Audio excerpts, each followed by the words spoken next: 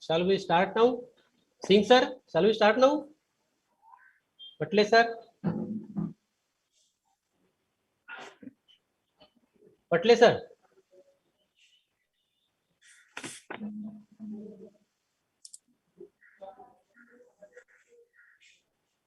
Bandre sir, as per my knowledge, Honorable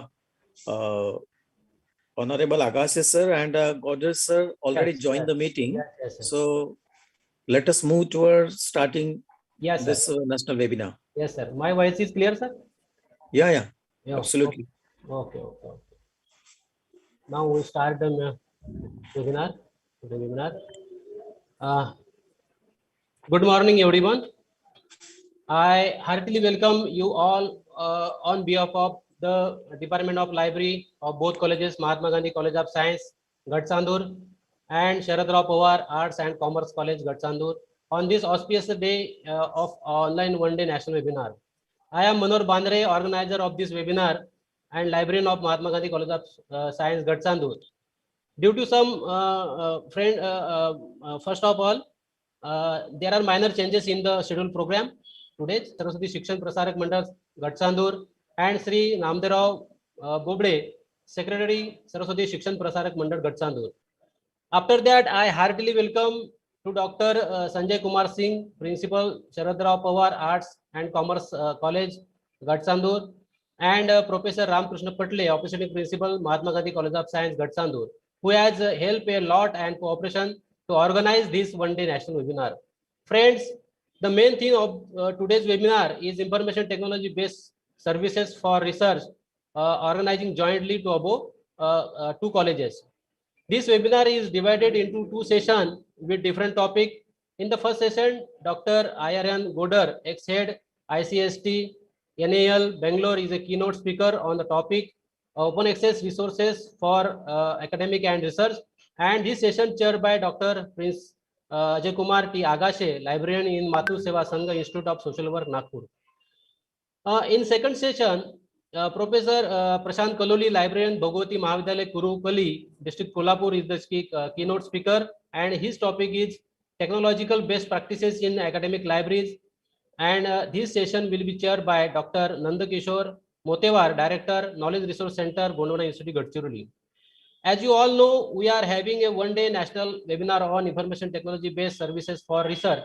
Nowadays, there are a lot of challenges in every subject. It is need to time to use new technology in research area. Apart from library professional, others faculty are rarely using open access tool. Only Google search engine has been used for the research purpose. It is necessary to give information to the researcher how to apply information technology in research. Today's theme is the webinar.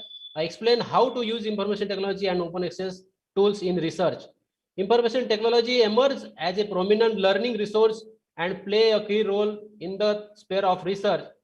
A need therefore arises to educate the faculty, researcher, and student on using the information technology services and open access tool for successfully pursuing research objective activities. This necessary prompted to the choose of the theme in view of its contemporary relevance and prominence. Now, friends, I would like to invite Dr. Sanjay Kumar Singh, Principal, Sharad Rao Pawar Arts and Commerce College, Gatsandur, to recording in progress. To present welcome address Dr. Sanjay Kumar Singh. Over to you, sir. Recording stopped. Recording in progress. Sanjay Kumar Singh. Recording stopped. Principal, Sharad Rao Pawar Arts and Commerce College, Gatsandur, present welcome address, sir. Recording in progress. Clear, sir? Yes, sir. Yes, sir. Yes, sir. Okay, sir. Okay. Thank you very much, sir. Vandre, sir. Okay, sir. Respected chairperson of this session, Dr. Prince Ajay Kumar Akashe ji, learned scholar and librarian, Mathu Seva Sangh Institute of Social Work, Nagpur. Our parents, President and Secretary of Saraswati Shikshan Prasarak Mandal, Gatsandur, Sri Anandrao Advale ji, and Sri Namderao Bobde ji, as well as President and Secretary of Gatsandur Shikshan Prasarak Mandal, Gatsandur, Shri Subhasji Dhote, and Shri Dhananjay Ji Gore, the eminent resource person and keynote speakers of the session, Dr. I.R. Gowder. A very good morning to all. I take this present opportunity to welcome all the learners, personalities, dignitaries, and all the participants to the present session of the National Webinar of Information Technology Based Service for Research, jointly organized by Sharad Pawar Arts and Commerce College, Garchandur, and Mahatma Gandhi College of Science, Garchandur. The first session now devoted to the open access resource and academic and research. Today we are living in society called as knowledge-based society, and the knowledge has become a powerful tool for the progress of human society, locally, nationally, and globally. Knowledge creations, knowledge collections, knowledge distribution, and knowledge applications are the objective of this knowledge-based society. The development of information technology and the availability of open access resource now make it easy of convenient for a student, teacher, and researchers to achieve these objective of knowledge-based society. Previously, access to knowledge base was restricted because of financial and copyright reasons. This created much problem to financially weaker section of the student. The rural education institution to gain the adequate and effective knowledge, this put them in a disadvantaged positions as compared to the student of urban, national, and world-class institutions. To counter this problem and enable knowledge gain without restriction of difficulties to all open access resources and open education resources have come into right. Open access referred to all electronic resources that are made readily available on the internet without licensing and copyright restrictions. As the name itself suggests, the resources are open. That means they are open to all free of cost. Open access in free, immediate, permanent online access to the full text of research articles and data of anyone. It is digital online free of charge and free of most copyrights and listing restrictions. Teachers, students, and researchers can get access to these resources easily, comfortable or systematically to gain information, data, ideas, opinion, comments, analysis on a specific topic. They can access to all these while sitting in the college library or at home at any time and anywhere. Hence, these resources become a boon for research and academic activity. The moment of open access enables the student and staff to gain effective knowledge and campus in the open and distance learning environment. Open access literatures include articles, journals, open access textbooks, conference proceedings, thesis, video, music, PowerPoint presentation, database, etc. Some examples are dictionary of open access journals, which consist of nearly 10,000 journals of multiplied topic, Google's books, Google Scholar, and others. The open access journals and published by the reputed organization, university, and field expert, and they are very useful for the student, teachers, and researchers. Further, open education resources are freely, accessibly, openly listening documents, teaching material, and media that are available for the faculty member and student for teaching, learning, for research purpose. They are in many difficult formats, but primarily they fall into two main categories. Media format, which include video, image, sound recording, slide, etc. And learning material format, which include lecturer, tutorial lab, and classroom activity, quiz assignment, etc. This will help the student to understand concepts and to the gain knowledge to theoretical and practical aspect of their courses in campus of virtual classroom. They are freely available online. Everyone to use of reuse whether to are the instruction, a student, researcher, and self-learner.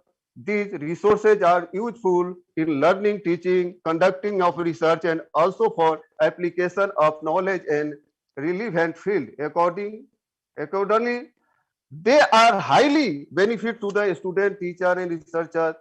There is every needs to educate and train them in using these resources for knowledge development, the main objective of this webinar. Therefore, space such the awareness of knowledge in getting access to these open access resources for academic and research purpose. I hope that the expert research person will help the participant and identify and effectively use the open access resource and open education resources in matters of their academic and research activity. I conclude my introductory remark by appreciating and congratulating the dedicated efforts taken by the head of Department of Librarian, both of the colleges, Sharad Pawar Arts and Commerce College, Garchandur, and Mahatma Gandhi College of Science, Garchandur, for organizing this webinar, which has great relevance in the present day society. Thank you very much. Thank you, sir. Thank you, sir. Thank you, Singh sir, for your welcome remark. Now I may request Professor Ramakrishna Patle, Office Principal, Mahatma Gandhi College of Science, Garchandur, to give his welcome speech. Patle sir, over to you. Thank you, Mandre sir. Respected delegates, keynote speakers, academicians, researchers, and dear students, good morning to all. First of all, I would like to welcome each one of you present here for this one-day national webinar on IT-based services for research. I feel happy for this moment, organized jointly by the Department of Library of both the college, Mahatma Gandhi College of Science, Garchandur, and Sharad Rao Pawar Mahavidyalaya, Garchandur. At the outset, I congratulate the librarian of both the college, Mr. Manohar Bandre, Mahatma Gandhi College of Science, Garchandur, and Mr. Mangesh Karambe, Sharad Rao Pawar Mahavidyalaya, Garchandur, for their outbreak efforts and hardship for organizing this webinar. I also congratulate the principal of Sharad Pawar College, Dr. Sanjay Singh sir, for this event, who always motivated the people near to him. It is a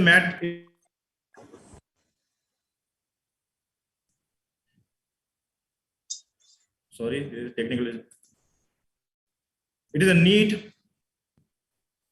Actually, it is a need of generation to organize such informative events by every department of every college and institutes. And this online platform is one of the latest innovation during the pandemic, where people from every corner of the world meet together and share their ideas. This webinar will impact us in every sense and confer the remarkable knowledge to all of us.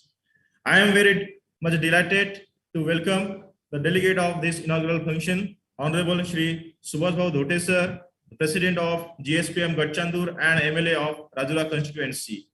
Honorable Dr. Anand Raoji Advale sir, the President of SSPM Garchandur. Shri Dhananjaji Gore sir, Secretary of GSPM Garchandur. Shri Namderaoji Boble sir, Secretary of SSPM Garchandur. Dr. Sanjay Singh sir, the Principal of Sharad Pawar Mahavidyalaya, Garchandur. I heartily welcome the renowned keynote speakers, Dr. Ayaran Gaudar sir, former scientist from Bangalore, and Mr. Prashant Kaloli sir, librarian of Bhagwati Mahavidyalaya, Kolhapur. The chairperson for the sessions, Dr. Mangala Hirole madam, librarian, RTM Nagpur Institute, Nagpur, and Dr. Nandakishore Motivar sir, Director KRC, Gondwana Institute, Gadchiroli. All the senior professors, researchers, students, and all the participants, I welcome you all for this informative and knowledgeable webinar. The people who are indulged in doing research should utilize the IT tools to extend their innovations and findings. There are a lot of open access sources, the research tools. They are available online, and we should make use of this. Many researchers are there who are unaware about these research tools. Okay, they don't know how to utilize these IT tools for the research. I am happy to tell you that the today's session will be on this, and all the keynote speakers present for this session are experts in this field, and they will enlighten us today.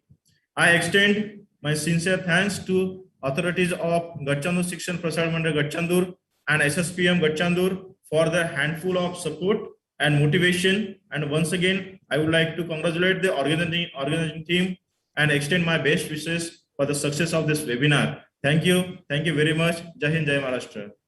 Thank you, sir. Thank you very much, sir. Patle, sir. Now we start today's first session. In the beginning, I introduce Dr. Prince Akash sir, who is chairperson of the first session, and then Akash sir introduced to today's keynote speaker.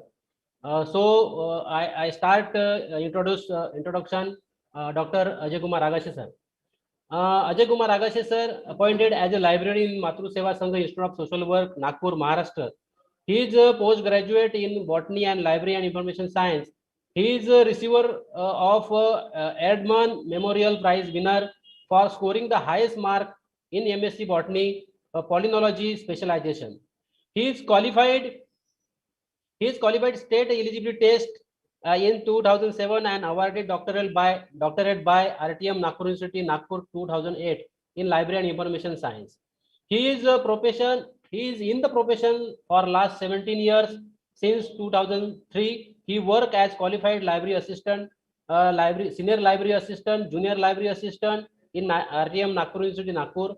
He also worked as a contributor lecturer in Department of Library and Information Science, RTM Nagpur University and Nagpur, and as visiting faculty at NetSet remedial coaching classes, RTM Nagpur University, Nagpur, and Matru Seva Sangha Institute of Social Work, Nagpur.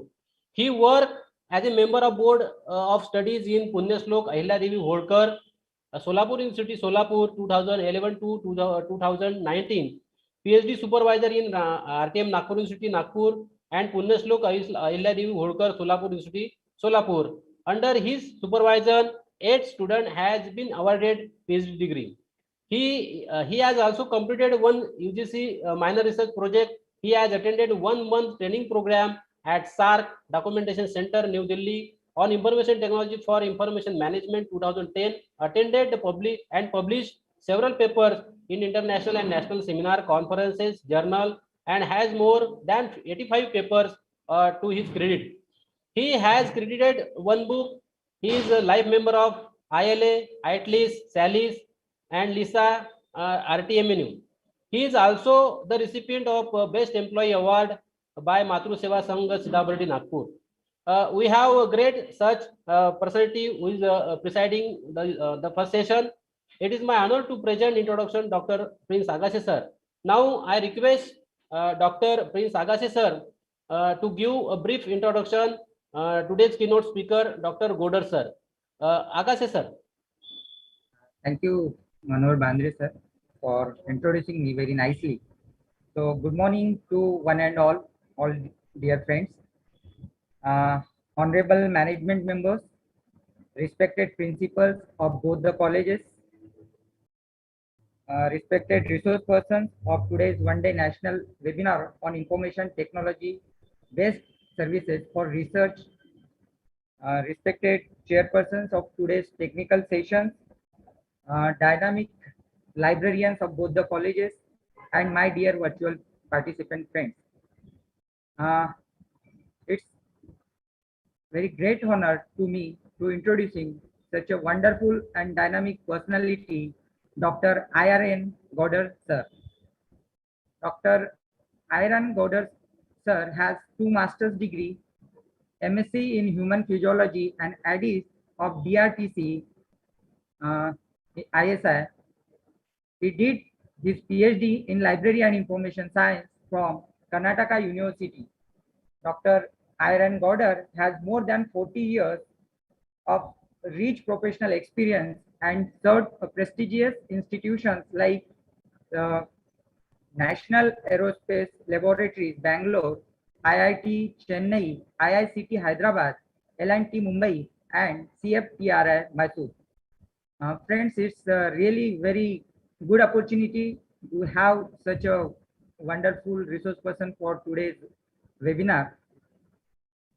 Dr. Gowder has delivered more than 500 invited talks and conducted more than 150 solo half-day, full-day workshops covering topics like e-resources, measuring scientific productivity, literature reviewing, plagiarism, academic writing, research misconduct for the benefit faculty and research scholars across the different disciplines from fine arts to social sciences to biological, medical, and physical sciences and engineering sciences of about 30 universities and many colleges, especially University of Mysore, Bangalore, Recording stopped. Mangalore University, Kerala University, University of Michigan, USA, and host of engineering management, arts and science, and other institutes, including NITR, IITA, and Baba Atomic Research Center. After his retirement as a scientist in the grade Recording in of director, progress. head of the ICAST at National Aeronautical Laboratories, Dr. Gowder was invited by Mysore, Bangalore, and Mangalore universities to rejuvenate their library system.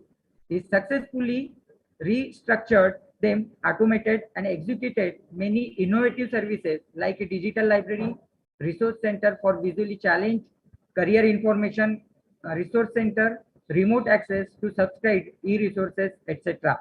Dr. Gowder has many firsts to his credit in India, like first ever Indian Library Consortia ComSAC, first ever workshop on online information searching, first ever workshop on CD-ROM technology, first ever conference on knowledge management, first Indian National Seminar on patent system.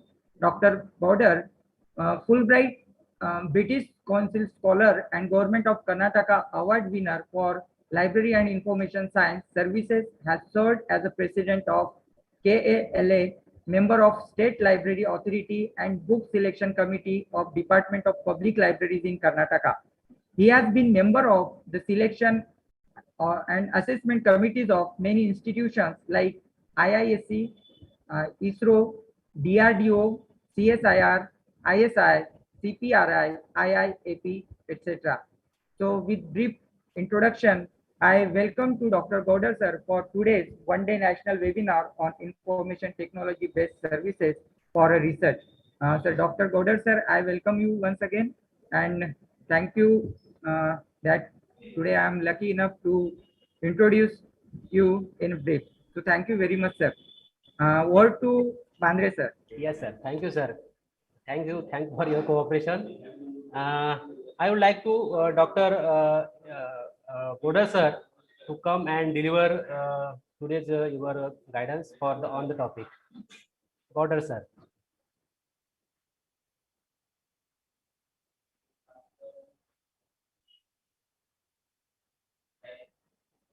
Hello, sir. You are unmute. You are mute, sir. Oh, 1 minute. I do it.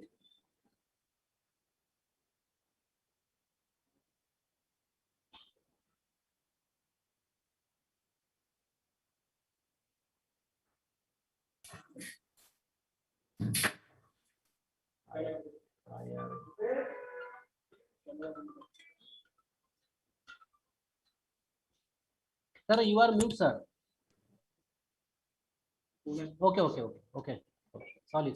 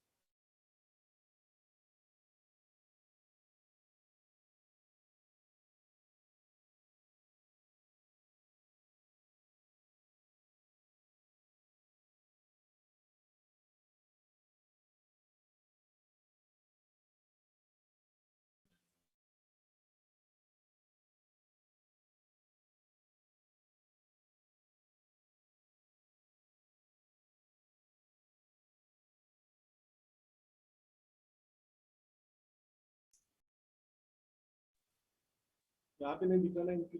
1 second sir, order sir, 1 second. हाँ हाँ हाँ। तो अभी उनको post बना देंगे क्या?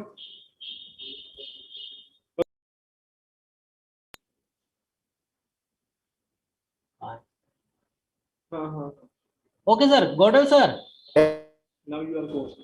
Okay sir, thank you. now your course sir, please share your PPT.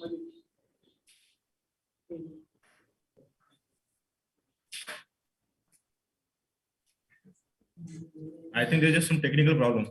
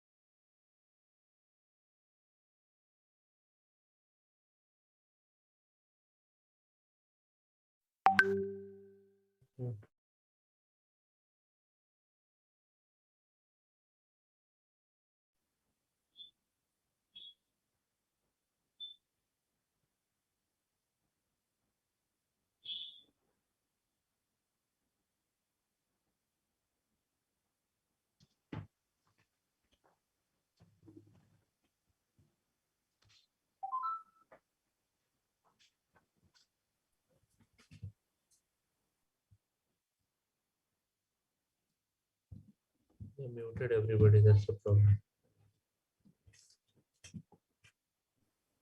Yeah sir, Godel sir. Can you hear me? Yes sir, yes sir, yes. Okay, that's fine. Here now. Okay, that's fine. Start sir. There was some problem. Okay, Yeah sir, yeah. it's Sharing you want to do no? but my audio video. We got to make this.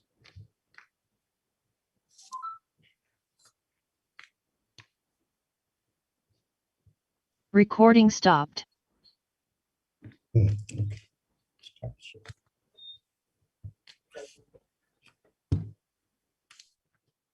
This one, this one.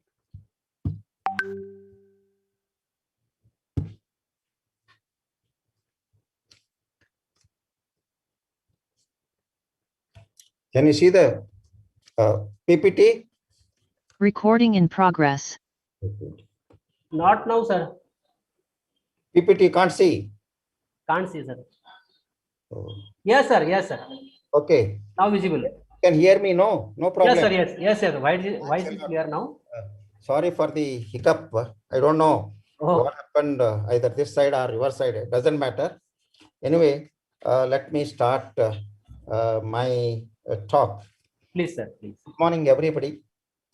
At the very outset, let me thank the organizers, the management, and the principals of both the colleges, Mahatma Gandhi College of Science and Sharadrao Pawar Arts and Commerce College, Gudchanur, and my friend Manohar Bandre for the opportunity given, and also chairperson of this present session. And I also am thankful to all the participants of this program. As already announced, the topic for this first session is open access resources for academics and research. Access to research, what I will be doing is, I have straight away gone into the resources, but I would like to give a little bit background about the open access as such.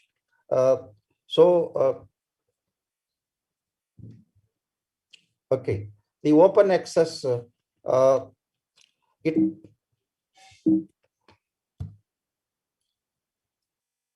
how do you access the research? Research is traditionally disseminated via journal articles and conference papers. This is a well-known thing. Scholarly research is not freely accessible, but based on ability to pay. Authors are not paid for articles or peer review. Publishers make money out of that by taking our signature and copyright. That they will hold the copyright. This results in limited access to the knowledge. Now coming to, as a result of this, some movement started in the world about the open access. Many government and other research funders mandated to adopt open access publishing. Number of institutional and subject-based repositories came up. In fact, librarians took a big lead in this matter, especially in our country. Journal publishers introduced green and gold open access routes for publishing. I'll be explaining these concepts in the later part of my talk. Authors pay models also came up, that what we call as APC, article processing charges. Open access, what do you mean by it? Open access literature is a digital online free of charge and free of most copyright and licensing restrictions. What are the benefits of open access? I'm little bit giving some theoretical background for open access for another 1 or 2 minutes only. What are the benefits? Free access to research to the readers and the researchers. It increases the visibility of and the impact of authors' work. Naturally, because whenever the research findings are freely accessible to the world, more people tend to use our research, and we get better visibility. And also we get citations, and thereby there will be a good impact on our research. Teachers can make available their own work for students to use. Reduced burden to libraries and the institutions. Increase the return on the investment to the funder. Research is usually funded by in-house funding by the institute, university, or any external funding agencies like government agencies in India, for example, UGC or DBT or something of that kind. It increases the return on the investment by the funders. That's very, very important. Strong research capacity for socio-economic development. Overall result is good development of socio-economic conditions in any country. The current state of open access in the world. As mentioned by Dr. Sanjay Singh, the open access comes in a variety of ways. And one of the example is Director of Open Access Journals, which covers more than 16,700 open access journals, out of which 11,900 journals, they do not charge any article processing charges at all. That's the beauty of it.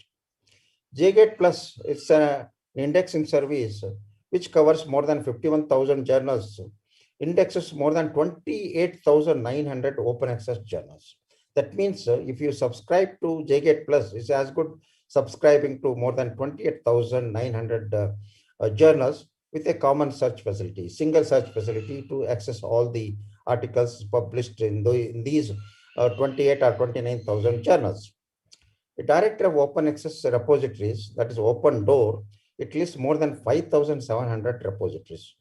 When the open access movement picked up in the world, there were lots of problems from the publishers' side. But ultimately, a lot of open access movement took place due to various meetings held all over the world. And repositories have started coming up in a big way. how does it work actually? It may work. See, an author is there from our college or the university.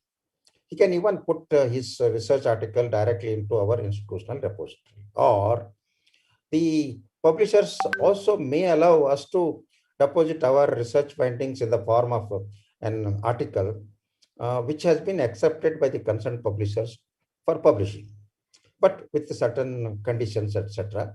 I'll be also telling a little more in detail about IRs later.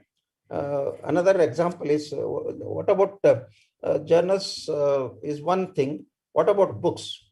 There is a big movement in giving many books in the open access channels. Some of the examples are Director of Open Access Books, Project Gutenberg, and there are quite a good number of textbook projects that have come up in the world. I'll be giving many more examples in the later part of my talk. Here is a statement by Peter Subair of Harvard University, who played a very, very important role in the open access movement in the world. He says that the deeper problem is that we donate time, labor, public money to create new knowledge, and then hand over control of the results of to the business that believe correctly or incorrectly that their revenue and the survival depends on limited access to the knowledge. That means for doing the research, we people are spending our own time. We are putting our efforts. Our institutions are spending money on our research, and then we submit the article to a commercial journal publishers, who in turn make it restricted to be accessed by us. That's what it means. But anyway, there is a big change, but still we are not in a position to mend the commercial publishers in a big way. This is the different steps involved in the research activity. Why I have put this particular one slide is to stress and to tell the importance of e-resources at every stage of the research. For example, starting from the defining the research problem, or review of the literature, or formulating the hypothesis, while designing the research itself, collecting the data, or analyzing the data, or interpreting the data, and writing the report. At every stage of research, we need to have access to the e-resources. Here is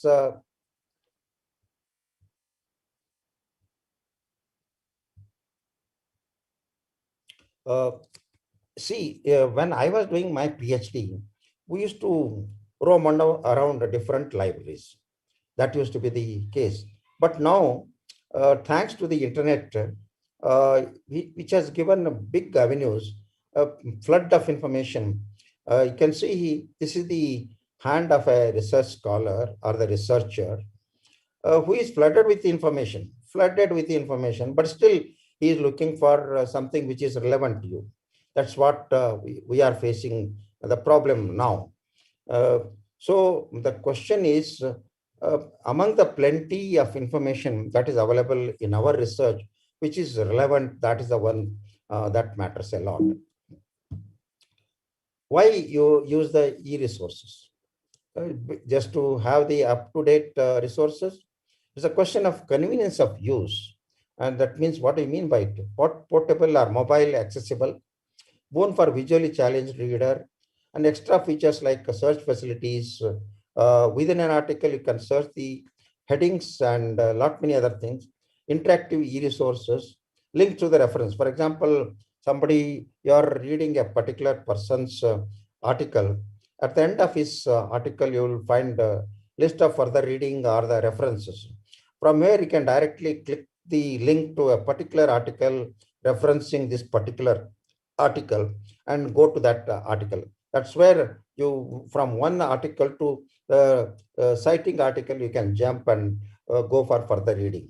Access to a wide range of material, and major problem is copy-paste facility. While the copy-paste facility is a big boon for the research, it also creates a lot of problem.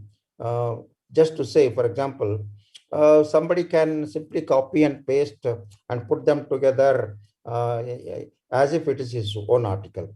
You simply consult 8 to 10 articles in your area and then put them in an article form and you can submit.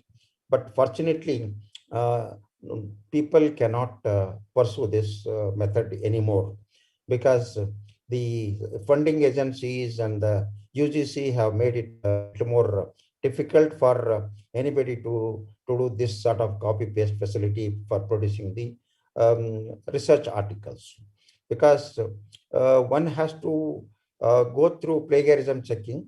That's where actually copy pasting becomes difficult. It's very difficult. Even then, there are a number of ways of doing that.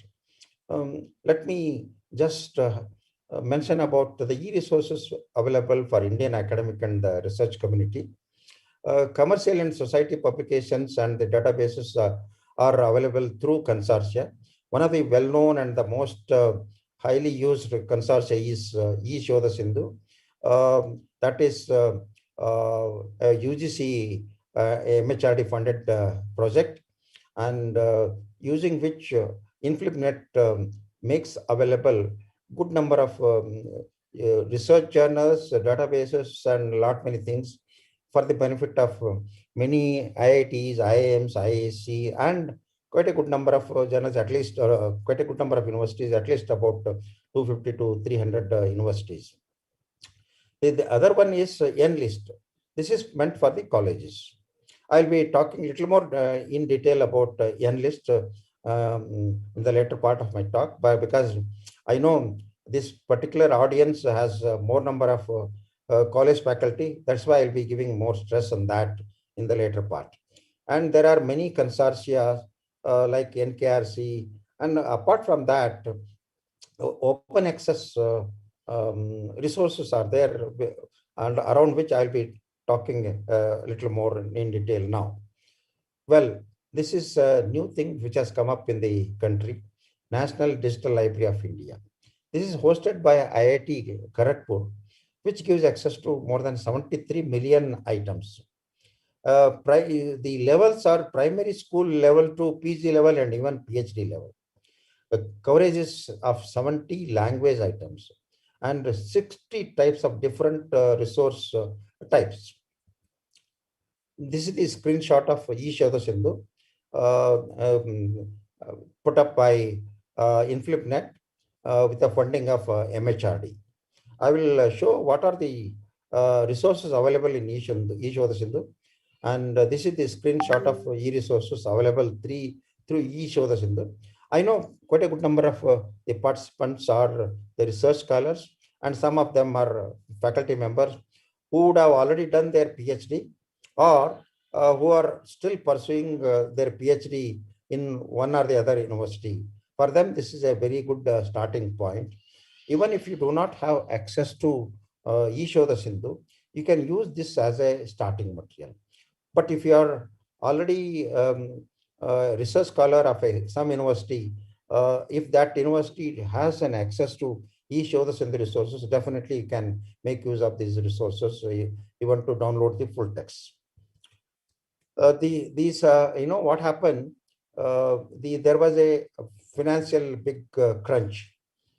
Because of that, the MHRD reduced the funding to InflipNet for the purpose of giving access to e-resources.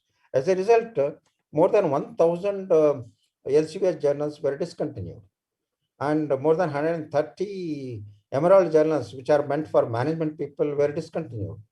Institute of Physics, CIM, Royal Society of Chemistry, Blackwell journals have been discontinued. But however, you can see here, there are other sources one can make use of that. I have given the name of the source. For example, ACM Digital Library, which gives access to more than 1,000 journals, still one can access. American Chemical Society, American Institute of Physics, and so many other things. Out of this, JSTOR is the one which is a low-cost aggregator, which gives access to more than 31,000 journals. This is not just available for eShodha Sindhu people or eShodha Sindhu availed universities. It's also available for the benefit of enlist colleges as well. This is the screenshot of JSTOR. You can see here 3,165 journals, which gives access to more than 12 million articles covering 75 disciplines. I'll be going online and try to give the demo to the extent possible, to the extent time is going to be permitted for me. This is the screenshot of NList, that is National Library and the Information Services Infrastructure for scholarly content. I'd like to spend a little more time on this particular source, as I told you, that the audience of this particular program are mainly from degree colleges, and for them it is very useful. Okay, this gives access to more than 1,64,000 ebooks and more than 6,000 journals. But very unfortunately, only definitely less than 4,000 colleges have become the members of this library. This is, I don't know whether it's a problem of the influential people who have failed to really give a good advertisement or good marketing among the colleges available in the country, which are 20, 30, 40,000 together colleges are there. Of course, this is not meant for professional colleges. It is meant for basically degree colleges. Who is eligible to get the enlist resources? All government aided colleges as covered under 12B of UGC Act are eligible. But however, even the non-aided colleges also can have access to these, except agriculture, engineering, and management, etc. How do you join that? You simply visit the website of Enlist. You click on to the details like how to register and how to, once you click on to the how to register, and then you have to fill up the form and submit it to them, along with the annual membership fee, and also mentioning the period for which you would like to subscribe. For 12B colleges, it is just 5,900, and for non-aided colleges, it's 35,400. This is valid for 1 year only. You can make the payment using different NEFT or something of that kind. But one thing, please note, the 12P colleges end up paying only 5,900 rupees only, whereas these non-aided colleges have to shut down 35,400. See, compared to the resources you are having access, it is just a peanut. It's a very small, not even, I can't say even fraction, 1% of the amount that's being spent for accessing the resources. For your kind information, the government of India spent something around 9 crore rupees for giving access to all these resources through Enlist. That means 1,64,000 books and more than 6,000 journals. Imagine 1,64,000 books. If you are to buy, you would have to shut down the entire budget of your college. In spite of that, you may not be in a position to have it. So even if it is for non-aided colleges, it is 35,000. It is just 3,000 rupees per month. That means you are not shutting down these amount which you are paying for your college watchman. And if it is 12B college, it's just 500 rupees per month. It's just a peanut. Please, those who do not have access to Enlist, please do that. I hope the Mahatma Gandhi College and Sharad Rao Pawar Arts and Commerce College will take a note of this. And if any of the management people, including the principal and other secretary, etc., they are attending this program, I'm sure they will make a note of this and try to encourage to have the access to Enlist. And also I request the librarians concerned to take a move, send a proposal to the concerned management and try to get the access to Enlist for the benefit of not only your students, even the faculty members, whether they are doing PhD or not, even otherwise, they will have access to a lot of good, useful resources. I can see here, I'm in that way, I really congratulate Maharashtra. Among all these states, Maharashtra is the state having got maximum number of enlist access. 783, you can see here down below on the right side corner, 783 colleges have become members of enlist. In that way, I should really congratulate even the present day participants. Next probably is Karnataka with 440 colleges. These are the enlist resources. You can see on the left side, you have got e-journals, American Institute of Physics, annual reviews, 33 titles, of course, Economic and Political Weekly, Indian journals, Institute of Physics, JSTOR, and lot many other journals. But most important from the point of view of the students are they on the right side. You have got 1,64,000 books supplied or made it available through different databases and different vendors like Cambridge Books Online, eBrary. For example, eBrary gives access to 1,85,000 books. And EBSCO host Net Library gives 936 titles. You please visit any of these sites and try to look either by subject or say physics. Under physics, say nuclear physics. Chemistry, say under chemistry, say organic chemistry. Something of that trend you can do. Or Enlist also gives a search facility, especially for the e-books. Definitely the search facility is not extended. There is no common search facility for all the journals licensed by implement through Enlist. So, but definitely can search the books available for you, including the Springer books. Springer people are well known for quality e-books, and so is the case with T&F, Taylor and Francis. Macra Library, these suppliers, they usually supply to the textbooks. So that is the beautiful aspect of it. And then there are others as well. Well, even if this is not the case, some of the things which I'll be mentioning in the rest of my talk, you will have access to a lot of ebooks as well in the open access, this thing, which you can have a look at it, read through it, or you can even download it to your local system. JGate Plus is an bibliographic database which gives access to more than 51,000 journals. Of course, it doesn't give access to the full text of all of them, but it indexes more than 51,000 journals. You can see I have given a subject breakup of different, you can see arts and humanities, for example. For arts and humanities, it indexes more than 7,300 journals, out of which 2,900 journals are available in open access channel.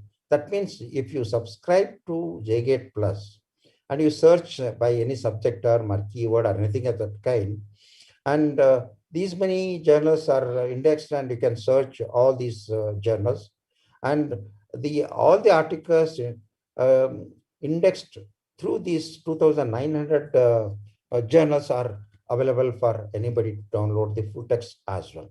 So same is the case with other subjects. For example, even I know some of the participants are also from LIS group, and they can have a good number of journals meant for their disciplines. Then life sciences, mathematical sciences, physics, social sciences, material science and metallurgy, and many other subjects as well.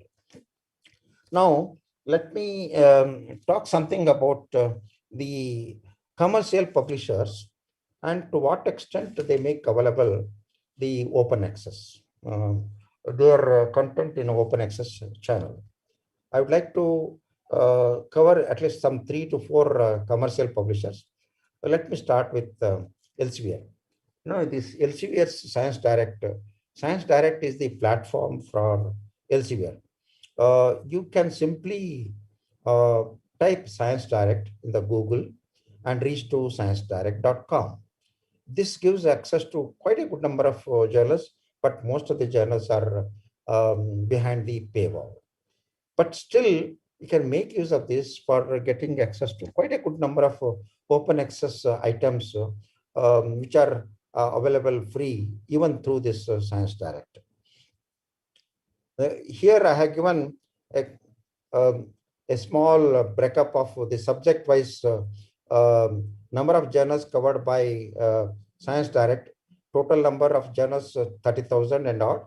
And chemistry, for example, it covers 234 journals, out of which 55 journals are open access.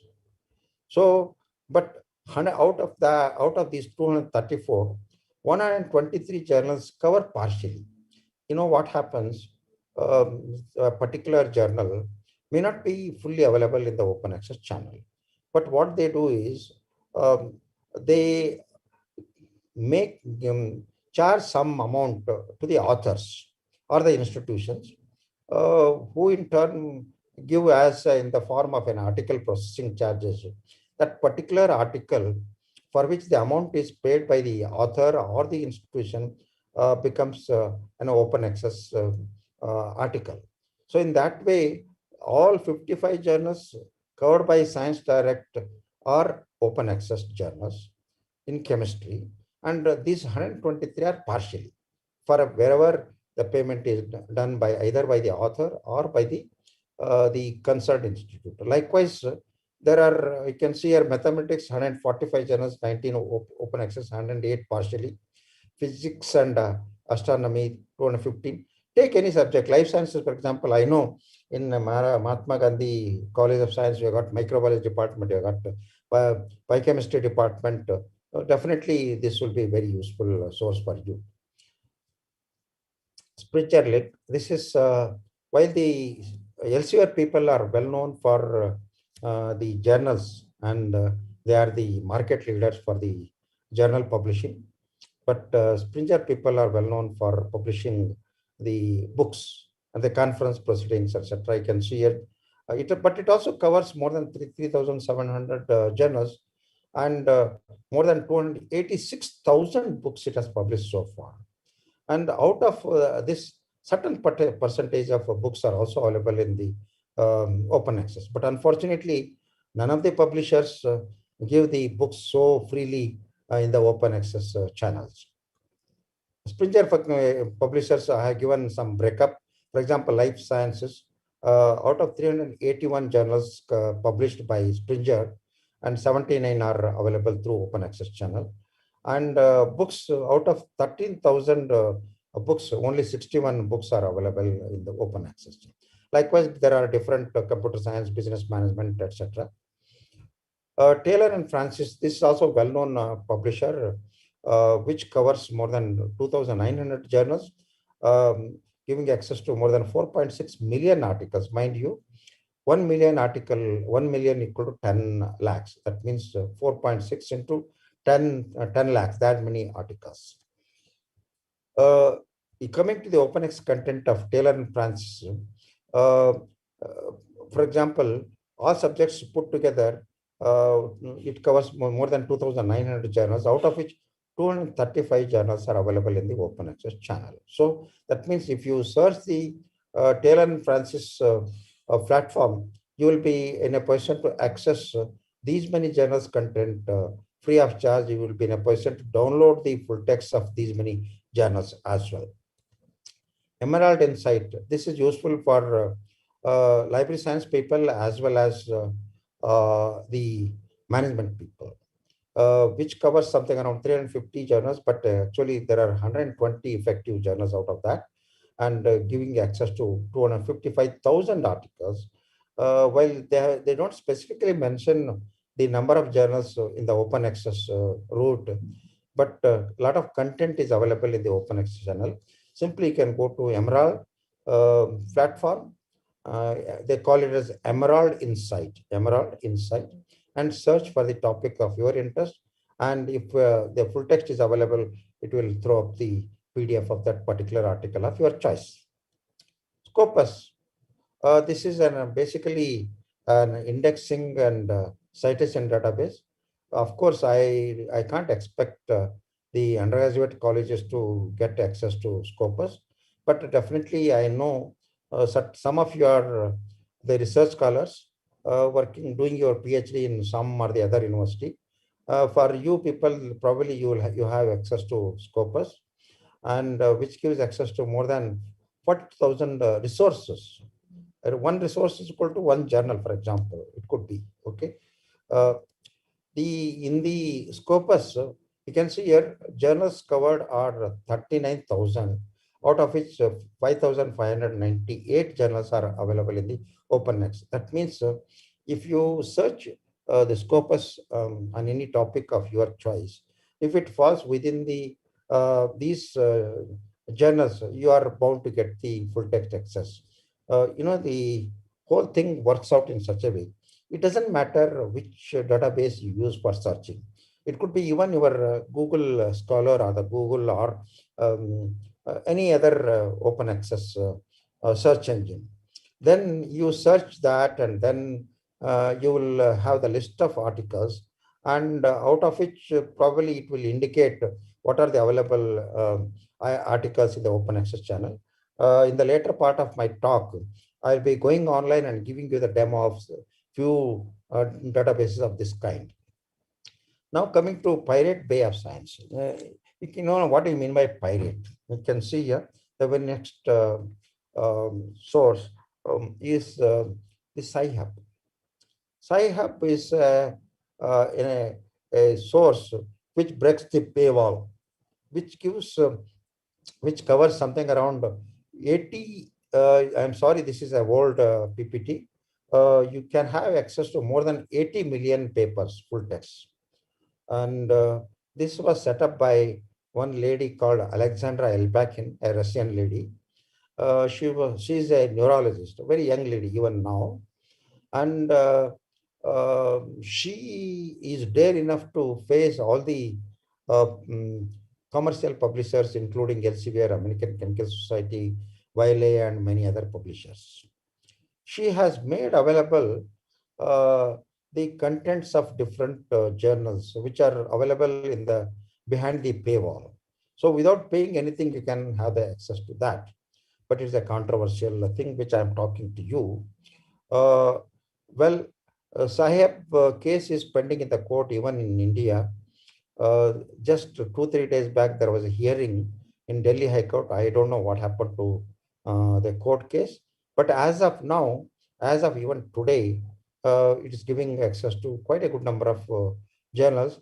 So and one advice to the research scholars and the faculty members who are doing research, you try to search the articles of your interest using any of the search engines. It could be JGate Plus, or it could be Google Scholar, anything of that kind. And then use the Sci-Hub if you feel that it is worthwhile doing so. You can download the full text. I will try to give the demo of this as well, but I don't really, want to advise you that you should do this way. But research scholars are research scholars, so nobody can say anything to them. They can have the article from anywhere. There are similar sites for ebooks, for example, LibGen or the BookFile. And there is another well-known source called JED Library, the world's largest ebook library. You simply put JED Library in the Google, and you will land up in this particular source, which gives access to more than 3.5 million books. You can happily download the books as well. So 52 million articles as well. PDF drive, this is another good source. You simply put the PDF drive in the Google and go for PDF drive, and you can search, or you can browse the articles, not the articles, browse the books, for example, arts, business, computers, history, medical, science, biographies, health, literature, like that. You can click onto that and browse through the list and download what you want. Now let me touch upon open access sources in detail. There are open access sources for thesis and dissertation, what we call them as ETDs, electronic thesis and dissertations. Electronic books and electronic journals are the databases, electronic reports and e-standards and the patents. Of course, For this audience, standards and patents doesn't matter much unless some participant is from some engineering institution or something of that kind. Here is a table which I have made. I will be anyway making these PPTs available to the organizer of this program, who in turn can share my PPTs to the participants. There is no problem about that. So these are the sources for thesis and dissertation. Now, for example, NDLTD, Network Digital Library of Thesis and Dissertation, which covers, which gives access to more than 6 million. In fact, this is a little bit old figure. It could be more now. There is another source called BASE, Bielefeld Academic Search Engine, which gives facility to which facilitates you to search not 9.6, it is actually 11.7 million as of today. And OATD, Europa, DART, Francis Thesis France, and so many other databases are there. You can, I have given the URLs of all these sources here. You can simply copy and paste the URLs onto your browser and search for the thesis of your choice. I'll be going online and giving a demo on BASE as well in the later part. Okay, this is the screenshot of Bielefeld Academic Search Engine.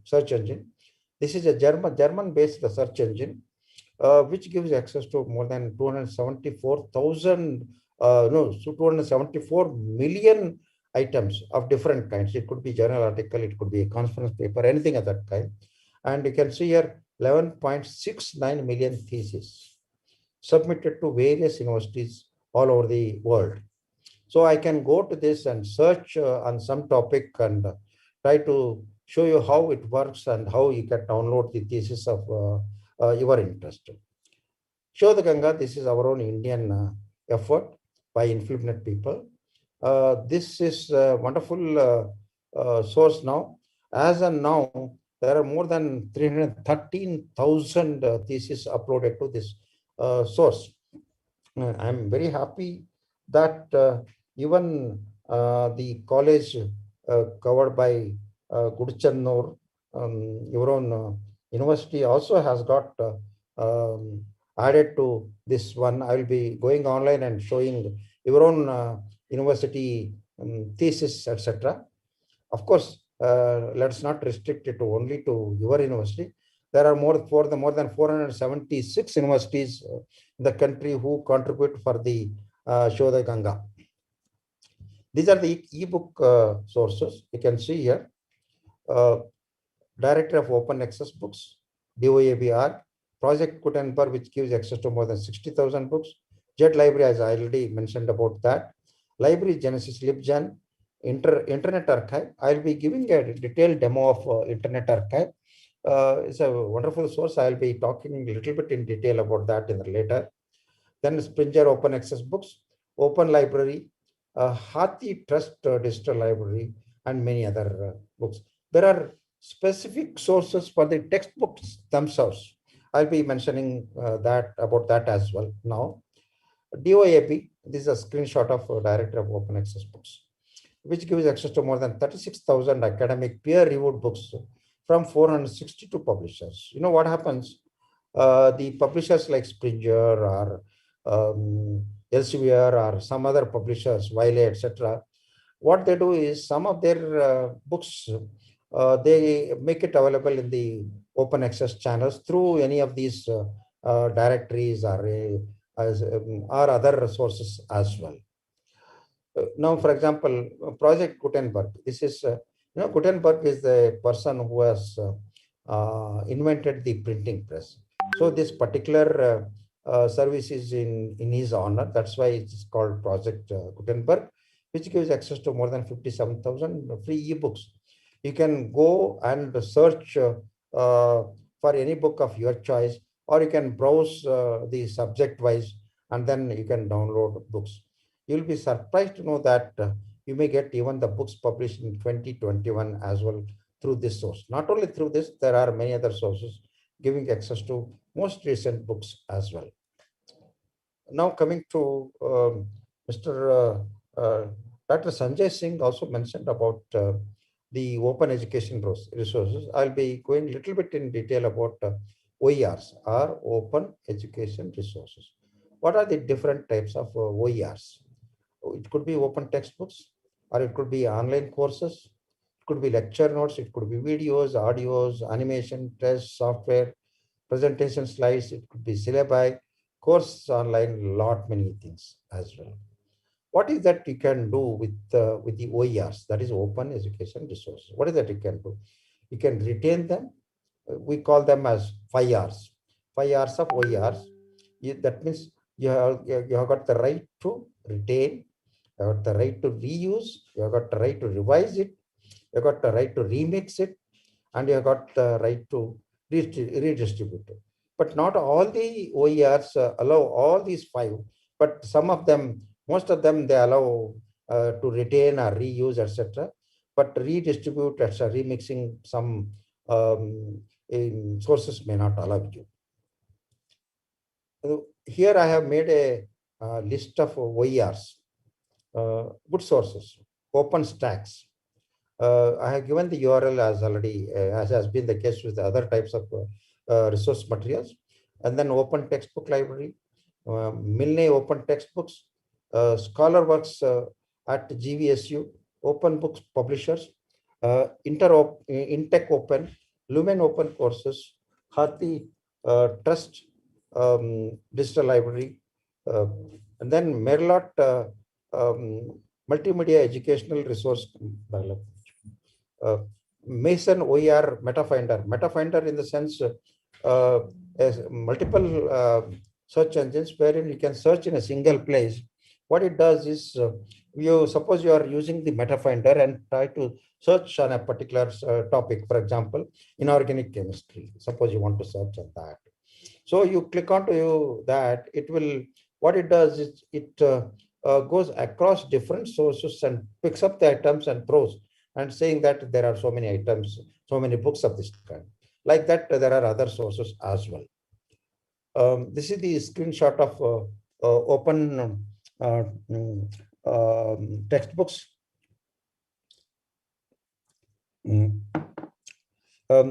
This is the initiative of Rice University, and which gives access to more than 62 books. They have given some statistics here. You can see here the so much benefit. Students could save $1.2 billion by consulting these open textbooks.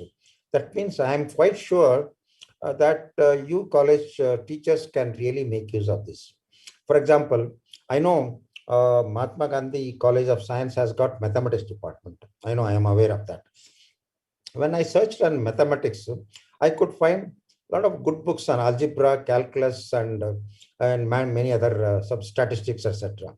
You can happily go to this OpenStax textbook site and search for your subject textbooks. You can download them, and you can tell your students to refer these books as well.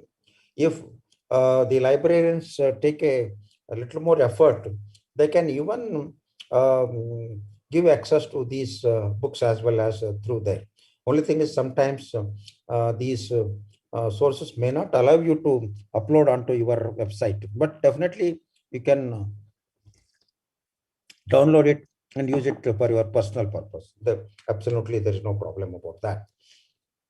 Open textbook library. This is University of Minnesota initiative, and supported by Open Education Network of many universities. Now, not just in one university, many universities are contributing for this.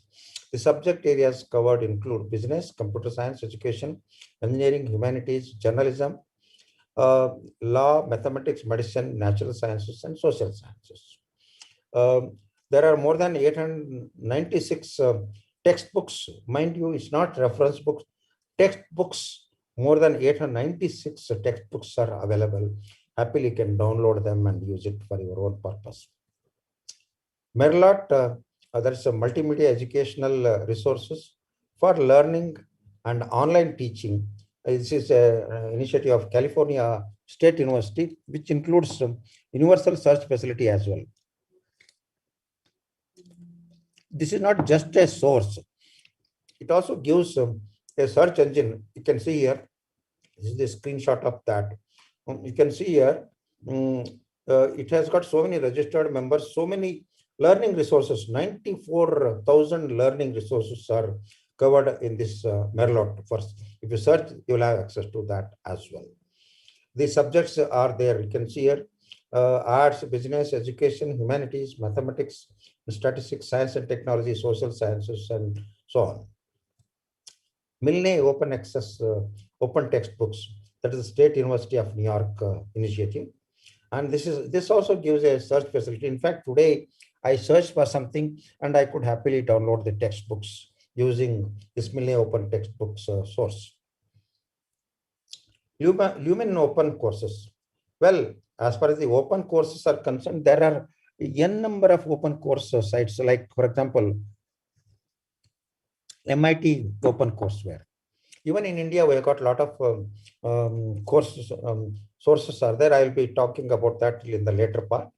And this definitely can search. You can see here, you can browse through business subject like business, English, and humanities, mathematics, natural science, social science, technology, and transitional studies, something of that kind. And it is designed by the educators, Lumen Online Homework Manager, something of that kind. Okay. Intech Open. I was really attracted by a statement by this site, which says, we are on a journey to democratize the knowledge. That means they are making available the knowledge contents free of charge for the benefit of the entire world. This is actually built by the scientists for scientists. Covers something around 5,400 open access books. So 5,400 open access books is not a small thing. You can happily search them, you can download them, and that too, how many authors? You can see here 132,000 authors. Don't be surprised, because it's 5,400 books, but these many authors. They also give access to the individual chapters, not just entire books. 5,400 books completely, and chapter wise, there are n number of chapters are also made available through this Intech Open. Mason OER MetaFinder, I told you that you can search multiple sources. For example, what it all searches, this Mason OER MetaFinder, at one go it searches OpenStack, just now I mentioned, OER Commons, Merlot, Hathi Trust, Digital Library, like that. Okay. This is the screenshot of Hathi Trust Digital Library, which allows you to search more than 17 million digitized sources in partnership with many institutions around the world, which gives access to more than 17 million volumes. So more than 8 million books. So sky is the limit for researchers and the students. If they are really serious, they can, without spending any money on books or e-books or even the courseware or something like that, textbooks, etc., happily they can make use of that. I don't have to tell the importance of the mobile now. Many of these people, they have made these things available, enabled through to access through mobile apps. So happily you can go through this and have the access to different sources. Internet Archive. I'm really a good fan of this. This is a search history of mankind for over 500 billion web pages. Okay. I will go online and show you this. This is a wonderful tool. For example, if I know I'm talking majority of the participants of this program are from Maharashtra. I know. Once we talk about Maharashtra, naturally 2-3 historical names come to us. One is Chhatrapati Shivaji Maharaj, another is Maharani Lakshmi Bai or Prithviraj Chauhan. Well, if somebody is doing any work on any of these historical personalities, definitely you can search this and download the books on these personalities and many others. I just gave 2-3 examples. There are many more. For example, if somebody is doing a research on Adi Shankaracharya, somebody would like to read the works of Adi Shankaracharya, this is one of the good source. In fact, I came to know about this particular source by accident. Actually, when I was working as an advisor to University of Mysore, then somebody came looking for a book on history of Mysore, something to do with Tipu Sultans. So I tried to search in our library at Mysore University, a huge library, one of the oldest universities in the country. I could not get any book on that. Then I went to State Archive. I could not get any book on that. Okay. But I went to even the palace. I could not find anything there. So then by hook and crook, I went on trying with the internet, and luckily I found this source. You can see here, it says Wayback Machine. You can see here, it says Wayback Machine. Okay, wherein one another good thing out of this is, as it's mentioned here, history of mankind. So many 500 billion web pages. Suppose a particular institute has put up its website. After a few years, all of a sudden the website disappears. So you are not in a position to retrieve the contents of that website. So if that is the case, you don't have to really bother about it. You simply come to Internet Archive. You copy and paste the URL of that website which you are using when you are using it. So then you can retrieve the content of that using Internet Archive. I'll try to go online and give some demo of something of maybe at least Shivaji Maharaj. In that topic, probably I can give something, show something to you. Now coming to open access journals, databases and their repositories. DOAJ, Director of Open Access Journals, as a well-known one. I'll be showing a little more details in the next slide. Base Bielefeld Academic Search Engine. This not only serves as a source for the thesis, but it also serves as a source for almost, I should say, 270 million items. Then Indian context, Indian Academy of Sciences, so CSIR publishes more than 20 journals through NISCARE, and Public Library of Science, a lot many. I have given only the sample of that. For REPEC, the research papers in economics. I'm sure the Sharad Rao Pawar College has got an economics department, I'm sure. For them, economics department people, this is a wonderful source. I will go online and try to give the demo of that as well. This is the screenshot of parent of Open Access Journal. You can see here, it covers more than 16,000 journals. That means these many journals are available through open access channels. That means you can come to DOAJ's site. You can search the articles by clicking onto this, and then you can search a particular field, title field, or anything of that kind, and you can download the full text of that as well. In apps, this is research and knowledge at the heart of development. This is actually, today only I came to know about this source. That's why I really could not go too much in the details, but I tried. It works. They say we believe that locally generated knowledge, the solutions are key to the solving the local and the global challenges. What do you mean by? For example, if you take Nepal, for example, if you take Ceylon, or for example, even for that matter, India. So what they see that anything that comes out of the research carried in the respective country will be in a position to solve the local and the global challenges. That's what it means.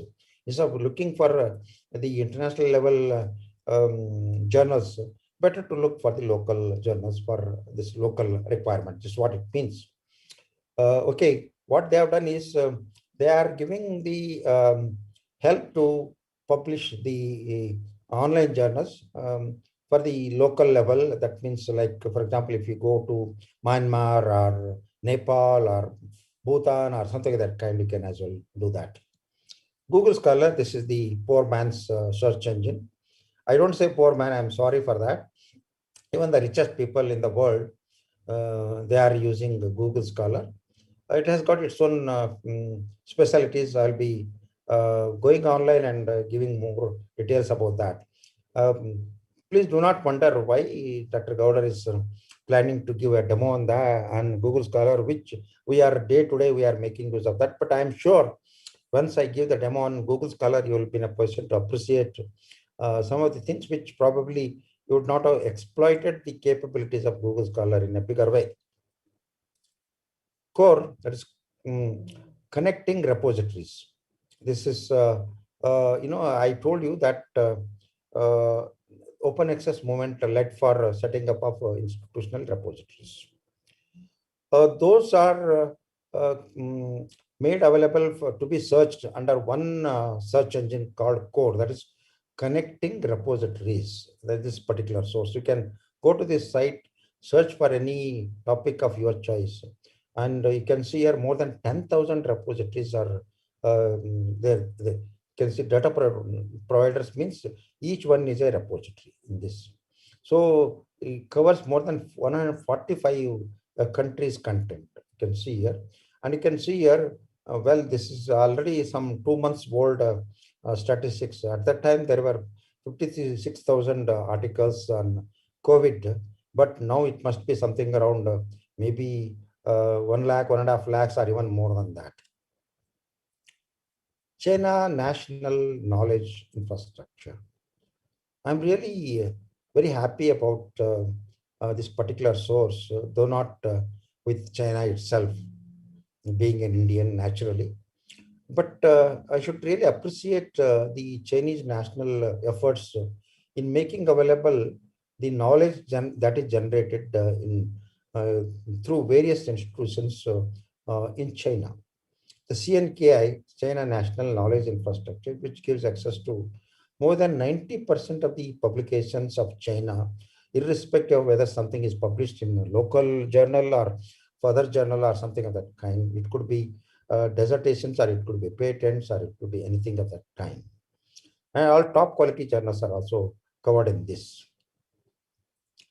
Carrot 2 cluster search engine.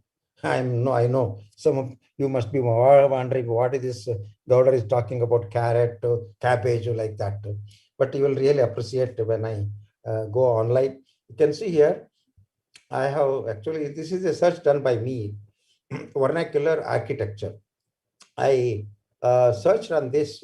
It threw up a good number of results, out of which you can see here, it has put all the results in different folders. For example, vernacular materials, 18 documents, architecture styles, 16 documents, and then social, so many documents, structure, so many 20th century 4 documents. Like that, it is there. I can as well convert that into a tree map format, or I can convert that results into a pie chart format. Coming to technical reports, I know I'm just passing through this particular slide. Those who are working in the engineering colleges, there could be some librarians I feel who are attending this program. For them, it will be a useful, I should say, useful source list of sources. For example, NTRL or NASA's technical reports, or NTRS, or NACA, or trial, or Nuclear Regulatory Commission, something of that kind. These are all the sources for technical reports. If the technical reports are not, many a times, not necessarily published and meant for the public, but they are available for the public to use by consulting these resources. For example, NASA brings out thousands and thousands of technical reports. Once 12 years period is lapsed, even the classified technical reports are made available for the public. That's what NASA does. So it's a very good resource material for the research, especially in the area of engineering people. Patent office, patents and property office, like the US Patent Office.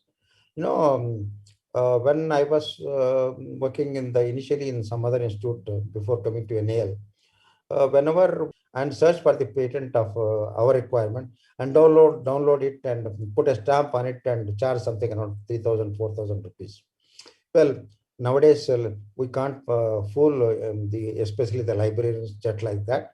If you want to have patents of any of these countries, definitely you can search the respective country search engines, websites, and then download whatever you are looking for it, and or on any topic you can search and give the researchers about the patents.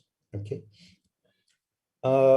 Unfortunately, for many years, Indian Patent Office did not come up to the expectations. But now, fortunately, for the last few years, they have also done a good job. This is the site of Indian Patent Advanced Search System, wherein you can search thousands and thousands of Indian patents, for which application is given or the patent is already approved. You can search on anything of that kind and can download the patent, Indian patent, and give it to your researchers. These are the preprint repositories. Some I have listed: Archive, Open Air, China Archive, Engineering Archive, like that. There are different sources. You know what happens? I would like to little bit spend some time how it works. Suppose you submit an article to a particular journal. So they may accept your article or may not accept. But what they do it, if they want to accept it, they may say that, okay, we have reviewed. There are some thing you need to make some changes in the article. They will send it back to the author to make the corrections. Once it comes to the final level, it will be in the PDF format.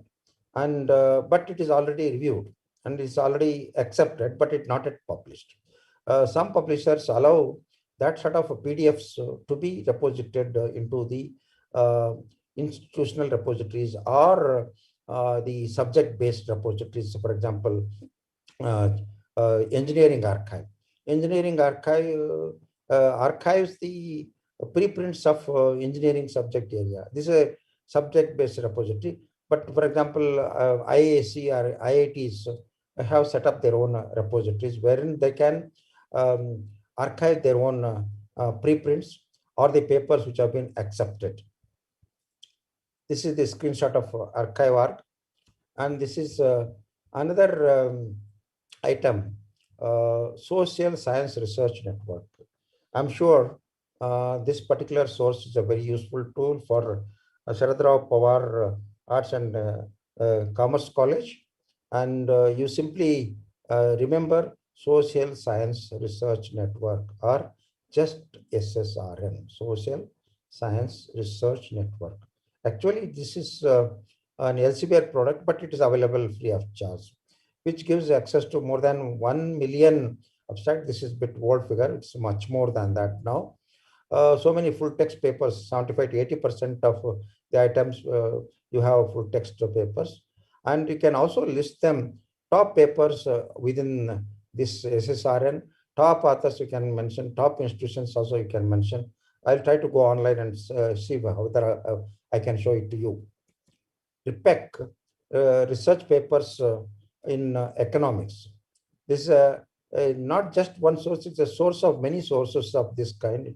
It has clubbed all of them together. For example, econ papers.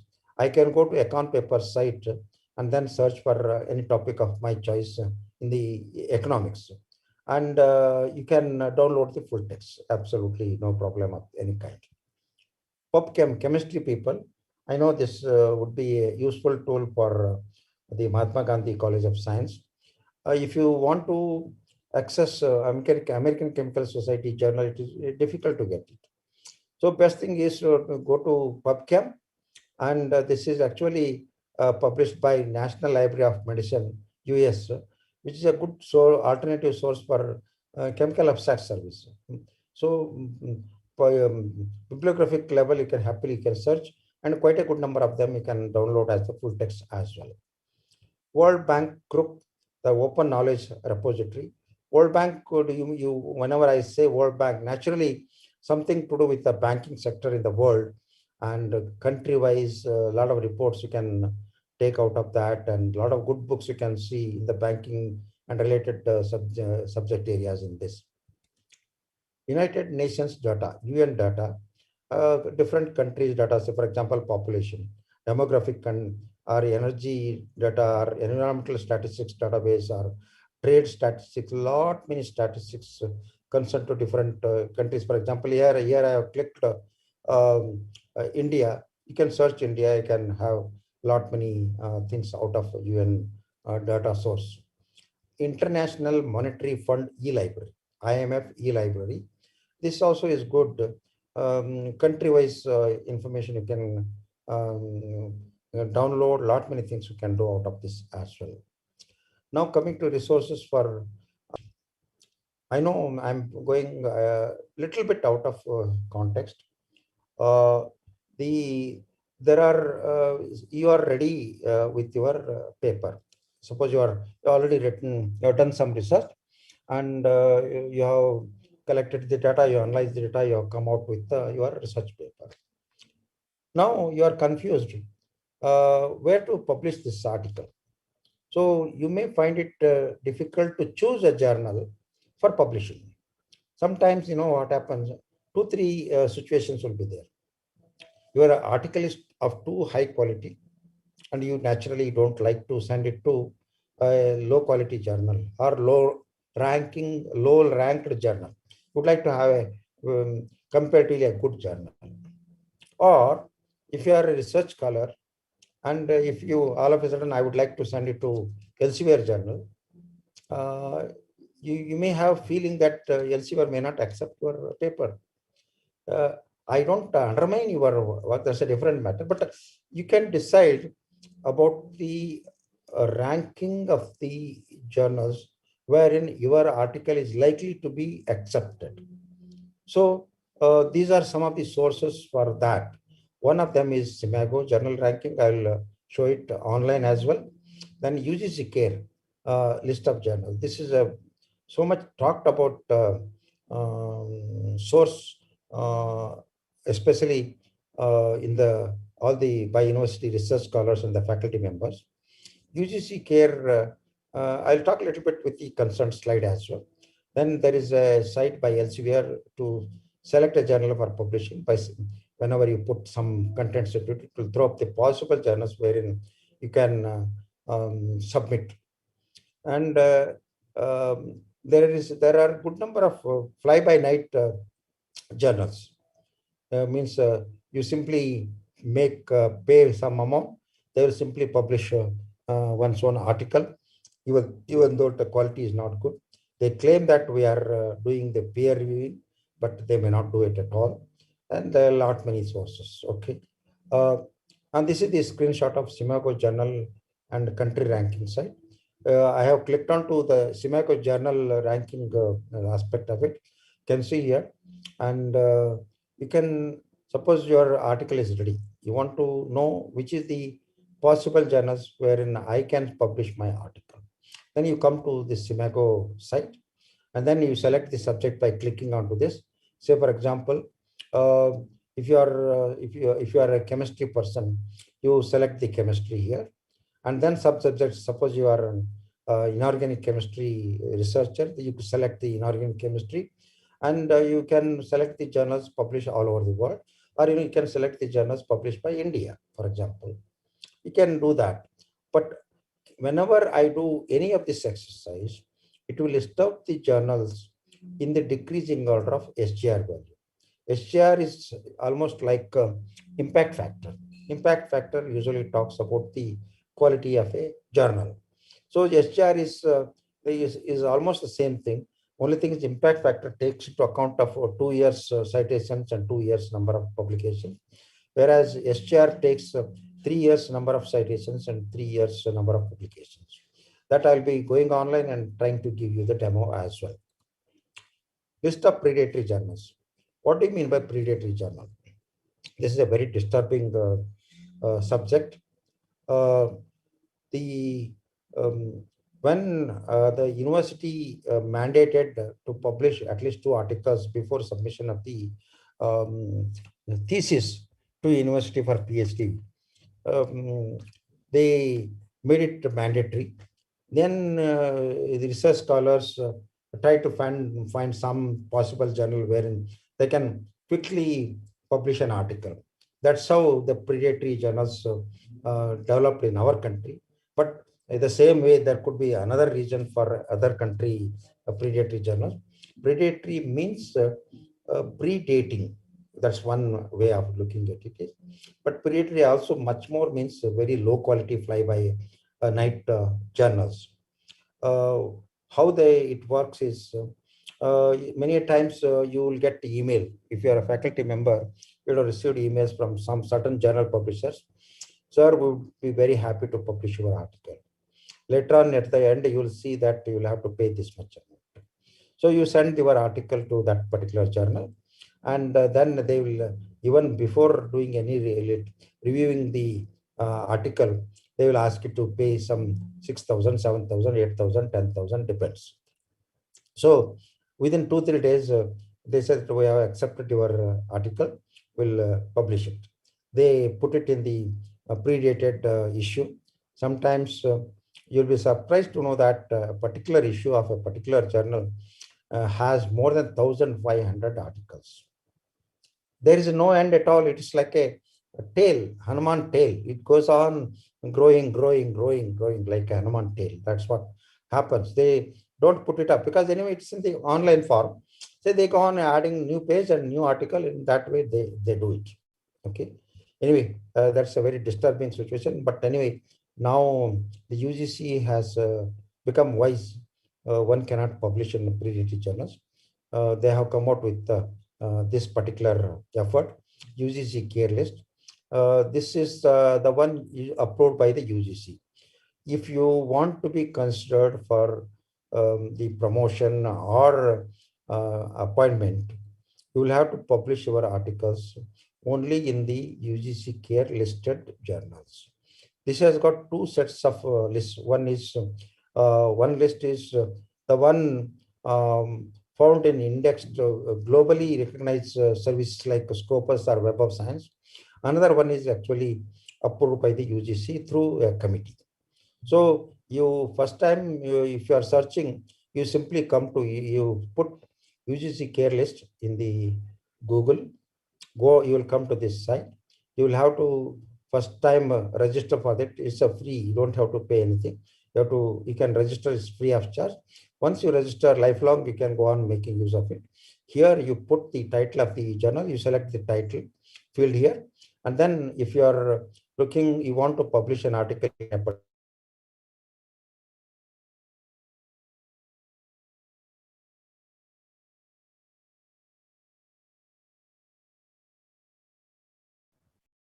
Sir, you are muted. Please unmute yourself.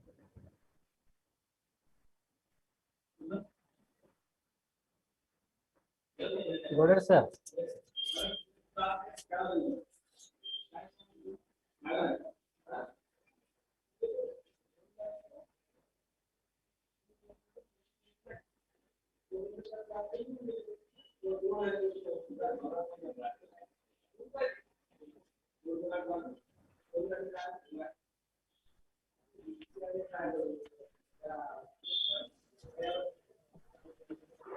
Yes, sir. Goder sir.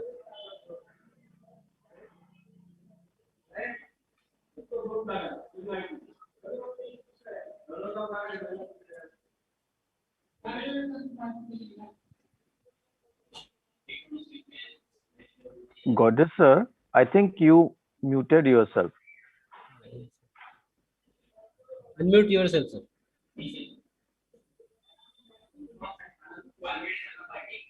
It's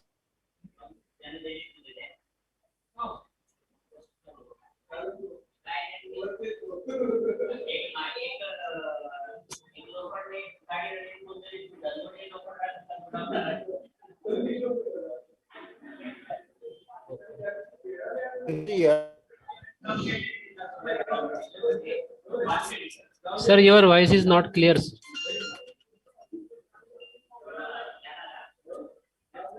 Bandre sir त्यांचं mute झालाय बहुतेक आहे ना. हा, त्यांच्या साईडने झालेलं आहे. हा हा, चुकून झाला असावा कदाचित. त्यांना फोन करतो. फोन करून सांगा सर त्यांना.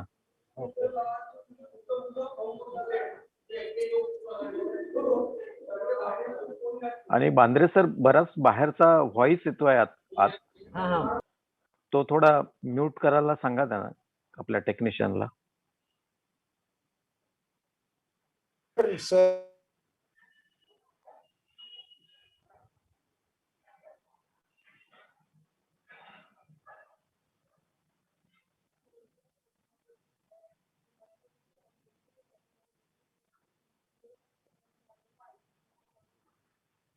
Let me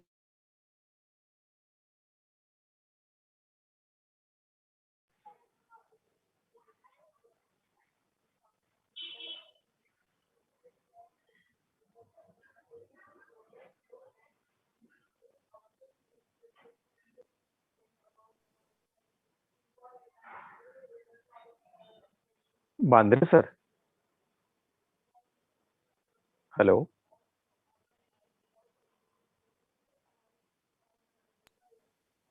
हा सर, ते होत आहे ते जॉईंट आहे ते ऑनलाईन अच्छा. काहीतरी सर्च करत आहे त्याच्यामुळे. अच्छा अच्छा, तुम्ही फोन केला ना त्यांना. यस यस, हो. Okay okay He will be online. Okay.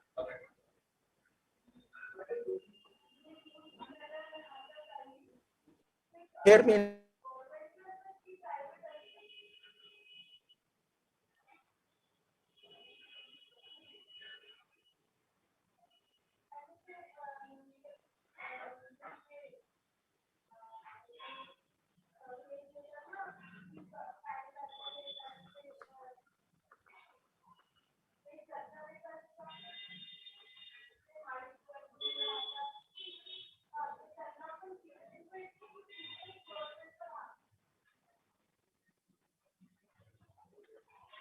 Bandre sir, once again you make a phone call to Goddess sir.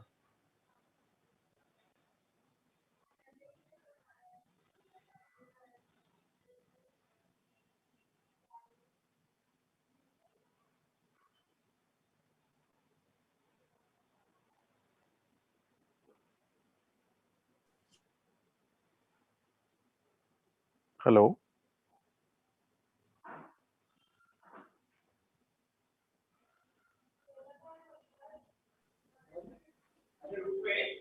हा सर, त्यांच्या साईडनं म्यूट झालेला आहे. ते ट्राय करत आहे, काहीतरी टेक्निकल प्रॉब्लेम आलेला आहे त्यांना. Okay okay.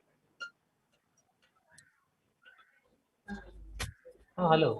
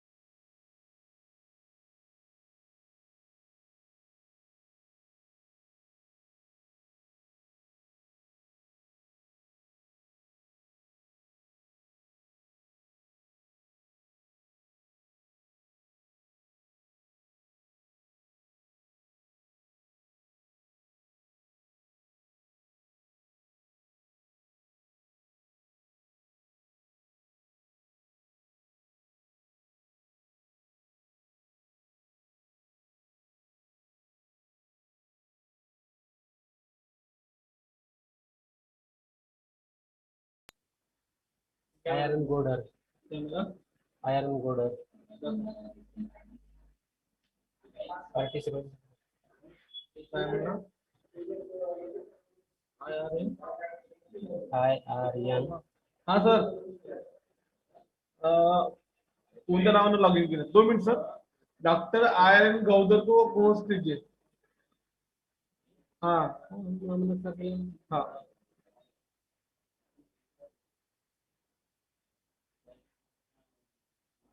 केलं का आपण त्याचं?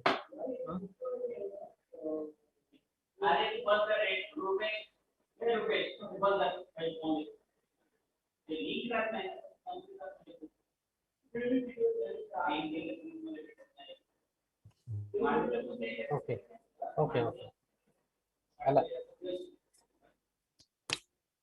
हाँ yes sir border sir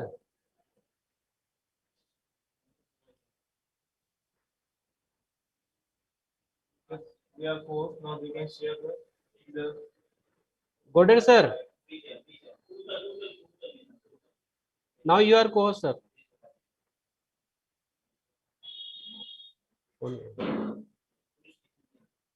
you have to unmute yourself and share the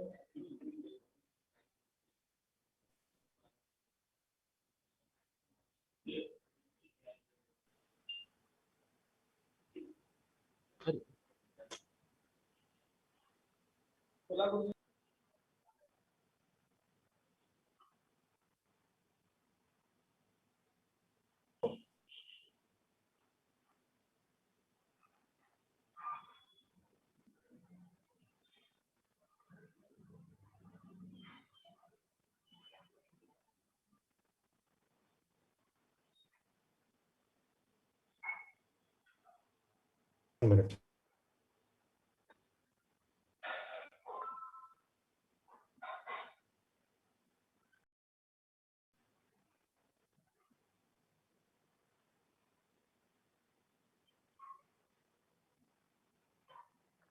Yes. Can you hear me? Yeah, sir. Yeah. Okay, fine. Thank you. Okay. There was some from your side automatically it was muted. I don't know why. Whatever it is, it doesn't matter. Now I will. Okay. In the context of these predatory journals, there is a some saying by Bernard de Vito, which says great journals are born in the hands of editors, they die in the hands of businessmen. This is a very good saying, especially for the predatory publishers. Now this is a journal finder. Suppose you want to, this is an LCBR journal finder, wherein you can put the title, abstract, etc. here, and then look for the journals. It will suggest the possible journals to publish your article, but it doesn't mean that they will take your article. That's a different matter. It's only based on the subject areas. It suggests the journal titles. Coming to, I have almost come to the final stage of my presentation. Then I'll be going online and try to give the demo as well. How much time I got now? Hello, Manohar, can you tell me how much time I got? Hello, Manohar or somebody?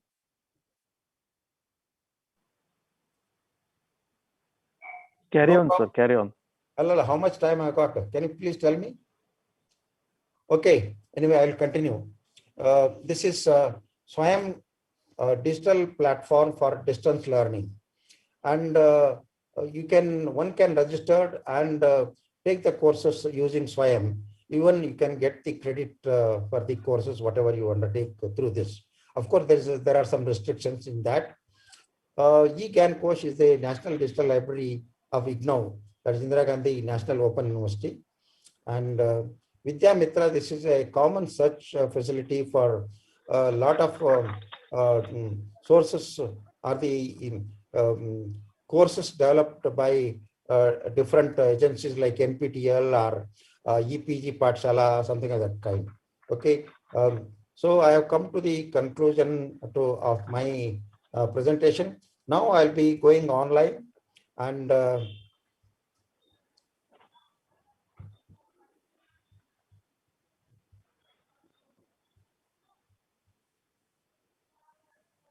just be online.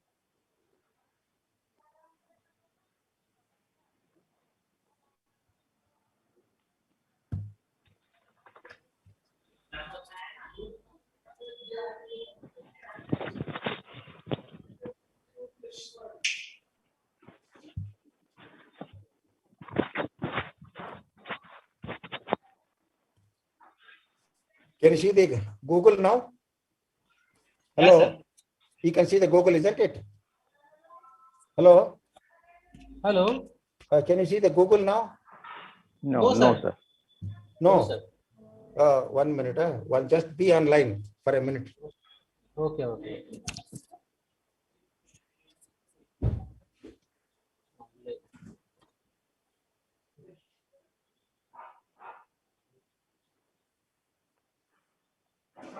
बन रहे sir. हाँ बोला ना, sir. Be online. I'm ready for vote of thanks. Huh? Yes, sir. Yes, sir. No problem. Okay. Okay.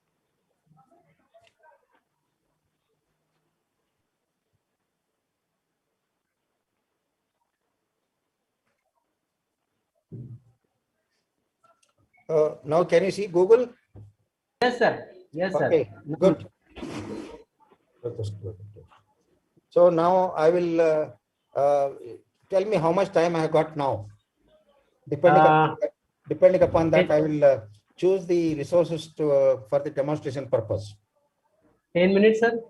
That's all. It's another 15 minutes. Shall I take? Yes, sir. Okay. Okay. What I will do is I will straightway go to one source called BASE, BASE, BASE repository. This is Bielefeld academic search engine. Okay, I am with the BASE. I'll go to advanced search.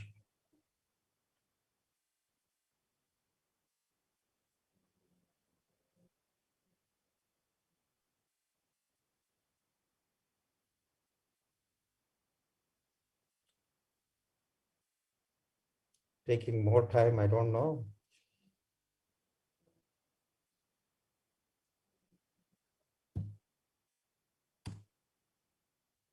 I have come to. So I would like to search on something to do with the finance, for example, financial inclusion. Financial inclusion. Financial inclusion. I can use a BASE, Bielefeld academic search engine, which covers something around 270 million items, out of which 11.6 million are PhD thesis. You can see here, you can search books, you can search journal items, you can search the patents, you can search thesis, lot many things you can do that. So I will go down. You can restrict the search to worldwide search, or you can make only the Indian items. You can search year-wise. I'll simply search for it. I will not do any sort of filtering things.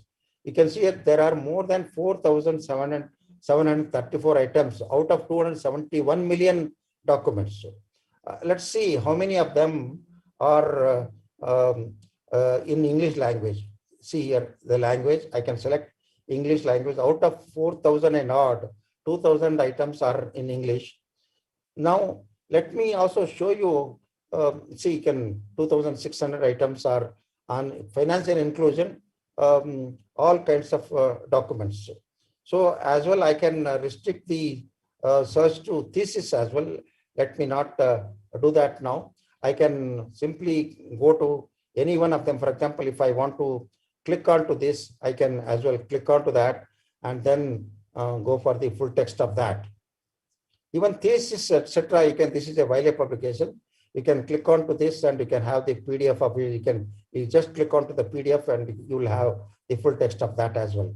I will not do that because I want to the extent possible, I would like to give at least another one or two sources. Okay. Most important thing which I told you about the Internet Archive. I will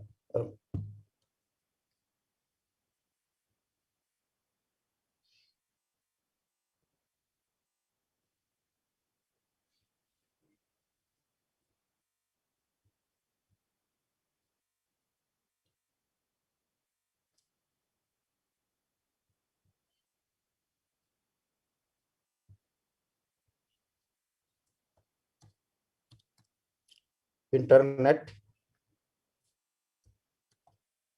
Archive.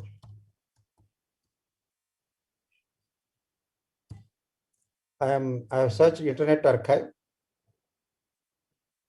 I will click on to that source. The Internet Archive is opening now.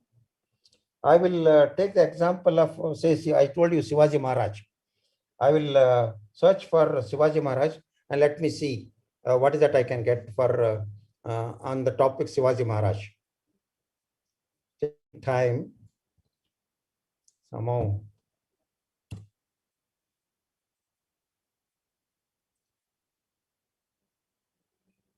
Somehow net is slow. I don't know, but anyway, I'll be. It will come. I'm sure it will. It's coming up. Waiting for the response. You can see here.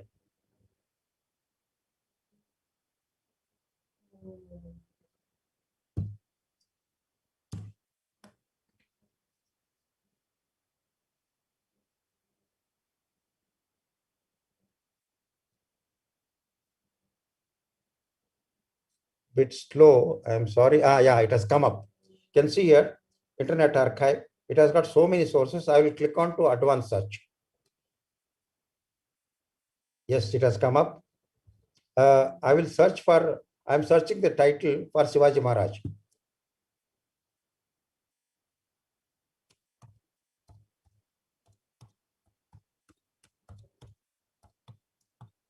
I'm searching for Shivaji Maharaj. I typed Shivaji Maharaj, you can see here.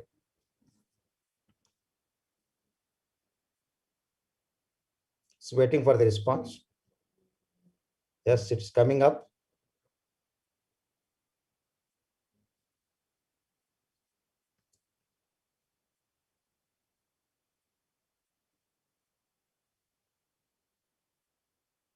Response is a bit slow, but anyway, it's coming up. Probably I'll be giving a demo on one another source and then winding up my talk.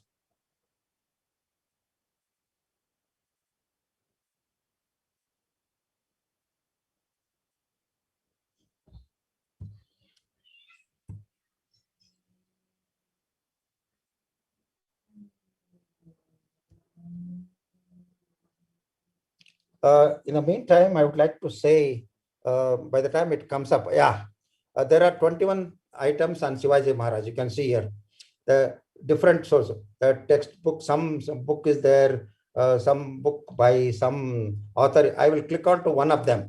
Okay, you'll really appreciate this. Okay, the book is getting open.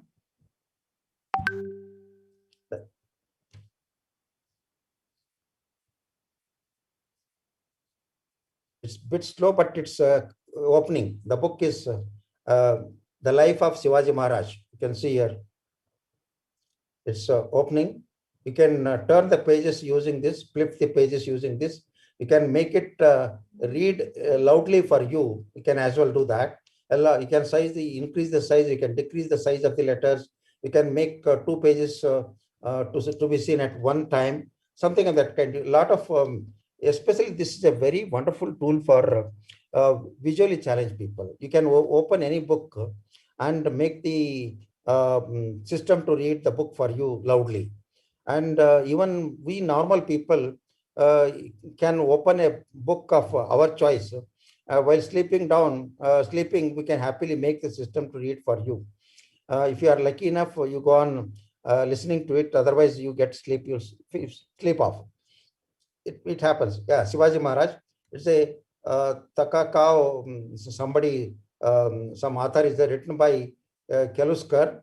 It's published in 1921. I will flip the pages. You see how it works. See. Okay. Now I will make the system to read for you loudly. Preface at a time when the whole of the Indian continent is entering upon a new phase of political life and bold schemes of social and political reconstruction are being daily pressed for acceptance, no apology would seem to be necessary for the publication of a new life of Shivaji for. That is archive.org. I'll go to only one another source. Let me do that.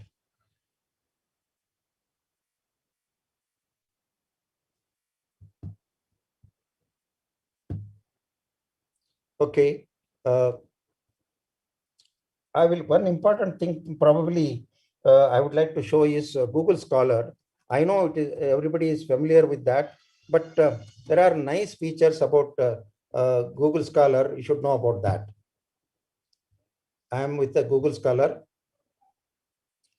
I would like to search something on, well, uh, I will like to search on Constitution of India.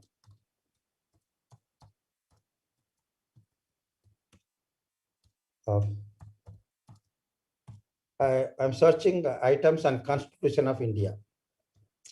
It has thrown up more than 12 million items or so. You can see the Constitution is a book, and a lot many things are there. So you go on seeing them. One of them I'll click. See, you should understand. Please be attentive. Few things are very important, whatever I'm talking now. That's a priority item for me. That's why I'm telling you. Whatever you are seeing here, if there is a link on the right side, that means you have got access to the full text. You simply click on to this, you will open the full text of this item. This is PDF oup.com. So I will not click on, you will definitely get the full text of that. So I will show another thing because that's most important thing that I should tell you, that this should be the last item of my demo. I have come to the next page. You can see here here there is an item. You can see here, the sacred cow and the Constitution of India. For this there is no full text item. There is no item at all here. There is no link at all. This is published by Taylor and Francis in the year 1973. So I will click on to that. What will happen? Let's see about that.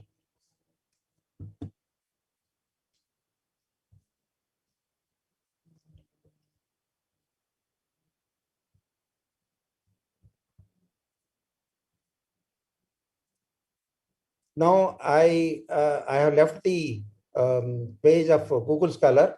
Now I am on the page of T&F online. So you can see T&F online, Taylor and Francis online. Let it come up, and this would be the last item I'll be showing you. I hope I will not disappoint you, but because this is very, very important that I have to tell you. It's coming up. You know what I will be doing? Now I am I have clicked on to T&F from Google Scholar. I will go to that particular record of T&F online. Definitely you will not find the full text there. If you want to download the full text through Taylor and Francis, you'll have to pay something around $25, $30, $35, $40. And that too, if you are looking for an item from elsewhere, you'll have to pay very heavily for that matter. So you don't have to do that. This is where actually I am planning to give the demo on this Sci-Hub. So it's taking some time, but I'm sure in another half a minute or so, I'll be in a position to, yeah, it has come up. You can see here, the item has come up, but it doesn't have the full text. If you want to have full text, it will ask for the money. So what I will do is, I will copy the DOI. You can see here the DOI is, I'm just copying the DOI. It means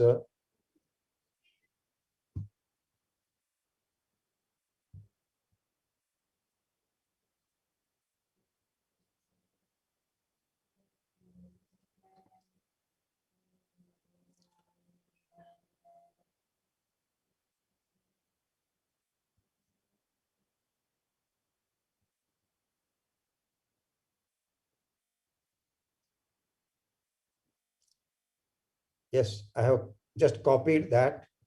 Now I'll go to another page. Sci-Hub.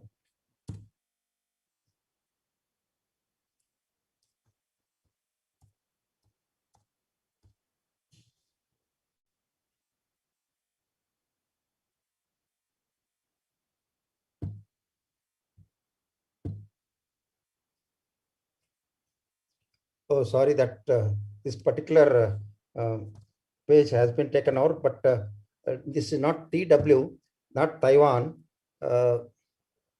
Some other one is working.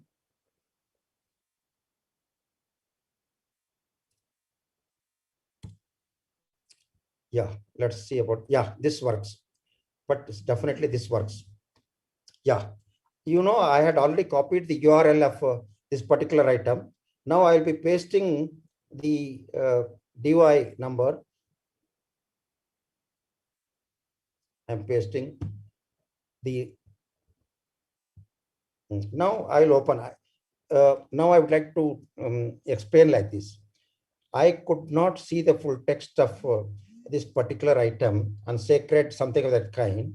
So what I did is I went to T&F site, copied the DOI link, and I have opened this iHub. That is the one of the sites which gives access to the full text without paying anything of that kind. So now I'll open. Let's see about that. Okay. Yes, you can see the full text is getting opened.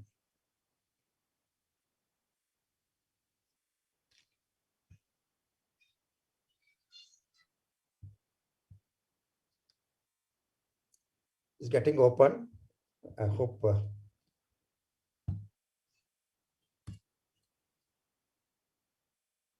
it's a bit slow, but you can see here, Sci-Hub, it's open. This is the article. That's Simmons, the sacred cow and the, yeah, it's coming up.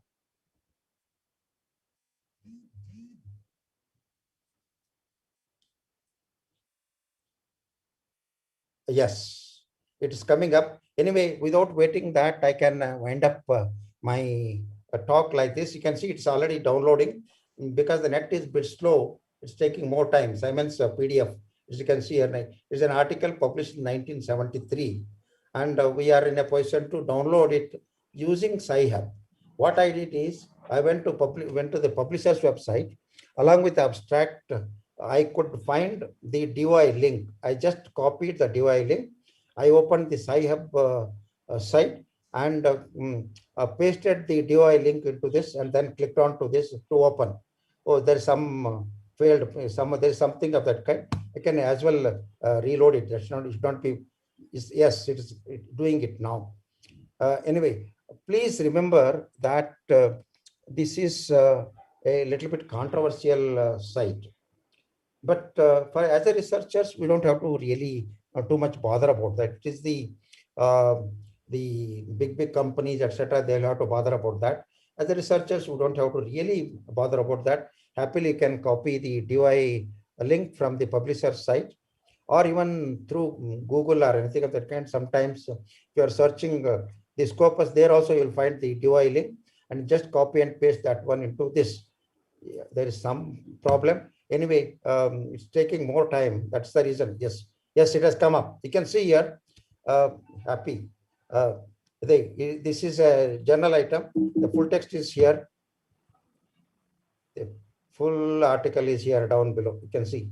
I have downloaded the full text of this article. Happily use this link, and you can store it on your desktop or something that local hard disk can copy it.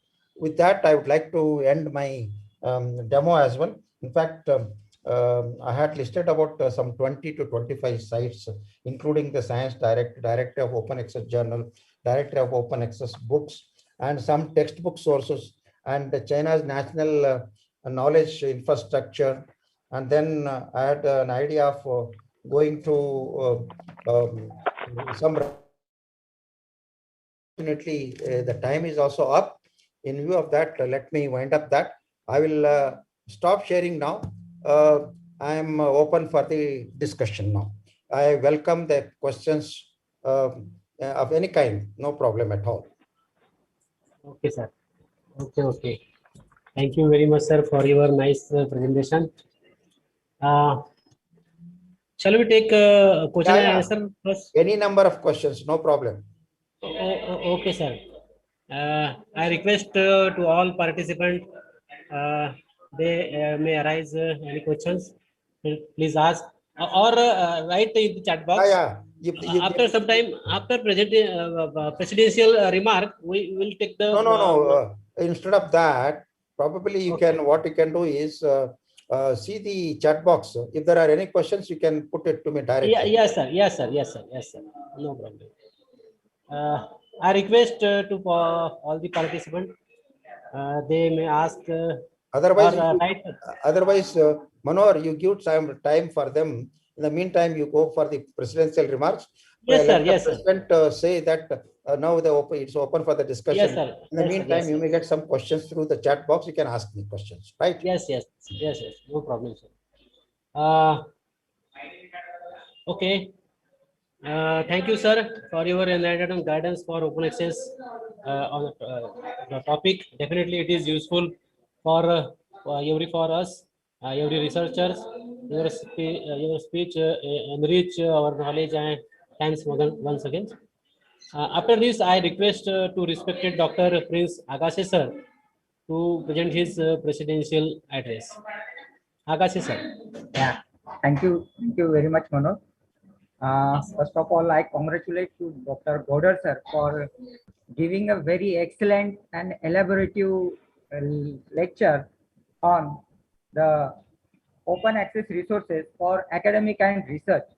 Sir, you have covered almost all the aspects of the e-resources with respect to all subjects, and it's a very nice, as well as the beauty of this your lecture was that you practically given us a demo. So that is a way beauty of this lecture, and really it was a very beneficial to all the participants. So once again, I am thank you very much to you, sir. And friends, really today we are facing the pandemic situations, and our lifestyle means even our academic life, academic systems totally change. That is transferred into the blended learning. We are now in online mode. Our classes are going in online mode, and we are unable to access our libraries. So in this situation, this type of webinar or this type of lectures are really very beneficial to all of us, and I congratulate to the organizers. Really, they chosen a very nice topic for this one-day webinar. So today, sir, focused on different aspects of e-resources like open access to research.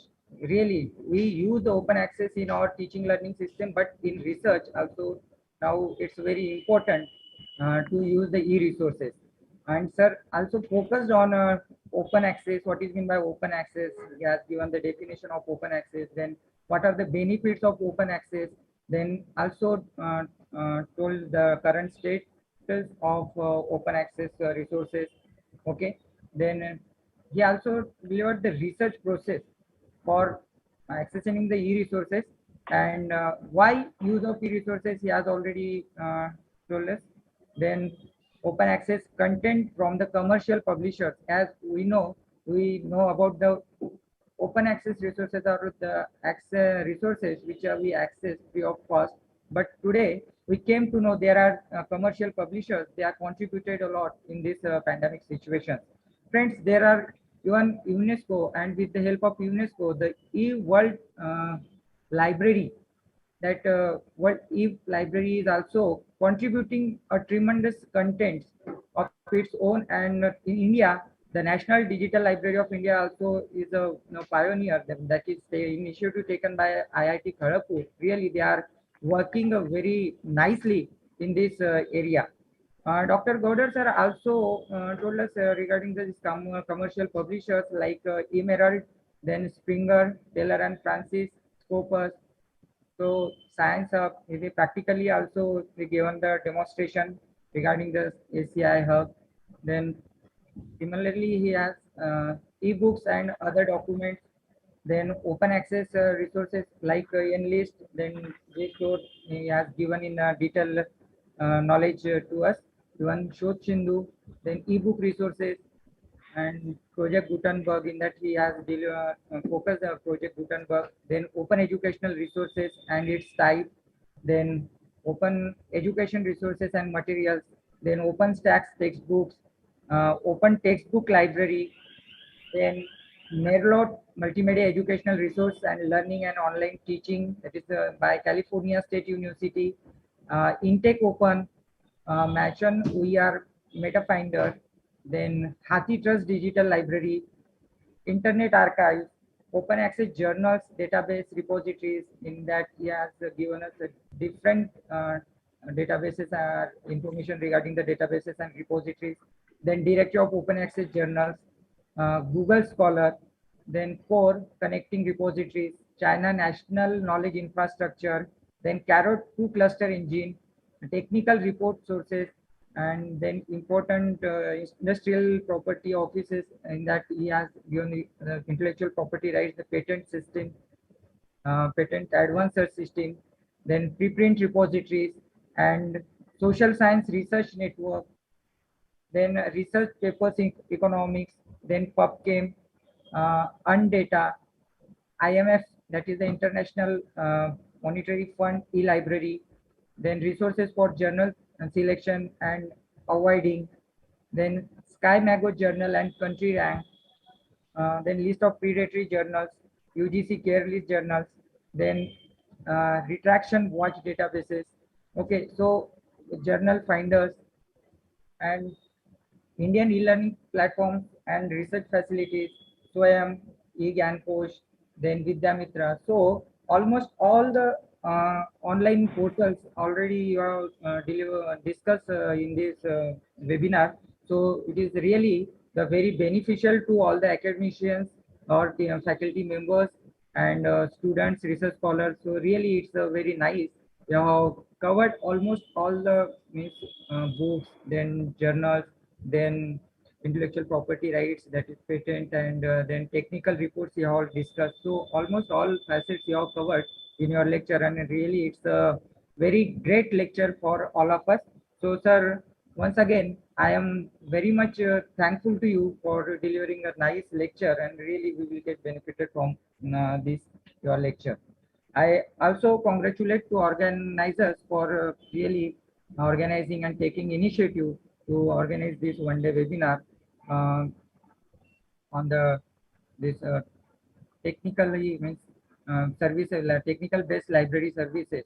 And I want to share that Manohar Bandre and Mangesh, both are the student of our Department of Library and Information Science, Rashtrasant Tukaroji Maharaj, Nagpur University, and they are some student of mine. And very happy today that I am seeing on this platform, and they are really doing such a nice work.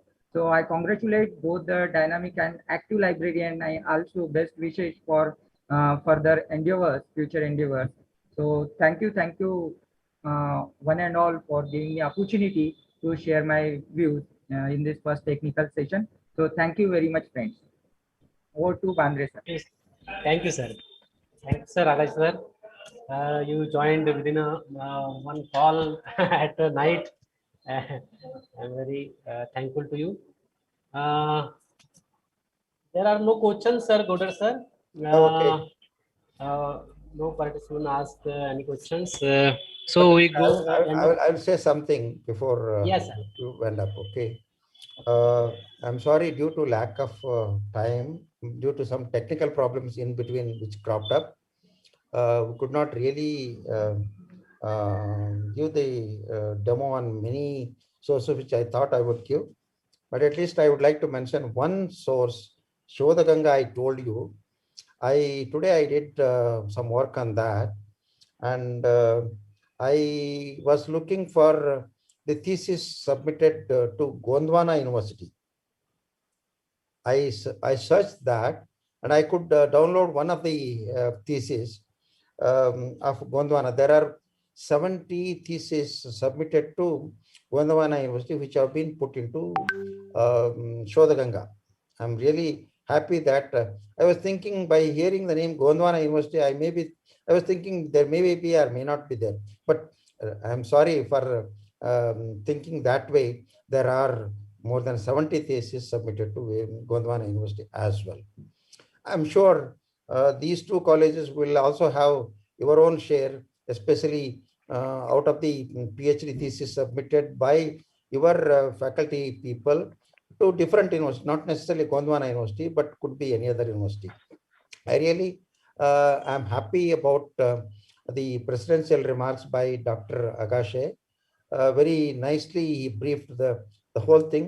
He gave a wonderful abstract of whatever I spoke for about 1.5 hours to nearly 2 hours. And I'm also happy that he could congratulate both his students, librarians of Mahatma Gandhi College, as well as Sharad Rao Pawar Arts and Science College librarian. I really congratulate both of you. In fact, I should thank my ex-colleague Kiran, Dr. Kiran, who told me, sir, somebody from Maharashtra would like to have your talk. Why can't you? So it is only he who introduced me to you. And to tell you frankly, very rarely I agree to deliver talks to each and every college, but because of so many problems. But I realized for the last 4 to 5 months, it is this section I should care much more than anybody else. University people, you have your own sources, etc. Fine, fantastic. But the arranging this sort of programs from a degree college, that too sometimes from a town place, it's very difficult. So you both of you took a lot of good initiative and could arrange this program. I'm sure in the later part of this year or something of that kind, you would go for some sort of 5-day faculty development program. Definitely can do that. If you can do that, you know what happens? 5-day faculty development program attendance carries weight. That is counted for many things. So both of you together, why can't you host a 5-day faculty development program? Whether I am going to be the speaker or not, definitely I am going to give you the guidance. So could be the case with the Professor Agashe as well.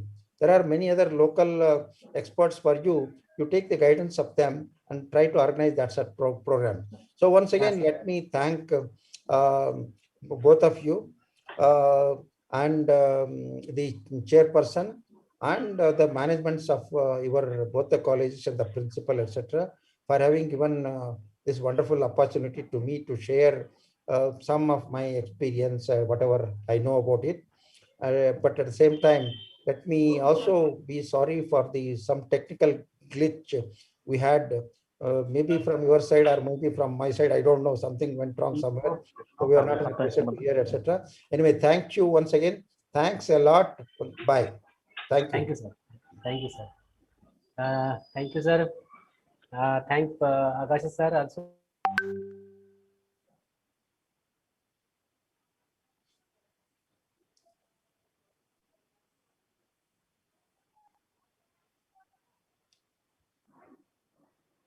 Bandre sir, you are not audible.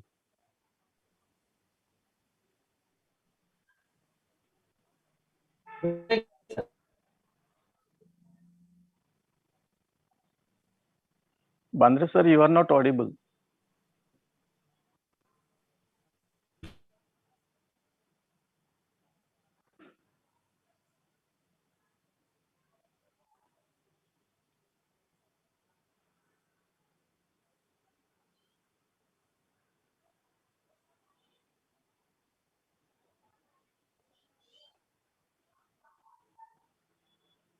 Bandre sir, you are not audible.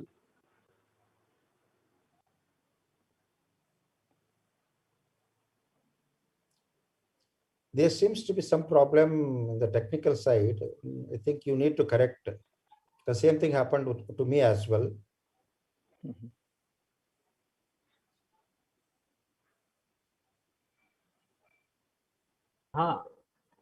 Yeah, we can hear you. You are audible. Okay. Now you have called Dr. Sunil Bidwaik sir to propose vote of thanks. Bidwaik sir. Am I audible, sir? Yes, sir. Yes, yes. Yeah. Hello, honorable gentlemen. Now it's time for concluding ceremony of the first session of this national webinar. Myself, Dr. Sunil Bidwaik from Sharad Rao Pawar Arts and Commerce College, Gadchandur. It's a kind privilege for me to conclude the first session with a vote of thanks. As you know that Sharadra Pawar Arts and Commerce College, Gatsandur and Mahatma Gandhi College of Science, Gatsandur had jointly organized one-day national webinar on information technology based services for research. In the very first session of this national webinar, welcome speech is delivered by Dr. Sanjay Kumar Singh, Principal of Sharadra Pawar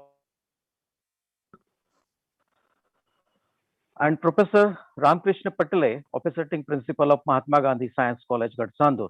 Therefore, I would like to thank Honorable Dr. Sanjay Kumar Singh, sir, and Professor Patale, sir, for your nice introductory speech. The keynote speaker of this national webinar is Honorable Dr. I. Aryan Goder, Head ICAST Bangalore, and he delivered his talk on the topic Open Access Resource for Academic and Research. And the chairperson becomes Dr. Prince Ajay Kumar Agase, librarian of Matru Seva Sangha Institute of Social Science, Social Work, Nagpur. I would like to thank Honorable Dr. I.R.N. Goder for your highly valuable and remarkable, genius, and informative speech. Dr. Goder is an eminent personality in the field of education. He is he is the house of the knowledge. Here he has delivered his talk on the open access resource for academic and research very smoothly in an informative way and in an illustrative manner. In his work, in his talk, he mentioned the various tools of open access and its benefits to the research scholar to boost their knowledge. While talking, he reminds the words of Peter Suba of Harvard University to the listener of this national webinar. He again illustrates his views and ideas why e-resources are important nowadays for the learner and researcher. He also mentioned OER, Open Education Resources, and its type while delivering his talk. Sir, you covered all the whole arena of research branch and faculty with the help of some important demonstration. Overall, the speech delivered by Honorable Dr. Goder is really remarkable, and it enhances our knowledge and refresh our mind and to encourage us to do and indulge in the research area. Thank you, sir, for your remarkable, genius, informative speech. Sir, thank you once again. In one word, I want to say that words are not suffice to describe you, sir. Again, I would also like to thank Dr. Prince Ajay Kumar Agase, sir, to be the chairperson of this session. Thank you, both of you, from the bottom of my heart, of honorable dignitaries. Thank you once again. Over to Professor Bandre, sir. Thank you, sir. Thank you, all of you. Okay. Now we are on the corner of end this session. We will start within the 5 minutes or short break the next session to be continue. I request all the participants. Okay. Thank you. Thank you all.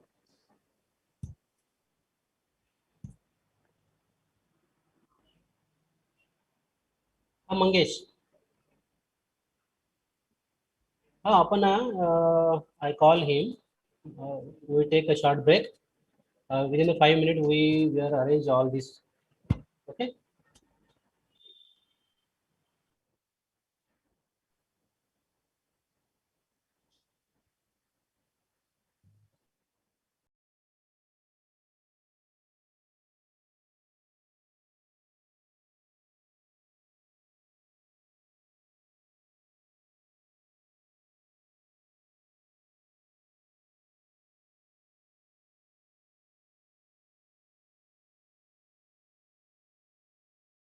How Mangesh?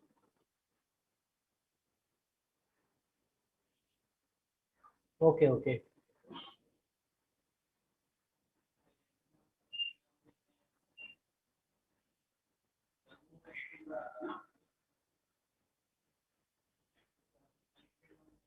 हाँ sir आहे ना okay okay okay okay okay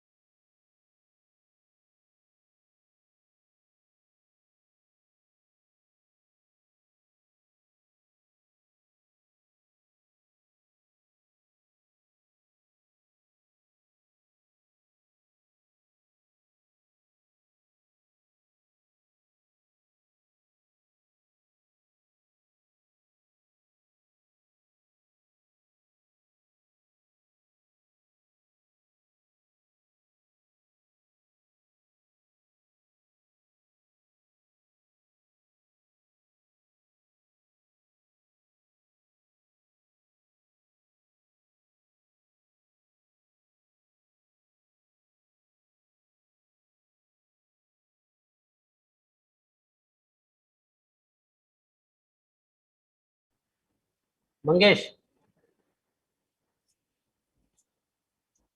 हाँ both the guests are joined. Shall we start? Mangesh.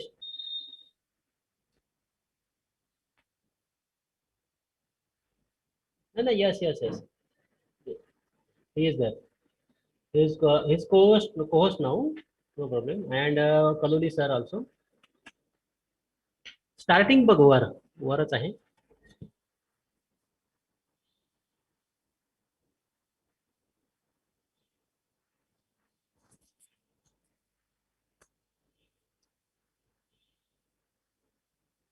Okay, next session we will start now. I hand over the further proceeding to Mangesh Karambe, librarian and organizer of this one day national webinar to conduct the second session. Mangesh, take the charge.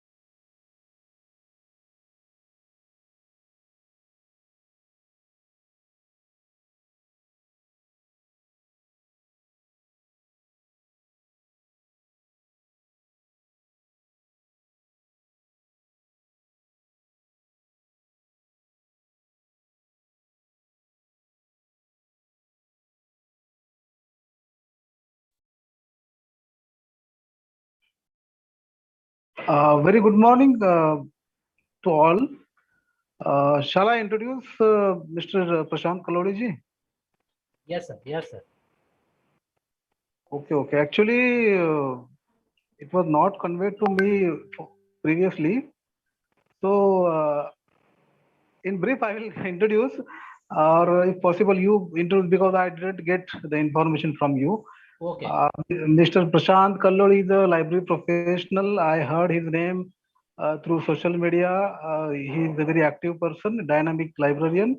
He's doing a lot of efforts for the development of professional activities. So I know this about him only.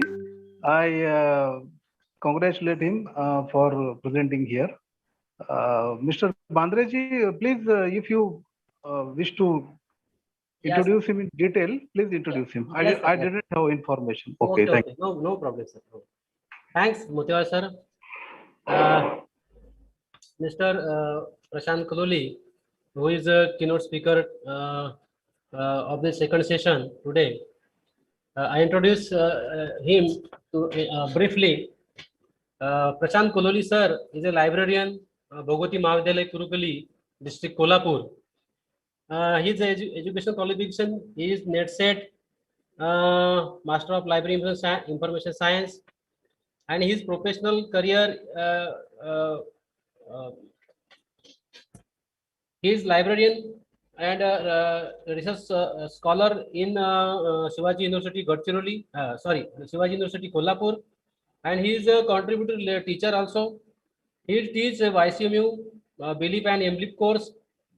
He is a database designer also, web designer also, and he had delivered a lecture on more than 25 state, national, seminar, workshop, symposium, Maharashtra state, resource person UGC refresher course in library and information science, Santa Gadgeva Amravati University, and resource person for MOOC short term course also. He is delivering his lecture in NetSet guidance also. He is a trainer, participant for the various workshop regarding library automation, content management system, digital library, and institutional repository development and e-content awareness. Administrator support for Moodle effort, Camilla sites. He is a freelancer of Granthalaya library software, installing the assisting guidance public school and college level libraries for automatic library using the Granthalaya library software.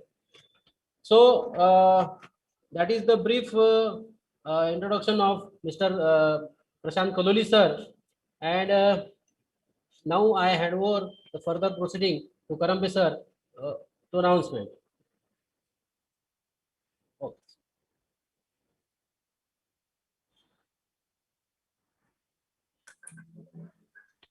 Okay, thank you. Thank you. Can my voice, I'm audible? Yes, sir. Oh, thank you. This time sharing my PPT and starting my this session.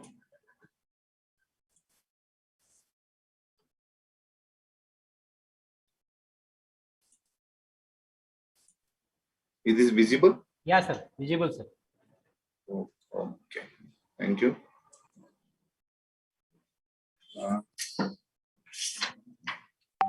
Good afternoon, everyone.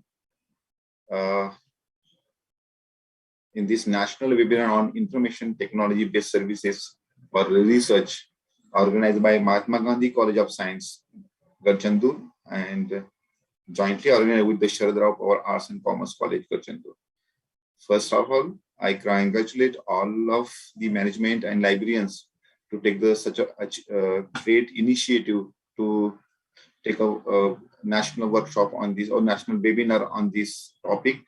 Actually, in this COVID period, we all libraries are getting to learn something different, and that different is coming from the webinars, national workshops, national trends, courses. So this activity will be the count to upgrade the knowledge of librarian. I'm also thankful for the principals, Dr. Sanjay Singh ji and Dr. Ram Singh Patoli sir ji, the principal of these both colleges. And thank you, Motivar sir, for kind words. And thank you, Mangesh Sarji for introducing, and Manohar Bandre Sarji introducing to me and giving the chance to share my views in this national workshop on the technological aspects and research. In previous sessions, the first sessions, I think respected Godar sir is elaborately focused on the open education resources, open access resources, which are the useful for students and which can be useful to librarians to provide to the students. As a librarian, we are a link between the resources and the user.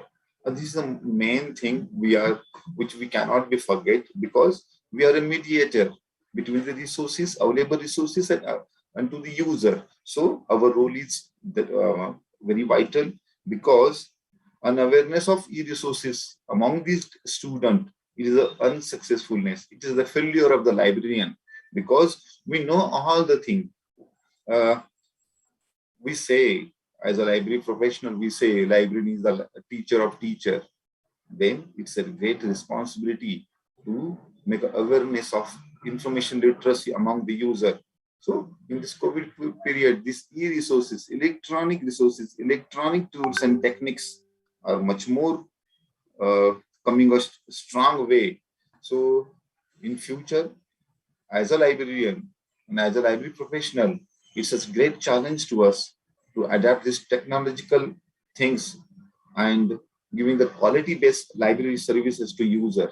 So going to the webinar theme and going to the current status of current trend of in the library information science, the technological aspects, implementation of technological aspects, implant of technological in the library services, use of technology in the library service. All these things are not different. Only same thing is the technological. This is a challenge, because we're providing library services traditionally, manually, in personal touch. But nowadays, the scenario is changed, because the technology has a great impact on personal life of everyone. As a student, they have now tools. Everyone is purchasing and handling the mobile apps, handling the mobile devices. And this mobile devices is a mini computer, and they are accessing all the data, all the resources, all the information through devices, various apps. And as a librarian, now we have a challenge. We have to put or introduce our services, taking the consideration that user is using the technology in his fingertip. So we have to convert ourselves. I'm not saying that all that traditional services are outdated, but we have to rephrase them. We have to revise them. We have to represent them in a manner which is used by the user. That is a technological way. So today my topic is technological best practices in academic libraries. My name is Prashant Kalloli, and I am working as a Bhogavati Mahavidyalaya. Actually, I'm a techno-savvy person, and I am also practicing the technology in the library services.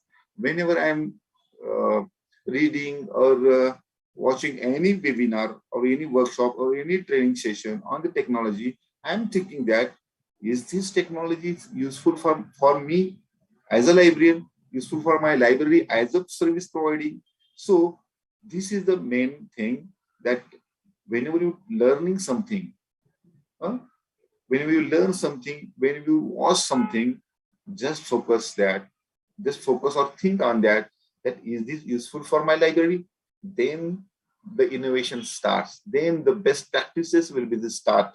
And our library services, the quality of library services will be improved. So this is the watching, observing is the main thing, because there are so many technological experiments are going on, and we are just watching them and forgetting the next day. It's not a good thing.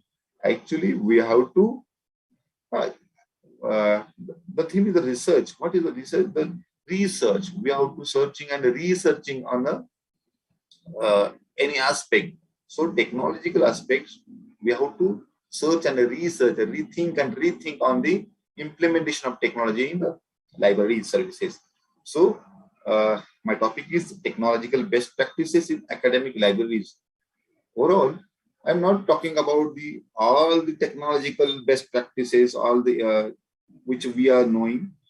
I'm just excluded them. I'm taking some important things which I consider, which I feel that this will be the useful for the college librarians, those who are attending this webinar. The technological innovations, best practices. Some of these are implemented in my college library too. I'm suggesting my professional friends to start such things, such a library-oriented services, so which can help you to implement in your library development. So, friends, some of applications, some technological improvements, upgrades will be discussed here, will be presented by me. I think, and I'm assured that these applications, these tools, these techniques, these upgrades, this updation will be definitely help to you in your library services. Okay, I'm starting. Actually, I'm as a librarian and overviewing the library professional field, overviewing all the college libraries development. I categorize these libraries in two phases, phase 1 and phase 2. Some libraries are in phase 1 and some libraries are in phase 2. Some libraries are completed phase 1, phase 2, and they are waiting for the phase 3. So, this current status, I am in the in technological related aspects. The technology is how the technology is used in the libraries. On that regards, I have categorized this phase 1 and phase 2. So let's see. And I'm thinking that I also request you just analyze your library, its current status, where you are in phase 2 or just completed phase 2. So some technological aspects in phase 1 libraries, they are completed their library automations. Maybe they are starting their library automation. They are just finished their library automation. So library automation is the phase 1 carry. If you are completed or running working on the library automation, you are in phase 1. You are just created your library website and web pages and free sites. Look at here, library website. A separate domain, separate website is considered here. Some people are just created web pages which are embedded or which are lies in their institutional websites. They are connecting or they are resides in the institutional website. Some people are creating free sites with the help of so many tools are there. So they are just created their web pages, websites, and free sites. I'm just coming on this topic later on too, and we'll talk on more on the library website too. Refrigerator machines, we have just purchased the refrigerator machines, that is Xerox machines for printing some documents. Computers, we have them, maybe 1 computer, 2 computer, 3 computer, maybe we have computer centers. Printing and scanning equipments, we have printing and scanning equipments. Communication devices, that is mobile and email. We are using the email as a communication link, communication tool to give the messages to the users. OPAC, we just this is the integrated part of automation. We start the OPAC for searching the bibliographic descriptions or bibliographic details are in our library. Just start it. Then some applications we are using in the library, that may be a Microsoft suite and maybe desktop publication applications, various softwares. If you are doing all these works, then you are in the phase 1. Your status is in the phase 1 too. So going ahead, what is the phase 2 status? Along all the things which are included in the phase 1, that are also in the phase 2. Some libraries are creating Wi-Fi, not institutional Wi-Fi. They have created their library Wi-Fi. Friends, I'm suggesting you just, if your institution has the Wi-Fi system, just take over that system and rename that library Wi-Fi. Provide that services through the library. that is the best practices. In my library too, the Wi-Fi system is implemented by my library, and everyone knows this Wi-Fi is the manager of the Wi-Fi is the library that management we are doing. So this is also best practices. People are improvement in internet facility in phase 1 libraries now. 5 years ago, 2 Mbps, 10 Mbps is much more and looking heavy to us. But nowadays, that 2 Mbps is just vanished. No one is providing 2 Mbps speed internet. From BSNL to other internet service providers, they are providing the internet from 10 MB to 100 MB speed. So the college libraries are providing the internet facility with the much more bandwidth. Okay, printing and scanning equipment, just using the flatted bed scanner equipments. Nowadays, the libraries are using these document scanners, ADF.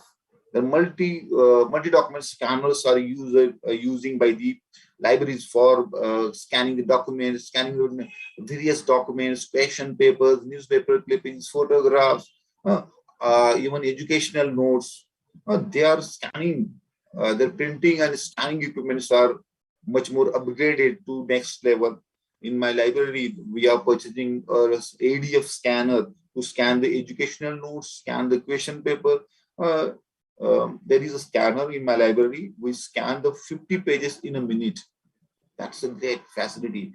With that help, I scan all the education notes of my teachers and built a notes category, e-contents, teachers notes archive.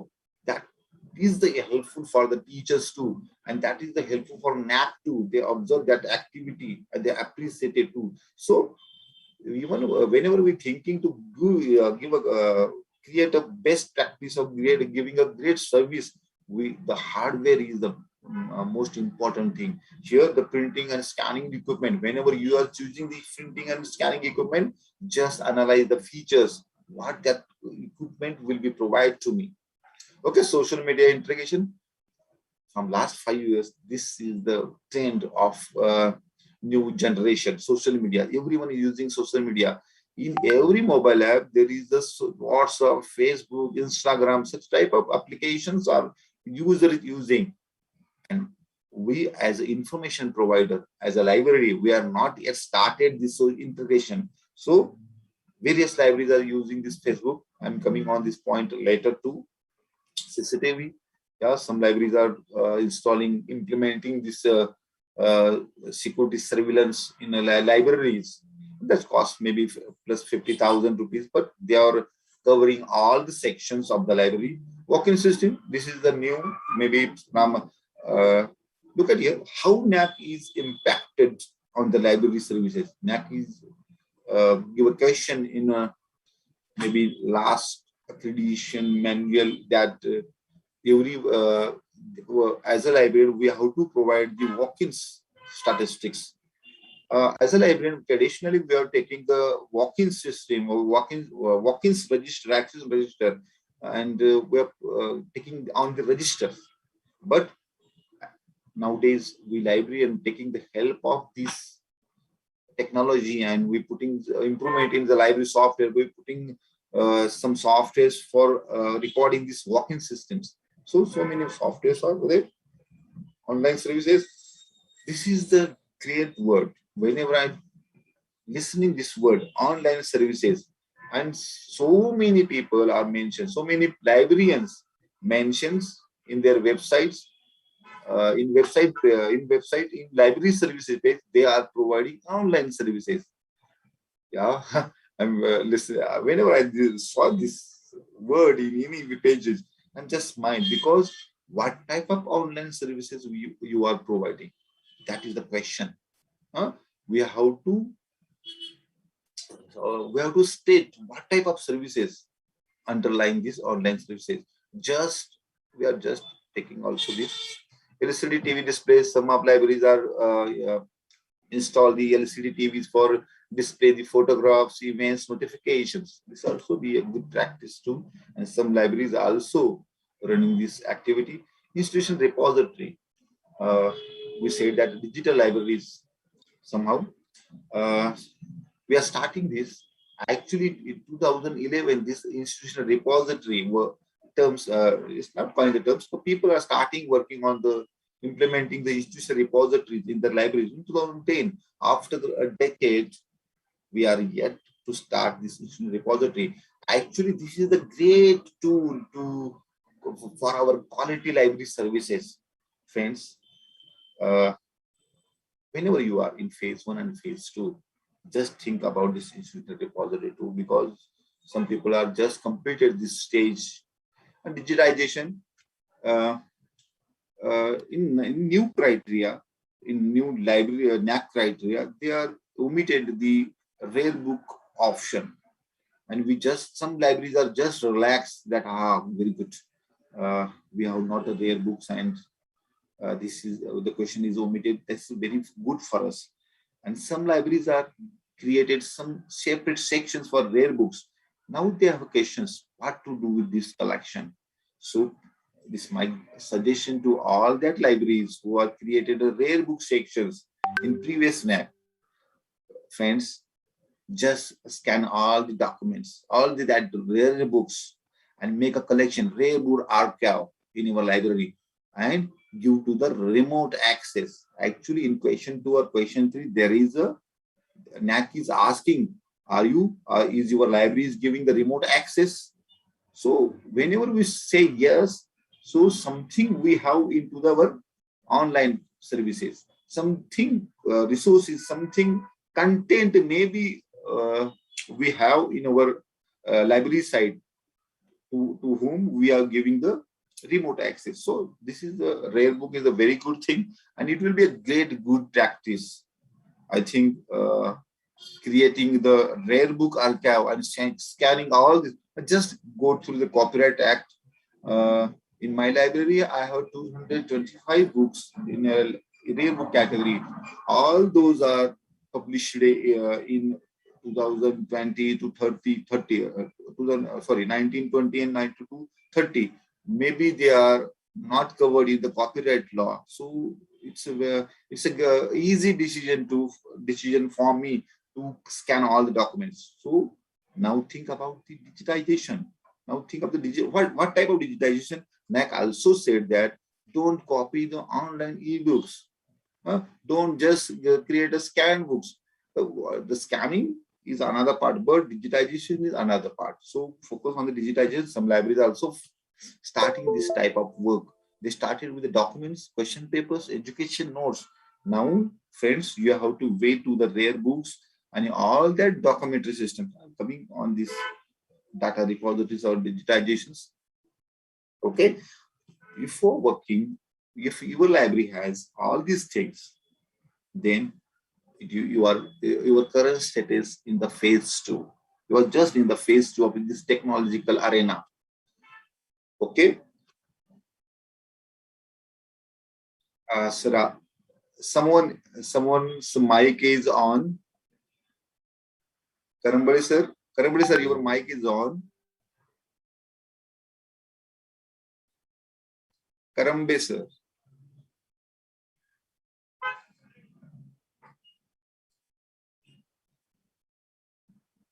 Bandre sir. Bandre sir. Okay. Just if your library have these things and you are implementing all these tools and techniques and applications, you are just complete your phase 2. Now question is, what is the improvement? What is the development? Every library is thinking about that. If you go any library, if you visit any library, you are searching for something new. What that library is introducing some applications, some best practices, which I can be implemented in my library services. And there are so many things. Going after the software, implementing library software, implementing library OPAT, digitizations. What is the next? What will be the next? We're thinking, we're searching, and that is the main purpose also. We are attending so many workshops, so many training sessions in the search of new technological aspects useful for your library service. Whenever I read and hear about the workshops, technological workshops. Simply, I asked myself, what will be the new? So I attended so many workshops as a participant and taking the ideas for mine. So whenever you are going any workshop or you are attending then just think it is what are the technological improvements, upgrades can be helpful to improve my status, which can be moved to me phase 3. So everyone is waiting for phase 3, and there are also big questions. What type of services I can be implemented? What type of improvement I can deploy in my libraries? So it's a big question. Actually, my all these presentations also is oriented or depend or maybe focus on this current status in phase 3. Just forget library softwares, OPACs, it's repositories. You are just finish that. Think the next things. So maybe coming the slides or my coming presentations maybe focus on that. Okay. There are so many service areas yet remain to automate. So many workshops, there is a patient in so many workshops, NAC workshops, library NAC workshops, seminars. There is a one question is always asked by the participants. That question is the library is fully automated or partially automated? Actually, this is the question relates to every librarian. We just think on that word, automation. What is the automation? Then you can learn, or you can assume, you can think that what type of services. Even as a library, what type of service areas we have? Is our all that service areas are fully automated? Can we are started automation all these services? This is the question. Just we are automated the library inventory system, which we call that the library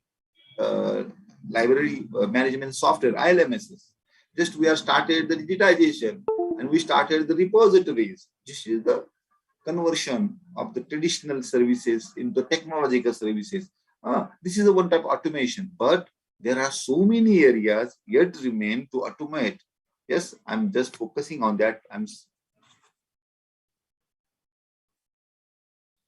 The first is, I have to, okay.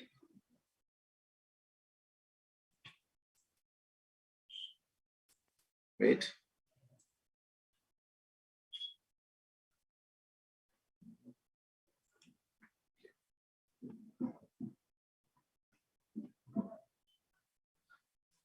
Reference service management. As a librarian, as an academic librarian, or research librarian, we are giving the reference service to users. Users are coming to so many questions and ask the questions, with queries. They are asking for information. Replying all that questions and queries and information needs, we are giving something to them. And whenever the question comes for the usage statistics about the usage statistics about the reference services, there is any librarian, I think this is my I think I'm also there for this word. No librarian is pointing or putting a register for reference service record management. There is no record of reference services. There is no application is for reference services. Actually, this COVID-19 pandemic situation has given a challenge to convert your services in the online services. So this is the great chance. This is the area reference service. I will tell you how to convert this service in a technological. Now there is a way. My college library is adapted from last 4 or 5 years. We are implemented a software to automate this service. I will tell you how to automate this service too. So this is the area. Management of computer centers. We have computer centers, computer labs, e-resources labs. What happened? Whenever any student come into a computer lab, he or she saw that this computer is full. there is no vacancy or there is no vacant seat, then the question is about the, putting a reservation system for computer center is also a great chance to us, which can be online. Reading room reservation. Our when colleges or institutions started in full flow, the readers are coming to the reading rooms and searching for the seats. So many times, as a librarian, I see when I have 15 library, 50 users sitting room arrangement, reading room. Whenever I saw that there are so many students that not getting the seat, but they know they didn't know is the library's reading room seats are vacant or not. Whenever they coming into the reading room, they get the real information. So this reading room reservation system may be improved, and we have to change this service to automate. Okay, slide is not okay. Ask librarian activity. Yeah, actually, this is also a very good thing. In each library website, we putting a contact page, contact us page, which we call as a ask librarian page. There is a name and description and send button. Actually, this is the joke of our library website because the website is developed by a web developer. That administrator has the privilege to access the information which can be put in the website. Whenever the user type or put in the information through that contact us page or ask librarian page, that information goes to the website administration, website developer.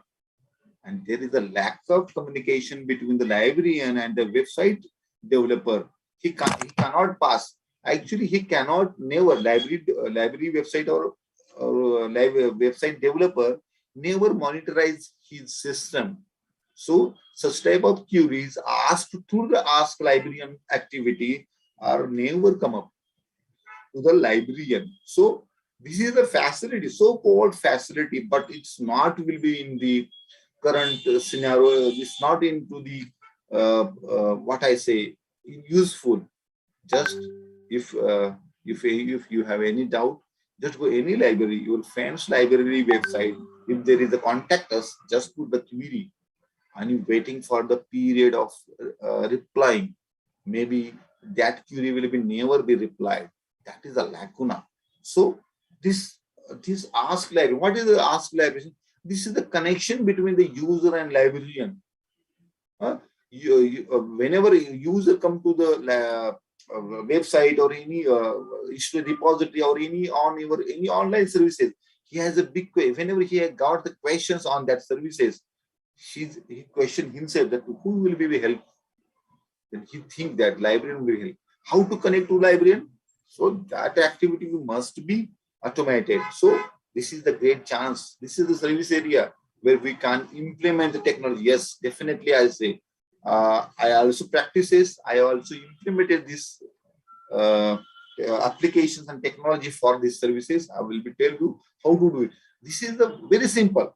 This is a very simple. I will in next slides on presentation. I am focusing on that aspect too. Data management. We think that nowadays we're saying that data, information, knowledge are the great assets for everyone. Think about the librarian perspective. Whenever user come into the library, he generates so many data. So many data. Just he asking something to library staff. It's also data. His queries, his career, his interest, his if he reading the books, his book bibliographic data, whatever he reads, it's great data. Because with that help of data, we can assume what the need of information user and what type of improvement we have to give to that reader. So this is an example of any information need of a student, but lot of data is generated. So there is a system of data management. We have to generate also in colleges. There are so many activities, starting with the day of the program and ending with the research activities, starting with the lectures, ending with the research articles. The faculty have generated big data. There is very high volume of data they are generating. Is as a librarian, as an information scientist, as an information storehouse, as a data center of our institution, can we are going to take care of this generating data? There is any provision? No. I think we are just creating the repositories and putting the articles, but there are so many. Just a photo clicked by any person of your library and your college, also a great asset to you, because that data, there will be some data.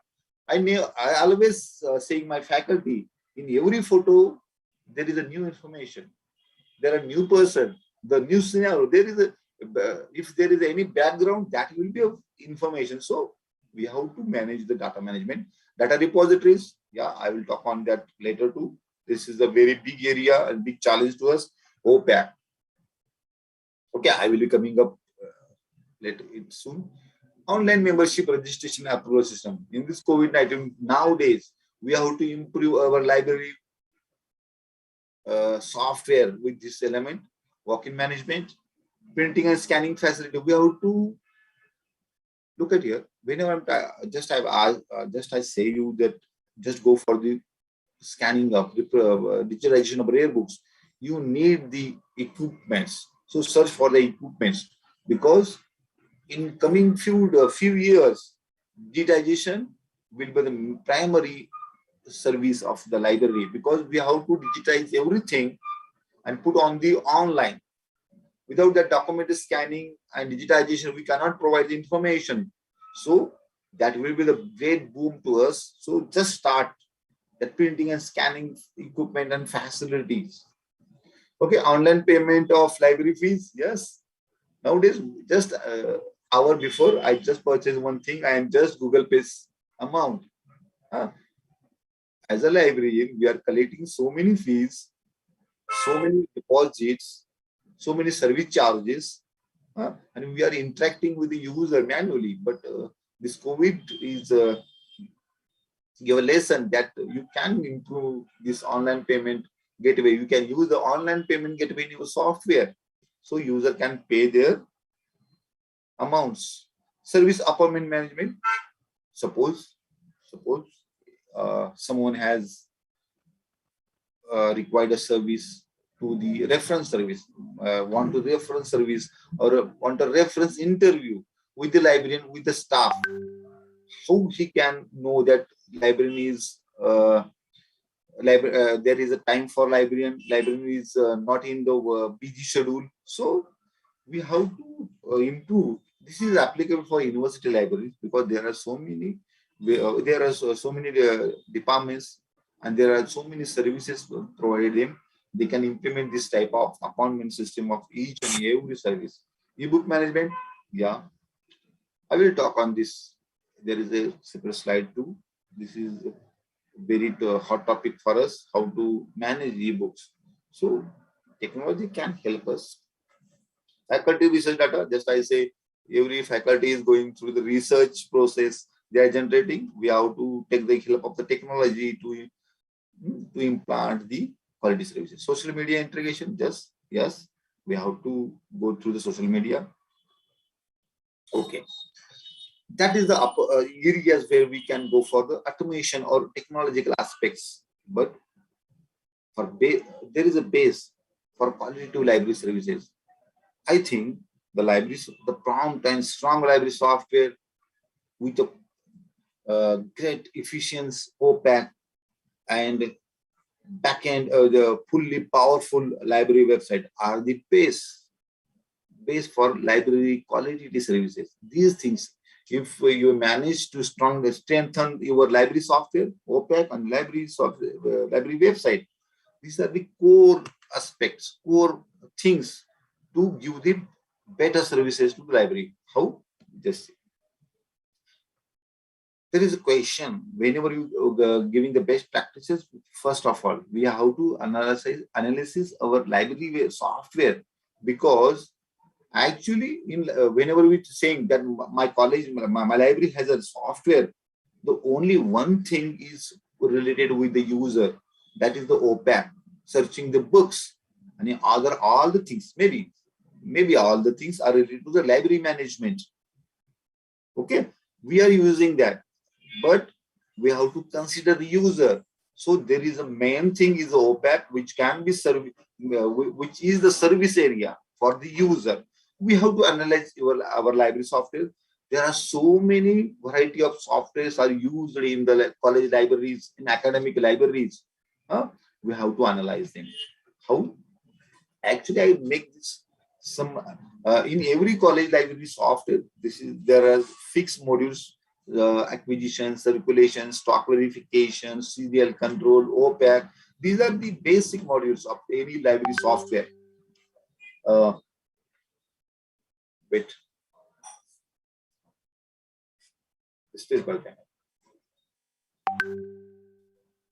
Just wait a minute. My window is open, so noise is there.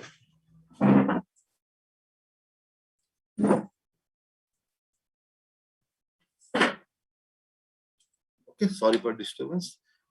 Okay, we have so many modules for library software. That is the basic modules. Every vendor, every library software developer is focusing on that. But coming to the technological development, we have to focus some features.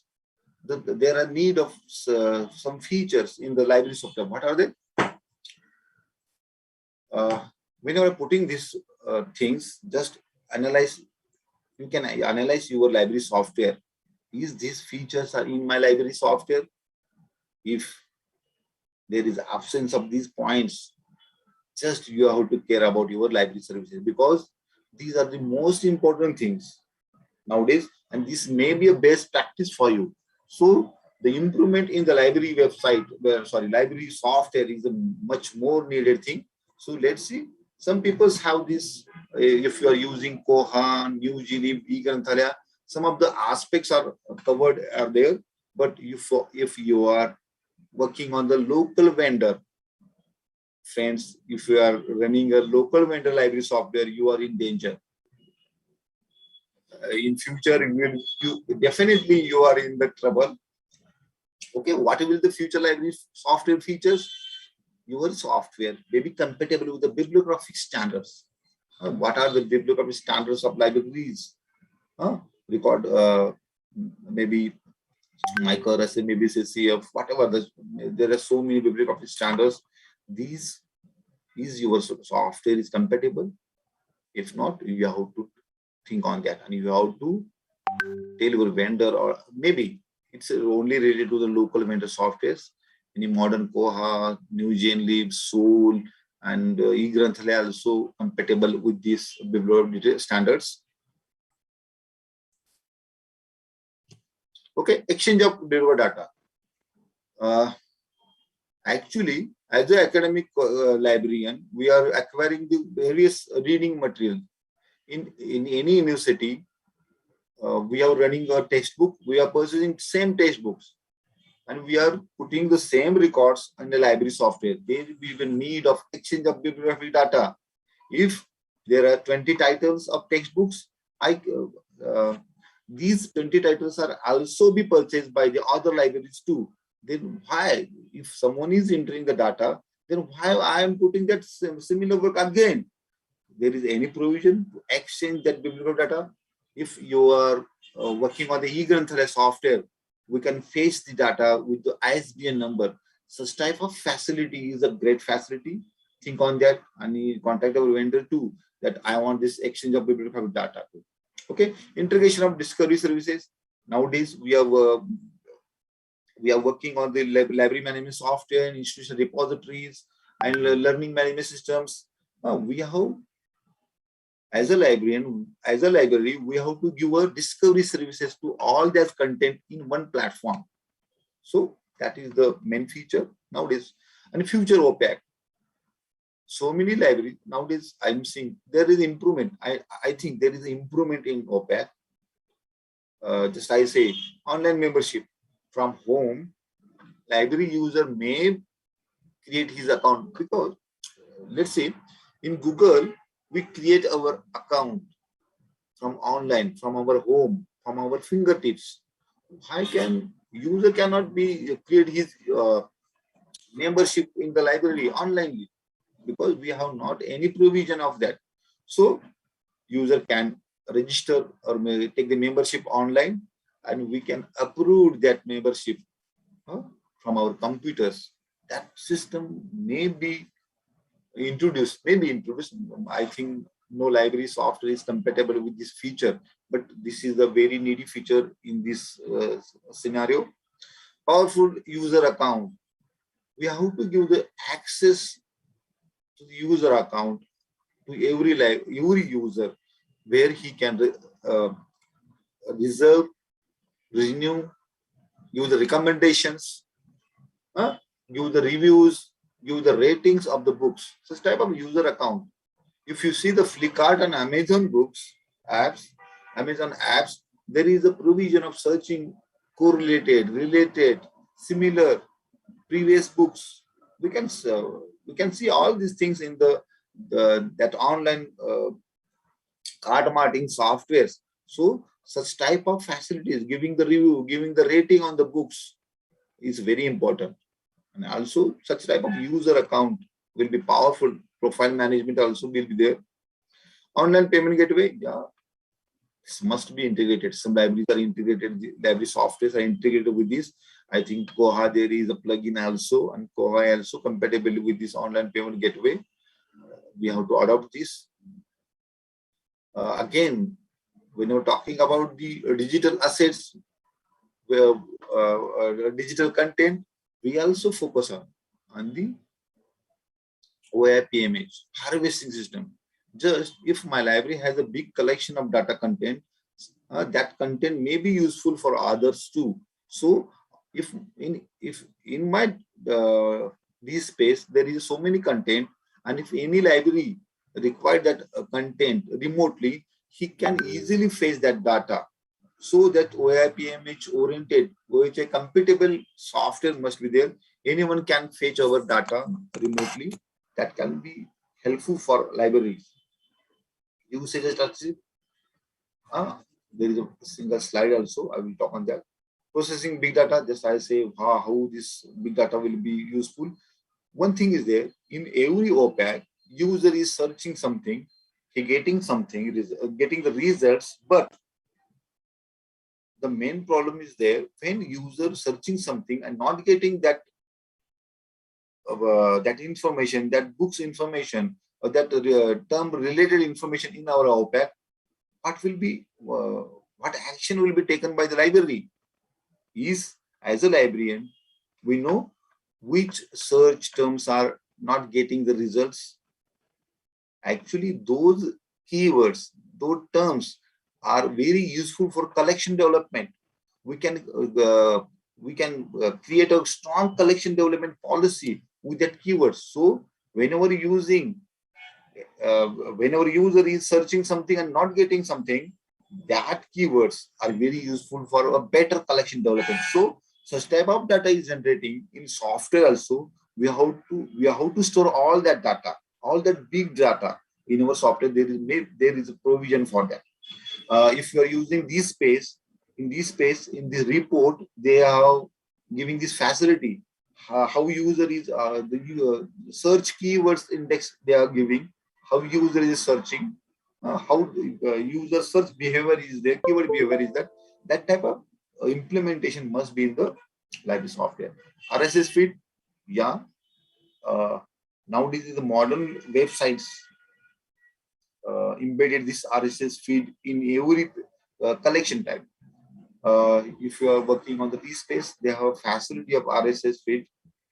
But in library software, especially in library OPAC, we are not integrated this RSS feed. We have to improve, we have to implement, you have to start this using this RSS feed. If user is interested in specific collections, we have to put their RSS feed. Then user can be subscribed as RSS feed, and whenever we purchase, whenever we enter the data about that book, or whenever we purchase that book, that information will be directly emailed to the concerned user through this RSS feed. This is very useful. Whenever you're putting anything on your digital archive or any website, if there is a RSS feed facility, the user can get the instant information that my library is adding the content on my keywords, so he can get the information. That is the use of information. We can improve the use of the document, use of information. Okay, the RSS feed. Auto cache and SDR service enabled, similar to RSS feed, that can be helped with the RSS feed. Current awareness services, we always updating websites, we always adding some books. Suppose some faculties are going on to research, so doing a research on a specific field, and that book is purchased in the library. How he can know that book is in the library? So we have to make a provision that this is the cache and SDI, very traditional term for us. We have to create a research user profile and document profile. Similar to that, in the website, we have to create user profile. Whenever we're taking the membership of user, we have to revise that application form. We have to take their interest area, their keyword, their information need keywords, and matching with that keywords. Whenever in the any book is purchased in the library, coming in the library, automatically the email or SMS, whatever the email or SMS will go to that faculty, that your keyword book, your information keyword book is available in the library. Go for that. So such type of services may be introduced in the library software. It can be happen. Capable of handle subscribed resources. We are subscribing so many resources. Suppose you are searching the library OPAC and something article or any book, and that book is not in the library software. Library OPAC, and that book is already in the end list. What user can do? User has to go to the end list. So it may be happen that in future library softwares are compatible with the subscribed resources. That is, just said that discovery services, email notifications, maybe, but in any I think so many softwares have this facility. But if you are running on the local vendor software, you need to focus on that. User feedback system, yeah. What is the user feedback system? On every, if you lending the books and retaining the books, you have to give the reviews. You have to give the feedback system. If you are using the computer lab, he is using your online services, there must be a feedback system. Okay, electronic resource management.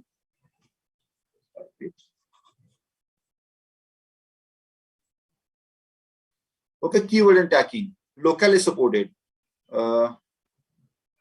This is the problem. Actually, our library staff not so much aware with this library software. They are not aware with the English language too. Software may be converted into our original language. Means that software must be supported with the local language. This is facilities how I think this space has this facility. They have converted this German, Portugal, English, so many languages. Such type of services may be adapted in the library software. Keyword and tagging. Actually, this is the real work of the librarian. We are just putting on the putting the words, putting the records of library books in the catalogs. But whenever at the time of the data entry, we have to give the keywords and tagging. So the search scope will be increased, and which is helpful to access the documents. Okay, rethink on library OPAC. OPAC also a best thing for our best services. Just think, is it really accessible online? Is my library OPAC is limited to my campus, my library, so computer? Is it available globally? We have to link on that. User account management. User can book, renew, reserve, all this facility through the user account, compatible with the discovery services, all that. And this mobile app, yeah, we all know this is the trend, and we have to convert we have to create our mobile apps. So provision of reservation process, all these things, I just focus on all these things, that all these things must be on the library OPAC. Big data management, keyword management, suggestion management. Yeah. And data backup in standard preferred format. Okay, these are the OPACs. We have to rethink on these aspects whenever we are saying that I have library OPAC. So this thing is very important. Actually, I'm coming to the web discovery tools. We have library softwares, release space, learning management software, maybe Moodle, eFrint, Mozilla. Every time user searching the information, he goes to library OPAC, search the books. He goes to the institution repository, digital library, maybe DSpace, and searching the digital content. He goes to the learning management software, maybe Moodle, and he's searching the academic content loaded by academic content or course-based material. Actually, these are the three different gateways of searching. This is the best practice. As a librarian, as a library services, we have to create a web discovery services. From this web discovery platform, user can access all these platforms in one place. Actually, you will find is the best software in future. This software will be the everywhere. In this pandemic period, user in the home, teacher working from home, user in the home, learning at a home, teachers, faculty members are working, their work from home conditions, and librarians also work from home. Some librarians are going, but that is a different thing. At this time, suppose the user has some query, how to connect to the library. This is the main question. He knows that information resides in the library.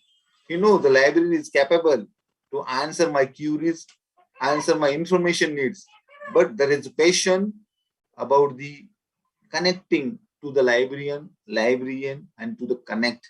So focus on this. This is the best practice. Through this term, you can create so many best practices. So one thing is the integration of social media.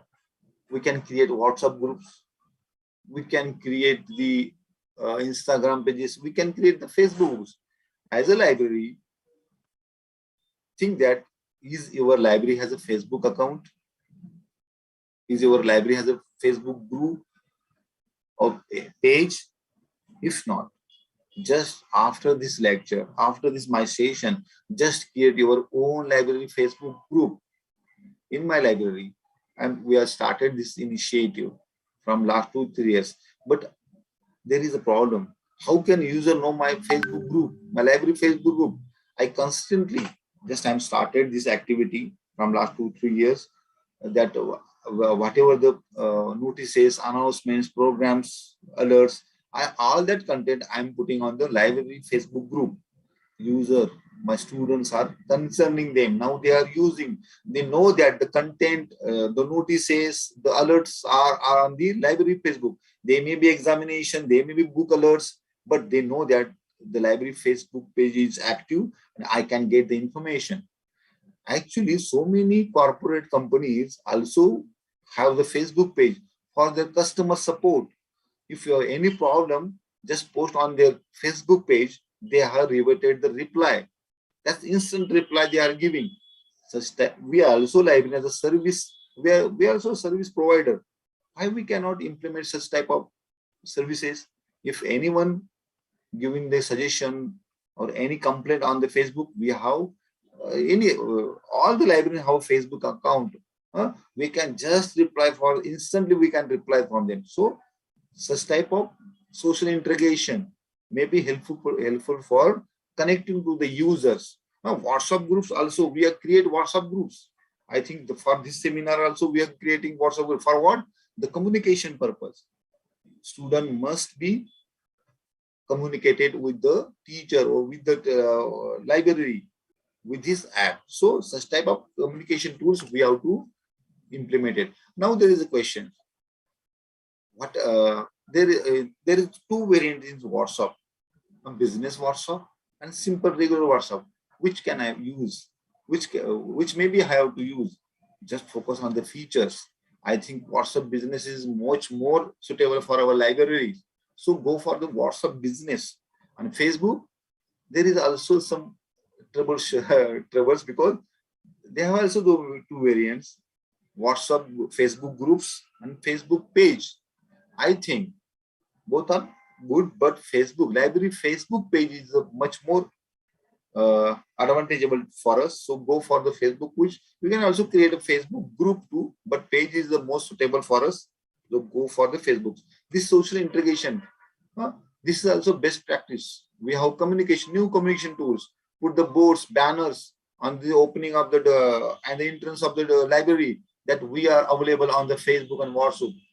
Give the icons on the library website that we are available on the library Facebook account and Twitter account or WhatsApp account. That will be great help to the user, because the user is also using that technology for communication. Okay, now the best thing, redesigning library website. This is the most important thing. I have a research paper just on the analysis of library websites, academic library website. The results are very worse. So whenever you're facing the best practices, the most important thing is your library website. The strong library website is needed, is a need of time. Okay, just I'm going to overview of the content of the library sector. What type of content we are putting on the website, our library website or library web page? There is library profile, about library page. We have image gallery, list of e-resources, link of e-resources, library building infrastructure photos, news and events. Maybe this is the news and events modules, library collection details, library rules, useful links, contact information, periodical section information, opaque link, library services list, library staff details, your book pen schemes, learn schemes, rules, membership rules. Now one thing is there. Library has a huge content, huge book collection. How we are giving the access? How library has a huge human resources, talented human resources, librarian. Is there is a provision of to connect with the librarian? No, we are not focusing on that. This is the we are not going to the helpful for the user. This is the only informative. This is the wallpaper. I'm saying that our library web pages or websites are just wallpapers. Users are never come back to these websites, because if they are coming to the library for searching the books or for the information needs, why they come on the library website? If there is no information regarding their information need, they never come back. Why they coming for how many books are there? What are the about the library? They are never coming back. So that is a crucial thing for us. Okay. One more thing is there. What we are focusing on whenever we creating the library web pages. Whenever we creating library website, this is the wholly concern with the NAC purpose. We are creating or we are redesigning the library website, thinking about the NAC is coming and we have to put all the data on the website for the NAC. But NAC, yeah, it's necessary, and there is I also in the side of the necessary information must be on the website. So, but we are focusing on only that element. We are giving the static information. We are also focused on the staff information, library rules, all these contains. We are focusing whenever we are creating the library website, but we have to change. At this time, we are also forgetting. We are giving the postal type information on the library website, but we are forgetting user expectation, what the user needs. Why user will become on the website and searching the information? Is there any provision? No, we are not making any provision on library website. We are not connecting the content to access as per the needs of the users. So there is a need of content searching on through the website. We have given the links of content. So the user, if um, and just say that user never comes to the wallpaper websites. So we have to focus on the user expectations. Our service areas, we have a lot of services, but we are not connecting point. We are not connected on the library websites. So we have to focus on our service areas. What type of service areas we are giving? If there is small thing, just if you have a reading room, then there may be a reading room reservation facility. So and that also be available on the library website. User can search the vacant, he can reserve or see the status of vacancy on reading room but online. So that is a great thing. So it can, all these things can be go through the library website. So we have to know our service areas. Online facilities, what type of online facilities we are giving? Just there is a facility I'm thinking, and I'm talking to too many librarians that we are giving endless resources, but before accessing that content we have to create an account. For creating account for student, they have to come to the library and requesting librarian to create my account. In admin login, user goes and create a student account. This happens sometime in the student coming in the library and giving the request, and library taking the request and creating accounts.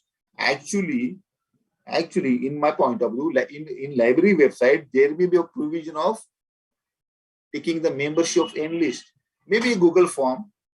User can fill the Google form for the enlist user request, and the librarian get that information in Excel file.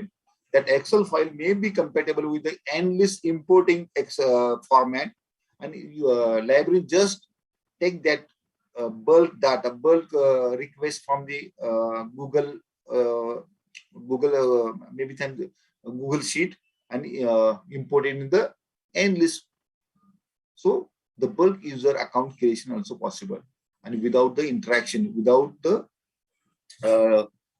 spending so much time. So such type of online, we have facilities, but we are not thinking.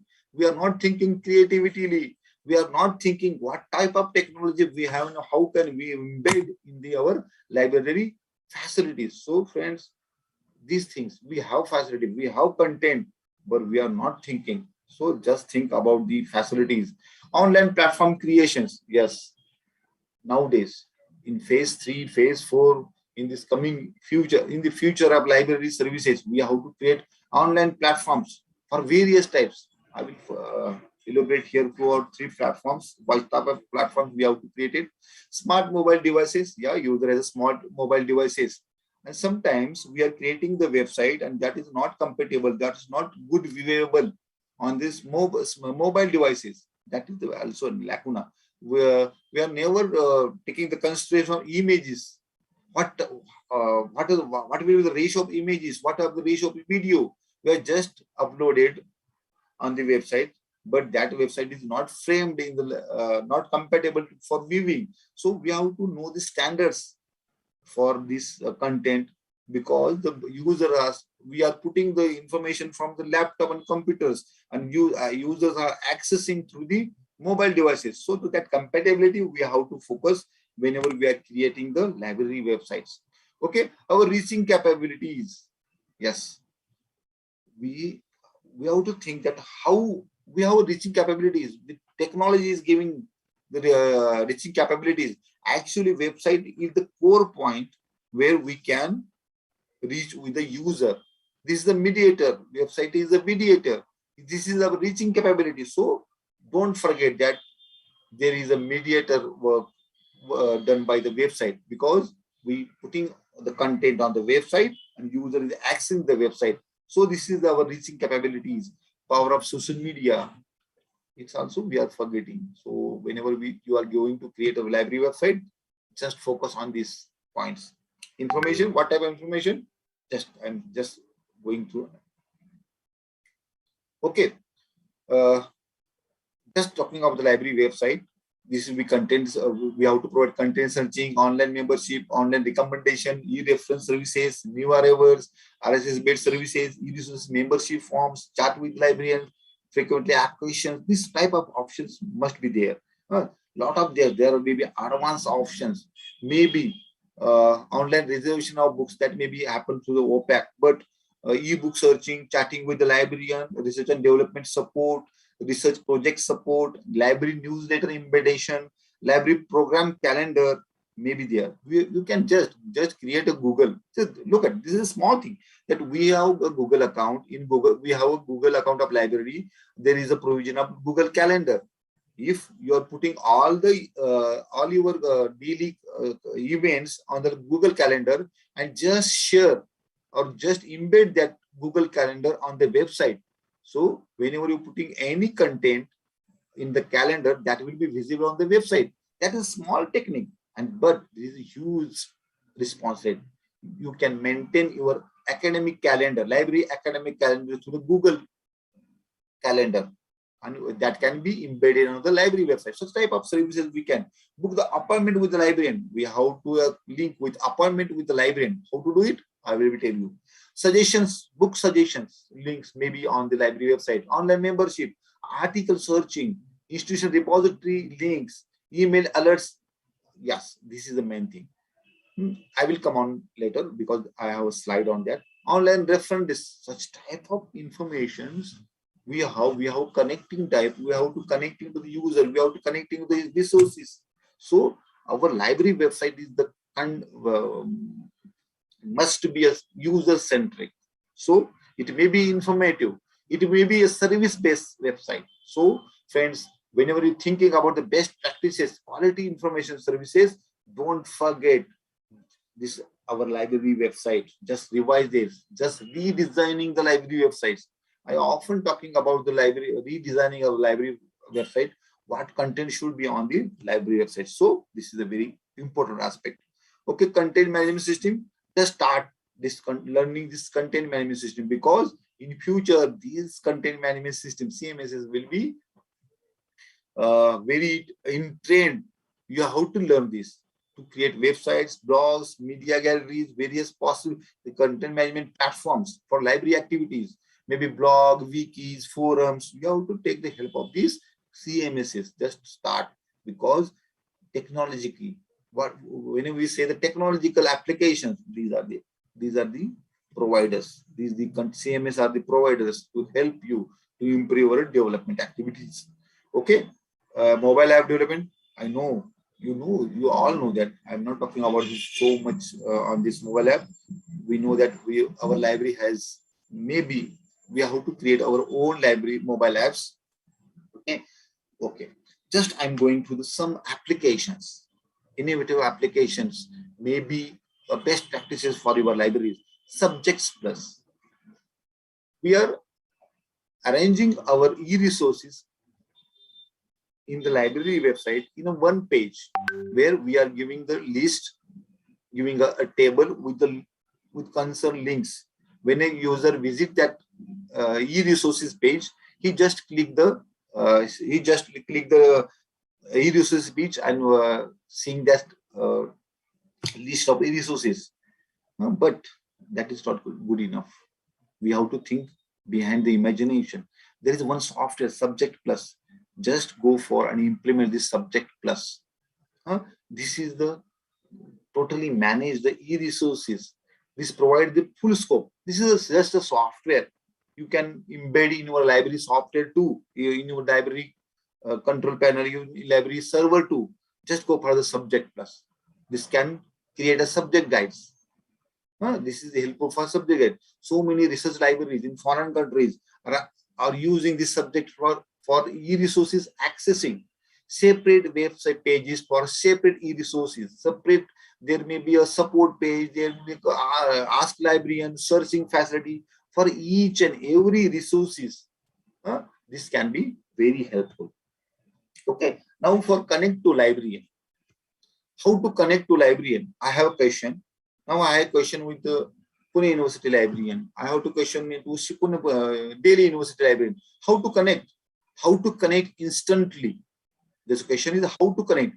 Suppose your user is at the home reading something, or he is on your website, he is in your digital library, and he has a question, he has a query, and now the question is how to connect to library instantly from these various platforms. That may be OPAC, that may be digital library, that may be your Facebook account. How to connect instantly? Because he is reading, he is searching something, and if librarian helps instantly, it can be a great beneficial for. So there are some tools. There are some tools. There are chat modules, some digital reference services also. There is a frequent questions portals also there. So we can create also library wiki, ask librarian tools. So how can we do that? Just go. Just. Okay. This is a simple tool. Talk to. Just this is freely available on the website. This is an online platform, and this is a freely available. Just go to the talk to website. Just create your account, and that your talk to account will be created, and a chat window. Whenever you can there is a embedded code. You can just copy that embedded code and paste on your library website, OPAC, digital library. And whenever user on that platform and he want to searching the content, he can open that chat window, maybe on the right or left side of the window. He can just click and chat with the librarian. Instantly the message go to on the librarian's mobile phone, and user connect with the librarian through the chat wizards. So user, this is a free of you have not I think there is no not a single penny you have to invest.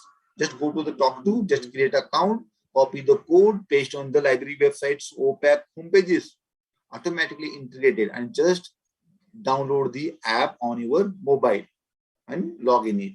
Whenever user connect, you can notify it with the ringtone, as a just SMS and phone calls coming. That type of notification you will get that someone is connecting to you, someone is asking to you. So that type of services you can form for connecting the librarian.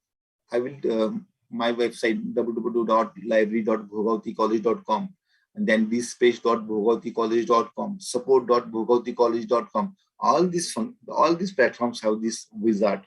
Even IIM Library Ahmedabad also this talk to integration. They are implemented from the last year.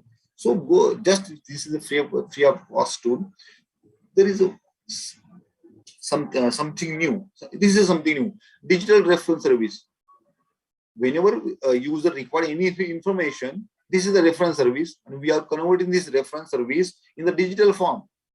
In the website, there is a link. Ask to librarian. Ask your query to librarian. Just users are clicking those buttons and just getting an interface, getting an application where they put their names, where they put the queries and submit the queries, and that query, that reference question, directly go to the librarian email, and librarian replied that email, replied that query online, and that query will be goes to the user account. So user can search their reference questions, remarks. This is the digital reference service. User can post their reference services online, and a librarian can answer that. Mandre sir. Yeah, sir. मी तुम्हाला दाखवू का ते online दाखवू शकतो का? Yes, sir. Please. Just I'm going to online to my website and how this is working. Just in 1 minute, I will show you. Just I'm stop sharing this. Okay. Just stop sharing. I have created. Okay, I have to share again to my. Okay, here. Are you seeing my web browser? Yes, sir. Yes, sir. Okay, this is my address of my digital reference service. Okay, support.bhogavaticollege.com. Okay, I have to just modify that. Okay. Are you seeing, sir, this website? Okay. Yes, This is my support, digital reference service portal. Actually, this is the best practice for my library. And I'm proudly said that no one library get not implemented this technology. Even this university library or in academic library, no one is implemented this. But in 2015, 2014-15, I implemented this. Here, this link is also on the library website. Whenever user link clicks on that website, he comes here, and here the option submit reference query. Just click, and if I have categorized the services, if he needed some queries about the library membership, just click here. Just he have to put here some data. He putting the data and submit the query. This query is alerted to me by email saying that some user is connected, some user is asking some queries. Please reply. In that mail, I just click on that link and go to the. Again, I am coming to this portal as a librarian, as administrator, and I answer that query. This is going online. When I submit this query, the email go to the user, concerned user, and user can see his reply on that. Here, every query has a number, reference query number, tracking ID. If user want to know the status of his query, he can put that ID. That ID is emailed when he submit his question. Okay.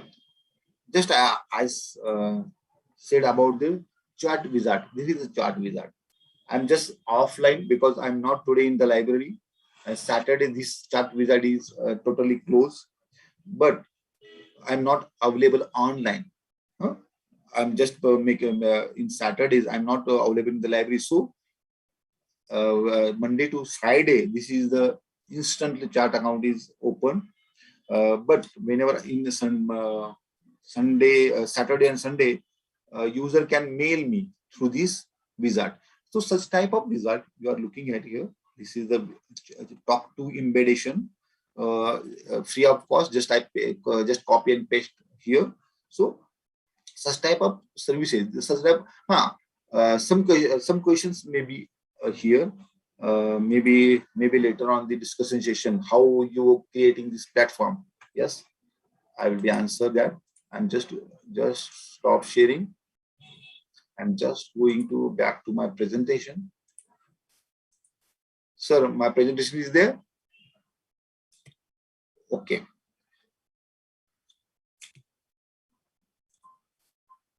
Okay. This application, this digital reference service can be built with the help of HESC and OS Ticket. These are two open source softwares which can helpful for to create such type of best practices in library website. HESC and OS Ticket. I think for HESC is not an open source; it's a free available, but all the features we needed are embedded there. And this portal also, I'm going to upgrade this OS Ticket. I'm using HESC, but now for next application of services, I'm using OS Ticket. If you are thinking to start your digital reference service applications online, don't go for the OS Ticket. Some difficulties are there, but HESC is very simple to install and use. Go for that. Okay. Just we see the talk to. There are some options for instant wizards. There live chat, Zoha, Pure Chat, Gendex, SmartSup, and My Live Chat also. These are the softwares. Some of the free and some of the subscribed base with the demo version. Don't go for the. If you have money, then you can go for it. Then if you have no money or any finance support, go for the talk to. That is totally free. Okay. Appointment with the librarian. Yes. Working as a reference librarian, working as a research librarian. So many people are visiting library for their reference queries. Again, this is the connect to librarian concept. In pandemic period, we are working in library in limited time. Maybe some people are working in 50%, maybe in alternate days they are working in the libraries. Suppose some library, some users, if any user require information and he want to visit or visit the library and consult the librarian regarding his query, how to know? In normal condition, what happen?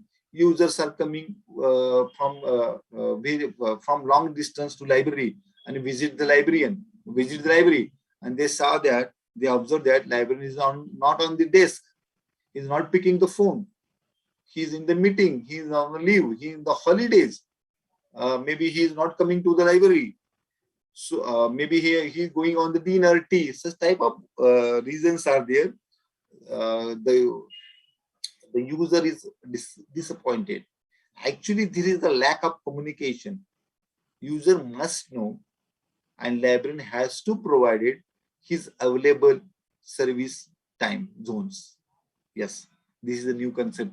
We have to provide what type of which timing is suitable, which timing is freely available to me for the users, because we are working 8 or 10 hours, but in this 8 and 10 hours, we are attending meetings, we are doing a lot of work.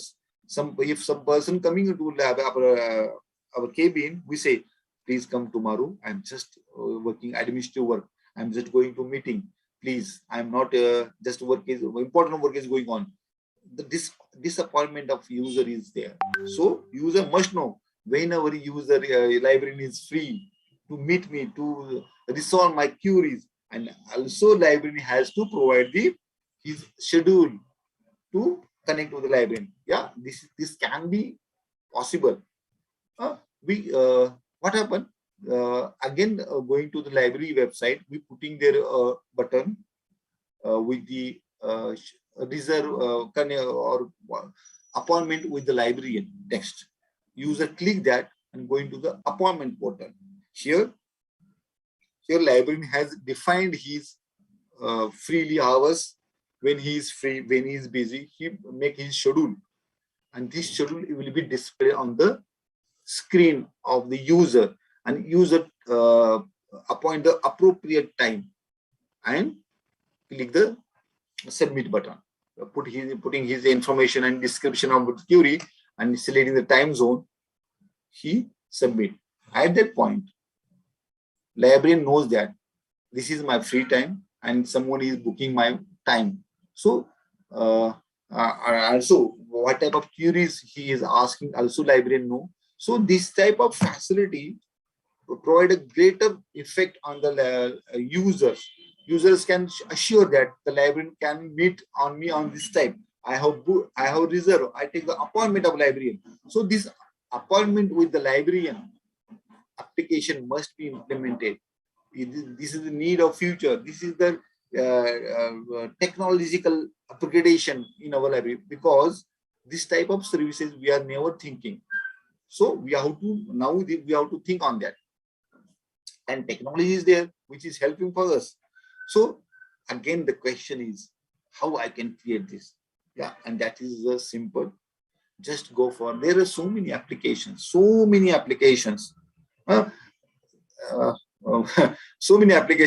is easy appointment. Just go to the easy appointment, reservation. So many. Just search the Google. He can answer. If you're not getting answer, actually this is the one-day workshop on how to create the appointment portal for librarian. Yeah, I'm doing this in the Harvard University, in a college in Harvard. There are 4 or 5 students. For 4 or 5 students, I just give the lecture. But definitely this is a great appointment system for librarian. Okay, again for the digital library. Nowadays, just 15 days before there is a news that this press has upgraded, not updated, upgraded his version to 6 to 7. So there is so many. Actually, whenever we're talking about this space, this is not new thing. We are thinking that we have to create a repository, and we have to create the research faculty data with question papers, all that. We're thinking narrowly, but we have to think broad manner. How to use the digital library software? Just repositories. Actually, this can be used for the repositories. What type of repositories we can make? Look at here. 4 years back, maybe 2016, in staff meeting, I'm talking about the teachers notes repository, and no one is considering that point and not giving any importance. They're saying, why is there need of teachers notes repository? But at that time, not so much backup to me, but some teachers giving me their notes, and I created a teachers note repository in 2019 from March 20 to till date. We are online, where students are at home and they're accessing the teacher notes from their computers, which is very grateful. And I think in last Diwali, my principal is coming and in staff meeting saying, Mr. Kalluri, that teacher notes we have to create it. So many teachers have their notes and we have to put on that on your digital library or the repository. I remind that, sir, 4 years back, I'm talking about the teacher notes repository, where all the teachers are putting their repository notes in repository, so user can access. So friends, just create a teacher's note repository. So don't say this is an institutional repository. In institutional repository, create a teacher's note repository. Only teacher's notes are available. If you are going to if you visit my library website, library digital portal, you can get their teacher notes repository link, where category wise, class wise, there is the notes are in it and user are there. Actually, this repository is very famous because 17 lakh download hits we have in last 4 years. So it's so much trended in the students. Okay, question bank, just create a question. Just don't create a collection. Just create a question bank repository. Rename this question bank repository. All the questions bank from this teachers, just put in this. Look at here. Now this online examination, objective to online examinations, and students are not getting the objective question banks. If you put, as a library, we are collecting the data from the teachers and putting on the repository, definitely this will be the great help for students. Also, as a best practice, just go for the question bank repository. Similar to the question paper repository, upload the question banks, question papers. It may be not only to the BA, BCom, BSc, this degree-oriented courses. Do it for the MPSC, UPSC, police recruitment, bank recruitment, maybe Talati, MPSC, UPSC, all that question papers you can put here, and that will be converted in the repository. Look at here, what we are doing. We are uploading the user-centric content. If user-centric content is there, automatically user will be on your website, on your repository, and definitely he will be use your website. So this is the mechanism. We are putting user-centric, then user coming back to your online presence. This is the online services. Okay, faculty research repository. We have to put the PhD, MPhil, project report, their articles, all that content on the faculty research repository. We have created a website for their faculty research. That if you visit research.bhogavaticollege.com, there is a software installed where teacher can upload their research outputs, research articles, preprint articles. That application is also with free of cost. No, we are not investing any money, but we are putting that. If you get time, go to the research.bhogavaticollege.com. There is the research portal. We have created a research portal. Photo library, that is famous. Just I'm showing you this service. What happened in our institution, in our college, there are so many programs, events, and so many photos are clicked, and that photos are counted in albums, and albums are in the cupboards of principal. Whenever any photos are required, then we are searching the principal's cupboard. and albums. This is a very hectic work. These situations coming to me in before last 4 or 5 years. My principal throw all the albums to me and saying keep it all these things in our library, and whenever we are need any photograph, we will ask you, please give to us. I think on that photographs, I just created a photo repository. All photos, year-wise, event-wise, I uploaded photos in a online platform, and every teacher, even nowadays, every teacher is accessing that photo library. Just I'm showing that. Where is that? How is looking? I'm just stop sharing. I'm just going to the my again here. How to just port photo library. Okay, we are just working on that. This is sorry, this is visible. No, sir. No, I'm not sure. Oh, okay, I think I'm not sure there. Okay. Okay. Okay, sir. Okay. This is the photo library software. Here, we just make after the NAC, we are just editing these records again, because we want some improvements. We are giving some keywords, so this may be in scattered order, because we are working on this. But look at here, this is the 2015-16. There are 20 albums and 609 files. If you are going here, I'm just browsing here. Lokmanya Tilak Jayanti, 1st August 2015. Just I'm clicking here, all the photographs here. Just like that, we are putting all the content or all the photos here. This is the 2018-19. So 6, 7, 8, 9, just working. So we are just in edit mode now. 2011. Just I want the Independence photo, Independence Day, then I can get the information. Such type of photos. How many photos? Maybe more than 10,000 photo library photos are here. So this is a very useful. No, nowadays, I just bundle that photo albums and pack on the terrace in go down. I'm not going there, but all the photos are accessible here. This is the photo gallery, image gallery. Now I'm going the keywords. I'm giving the keywords to each photograph, because each photo, if you are seeing this photo, this is the 15 August Independence photo in 2015.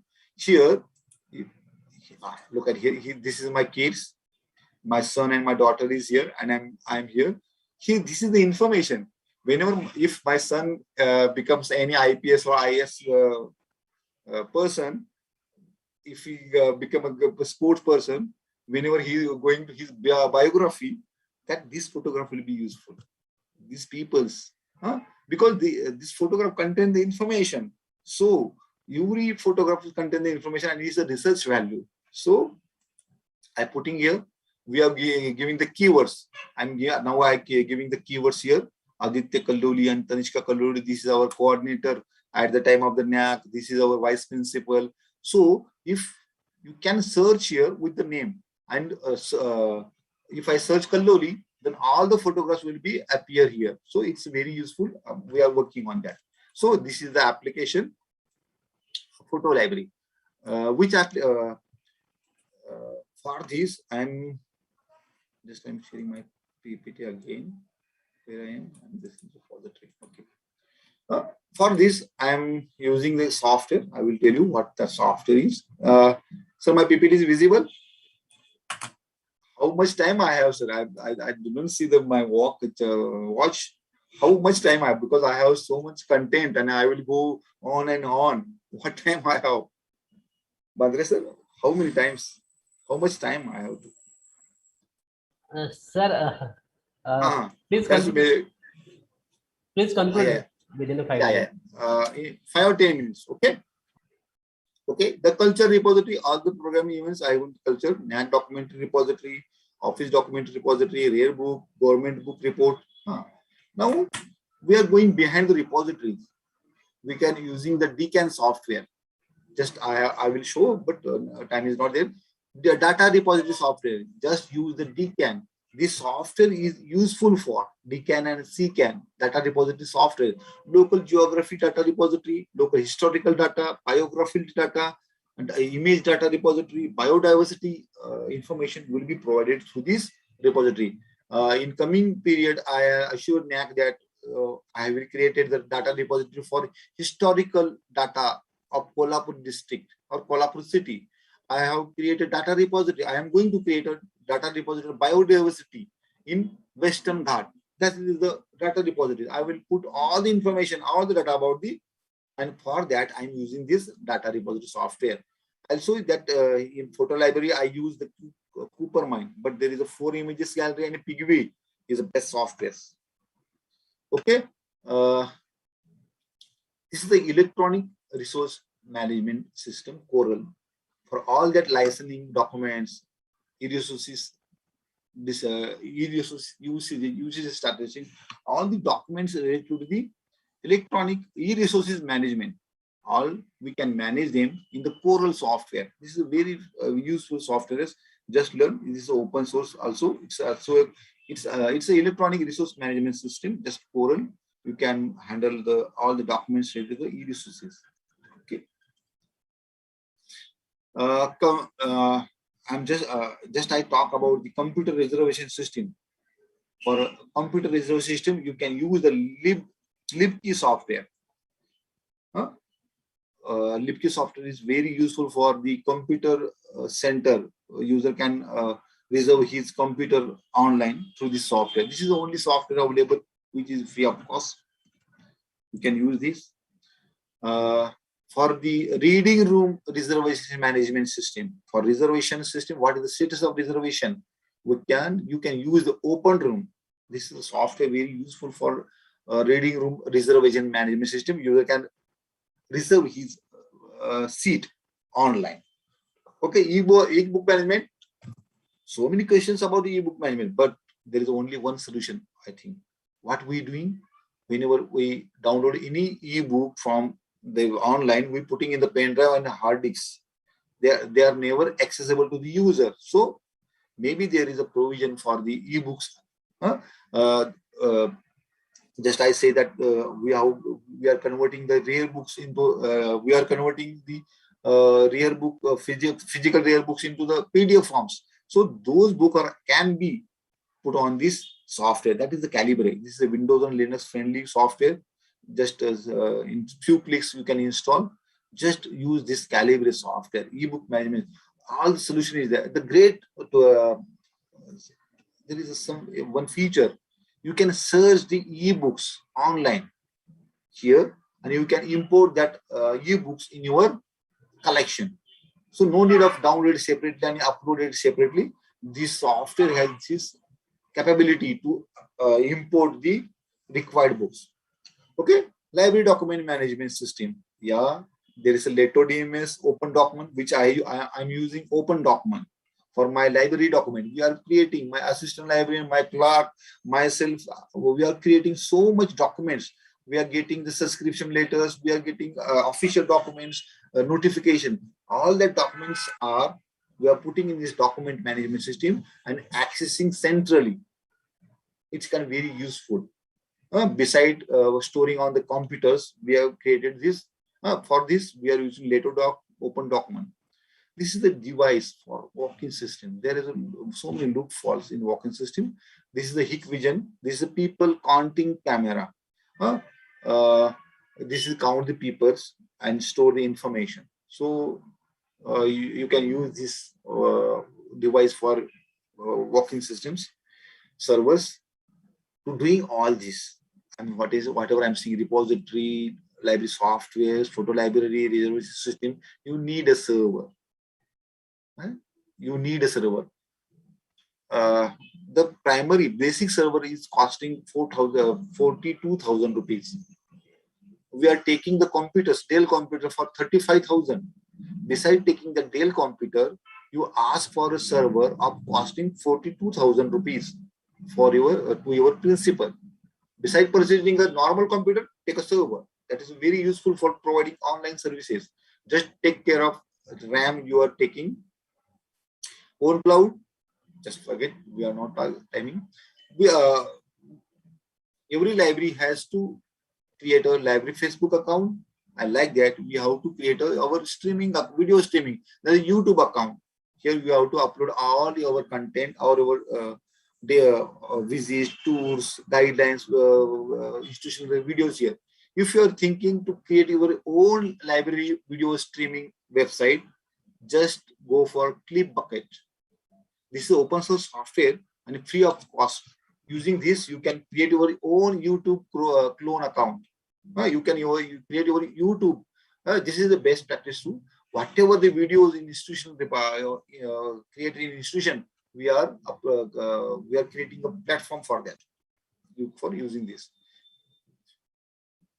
Okay, tablets. This is the best practice. We are using the tablets for online student feedback, emergency issue return, membership registration, ebook reading, library information help, guides, OPAC searching, complaint box, library orientation. Just introduce the tablets for this work in our libraries. That is so much helpful for us. Okay, if your institution is publishing any journal and you want to put on the online, just use this open journal system, OGS. This is a free of cost. This is the public knowledge project, and they are created by Project Knowledge. You can create this. If you are taking any conference, just use this OCS application for management of all the components. There is also one software we are using, that preprint servers, open preprint servers for faculty research management. Wi-Fi, we know Wi-Fi, but create a intranet and give the access of library content to the user in our campus through the Wi-Fi adapters. This is a model. If someone is interested, he can contact me for this model. We have created a hot Wi-Fi library intranet. The library content is accessible in the campus through the Wi-Fi without internet. This is the library intranet. I have named it library intranet model. Here he can access here without internet, web lectures, videos, educational video access, ebooks, videos, all type of content without internet in the campus. User can access through their mobile devices. Okay, newsletter for email marketing, for sending email. There are so much capabilities in a Gmail account. They only send 500 email, 100 emails or 200 emails. But if you want to go organized way, just use this software, PHP list. This is the totally amazing software for sending emails to our students. And it's also give the usage strategy. Who is opening your, who is opening and reading our emails, who is not open, which account is, which email is closed, which email account is not used by users. All the statistics and all the details will be get in our PHP list. Okay, QR code, yeah, QR code oriented. Just think about the QR code. This is amazing technology to content, accessing the content point. So create the QR code for each one: suggestion box, feedback form, library tool, e-resources, library website, IR, modules. They will create all type of QR codes and put in the display on the books or in the library campus. Okay, kiosk. Just create a kiosk, digital touchscreen kiosk. This is some libraries are putting the library kiosk for only OPAC, but don't do that. Use the kiosk for other works to display the informations.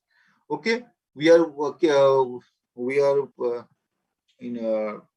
using TVs in the libraries for displaying instructions, tools, new broadcasting, products, giving them marketing of products and resolution. There is an upgradation. Just use the digital signs. This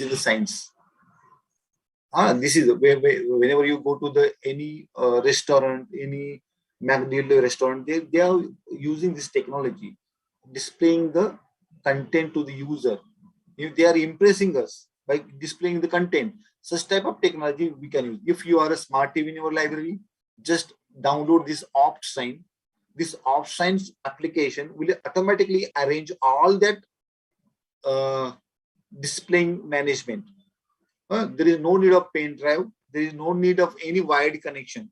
From your laptop, you can manage that smart TV which is you hanging on your library. So whatever content you can display, there are so many templates. But this is subscribe services. But you have smart brain, you can use it freely. Okay.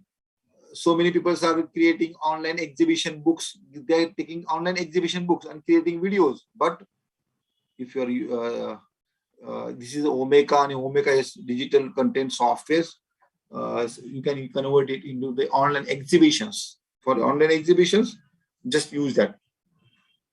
So it's a very plus. Create your library, learning support. Just subscribe the ND Club. Just subscribe or take the advantage of ND Club. So NPTEL local chapter in ND Club. You have to subscribe and give these services to the user. So Prabha, create a section in a library. Put a smart TV or TV and a cable TTS box. Through that DTS box, access 32 DTS channels, education channels for the students. This will be the great beneficial. Implement the Swayam Prabha in your library. This may be costing 15,000 rupees. Okay. There is a NAC one question in fourth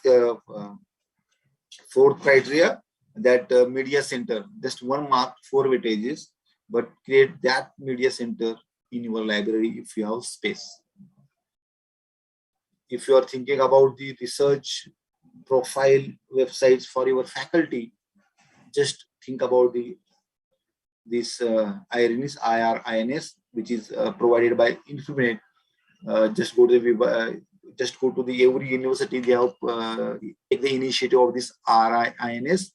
If you have a research scholars in our institutions, teachers, you can apply and create your own portal of RINS. This is the research information network. Okay, if you are creating interested to create a library forums, just go the PHPBB software for discussion group, user support, solution-based faculty. So many amazing software is this. Okay, I'm just splitting some. If you usages is very important. So whenever you're creating so many online platforms, then usage is the main thing. You have to create the usages. So for creating the usages, just install a software or application, Matomo. Matomo is a great software for analyzing generating the usages statistics and analytics. Now, this is an open source software and very easy to integrate to online platform. If you are not having this software server, just go to the Google Analytics. It's also work like that, but Matomo is the great features than the Google Analytics. DSpace, Koha are working with this Google Analytics. Just use that feature which is in all that open source software, Google Analytics, because this will be generate the usage statistics. And at the last, usage statistics is the most important thing, because we have to present that usages to our authority board. Okay, for ICT application, these energy saving sensor oriented equipments, bulbs, fans, solar panels, speakers, water monitors tools we can apply for best practices. I'm at the end of my session. There is a platform compatibility. This is the most important thing. If your software is in Windows and you are installing the other software in Linux, then it's very hard to handle those different platforms. Whenever just think about the future developments, future platform you are using. Use the same platform applications, which can be helpful to for creating best practices, creating or handling management. So never go for Windows software. Some software in Windows, some software in Linux. Go for a platform compatibility. Hardware. Whenever you are purchasing the hardware, just give some more time for how, what are the features resides on the equipment. Just the simple example, whenever you go to the Wi-Fi adapters, outdoor Wi-Fi adapters, there is one company which provide the username password application. User has to create his account, he get the login ID password. Without login password, he cannot get access the Wi-Fi. There, if you make the research, you can get this thing. Unless you have to spend 70,000 rupees for separate software for user authentication, but some hardwares are supported. So many features, such like this barcode printing machines. Also, they have their own embedded softwares. Okay, if we're thinking about the innovation and best practices in library services, you have to work. Innovation in library comes from your own library services ideas, but you have to think innovatively. You have to apply innovative applications, ideas in your through the technological aspects. So that must be very beneficial. Okay, so doing all these things, we have to learn, and this is the time to learn. And so many aspects, Linux, we have to learn HTML, PHP, Linux, open source softwares, hosting sites, digital library softwares, content creation, content management, content publication is there, e-learning softwares and their management, and social media presence. We have to learn all these things, and we have to learn to give the best practices in the library services, in the library domains. So friends, this is the time to learn, and I think I'm stopping here. And thanks very everyone. Just when I start, there are 85 peoples, and just seeing that there are the 81 peoples. Thank you for staying with me. Thank you for listening my views on the technological aspects for best practices. Any questions? I'm here. And before that, I'm very thankful to this Mahatma Gandhi College of Science, Garchandur, and Sharadrao Power Arts and Commerce College, Garchandur, their management, and my Mathivar sir, for all of you, and best wishes for your technological adaptation. Thank you. Any questions? I'm here. Sir, I'm stopped sharing my screen. Any questions? Any questions? I'm here. And thank you. Thank you, sir. Thank you, sir. Mangesh, one minute.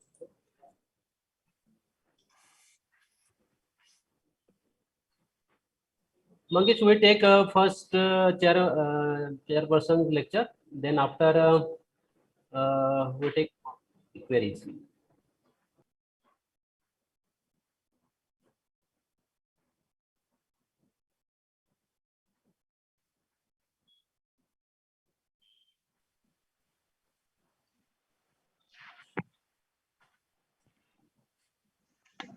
Good afternoon, everyone.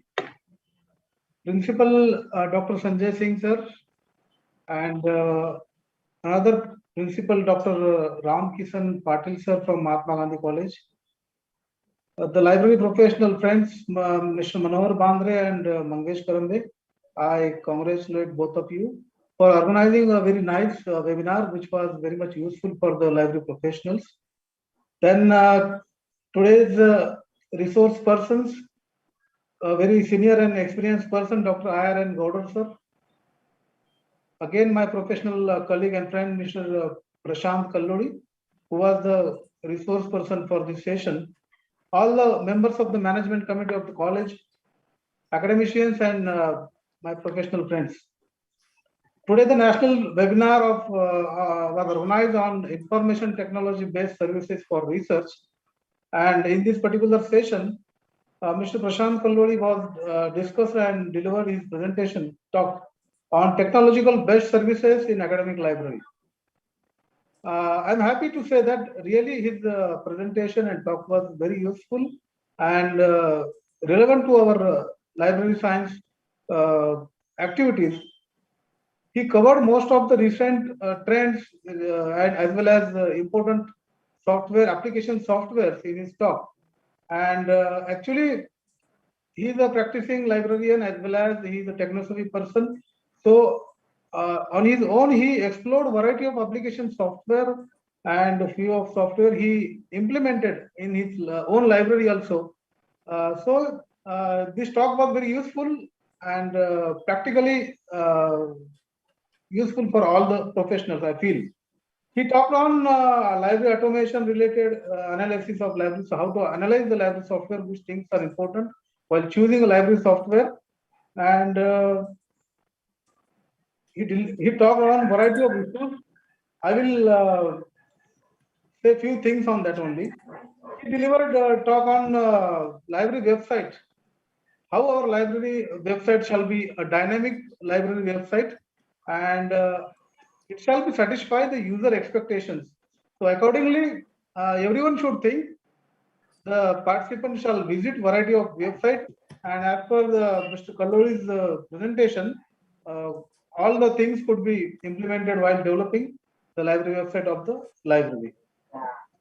Then how to use social media, electronic resource management, N-list services, remote login, library spaces, as well as he categorized the existing libraries in the 3 pages, first, second, and third, and who are serving the basic services, who are reaching the advanced stage, and again how the libraries can reach the recent trends and advanced facilities they can provide.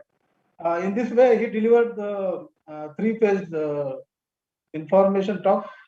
Then one important slide was on service areas to implement the technology, in which reference service management, management of computer center, reading room, reservation, ask librarian, walk-in management, all these things, how we can manage with the application softwares. He introduced that, as well as given some examples of the software, application softwares also. How we can integrate the online payment gateways, service appointment management, e-book management, the Calibri software, which is very much easy to use. You can explore, it is easy to download also. He talked about the Calibri software also. Faculty research data, IRINS, how a college, it is actually useful for the university library system.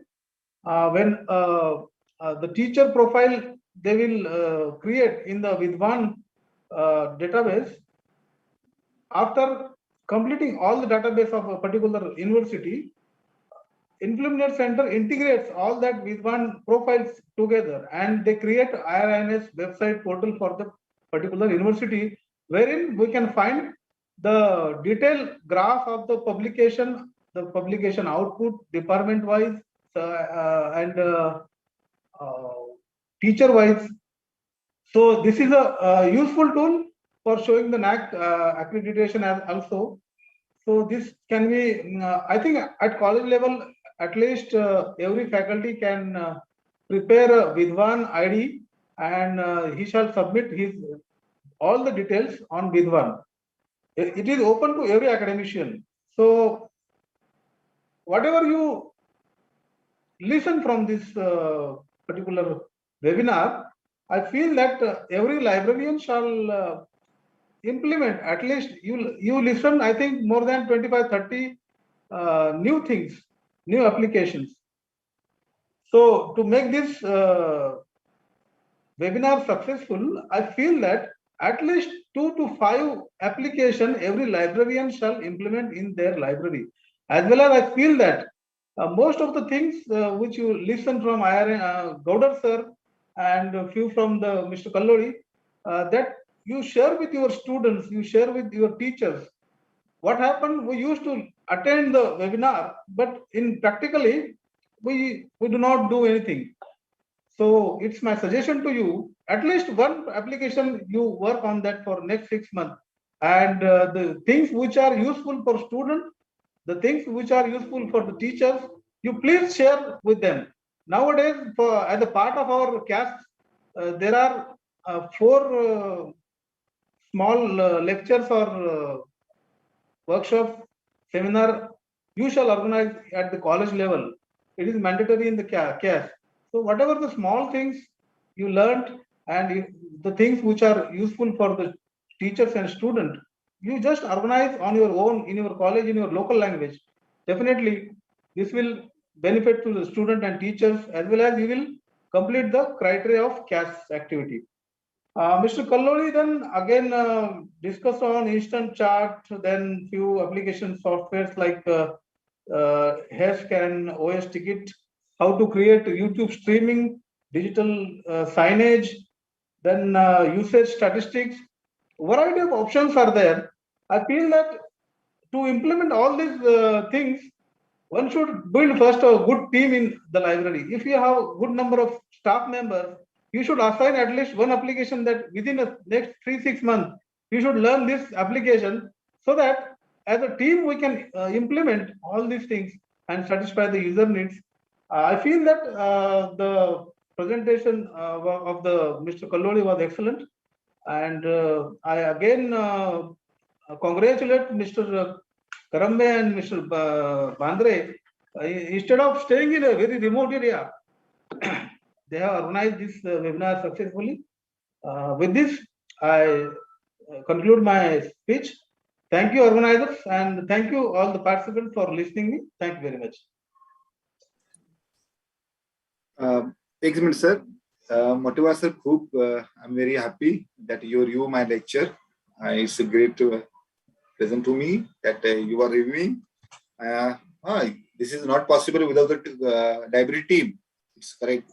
Actually, you must have a good library team, techno-savvy persons. So first of all, you have to build your team. Yes.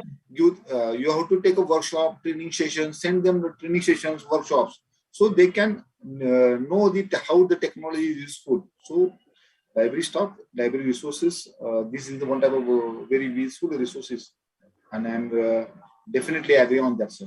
And thank you, sir.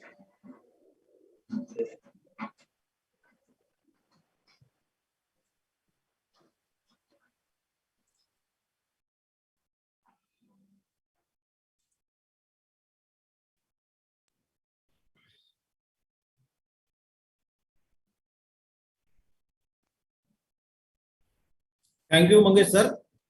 Thank you. Dear participant, I am Dr. Sandeep Ghodile, Assistant Professor in Chemistry, Mahatma Gandhi College of Science, Gadchandur. Now we are at the last stage of the webinar, and I am thankful to organizer for inviting me to express vote of thanks. First of all, I am thankful to Honorable Sri Subhash Bhau Dote, President, GSPM, and MLA Rajura constituency for his support and guidance to organize this webinar. I extend my vote of thanks to Dr. Anandrao Advale, President, SSPM Gadchandur, for his continuous encouragement and support to organize this program.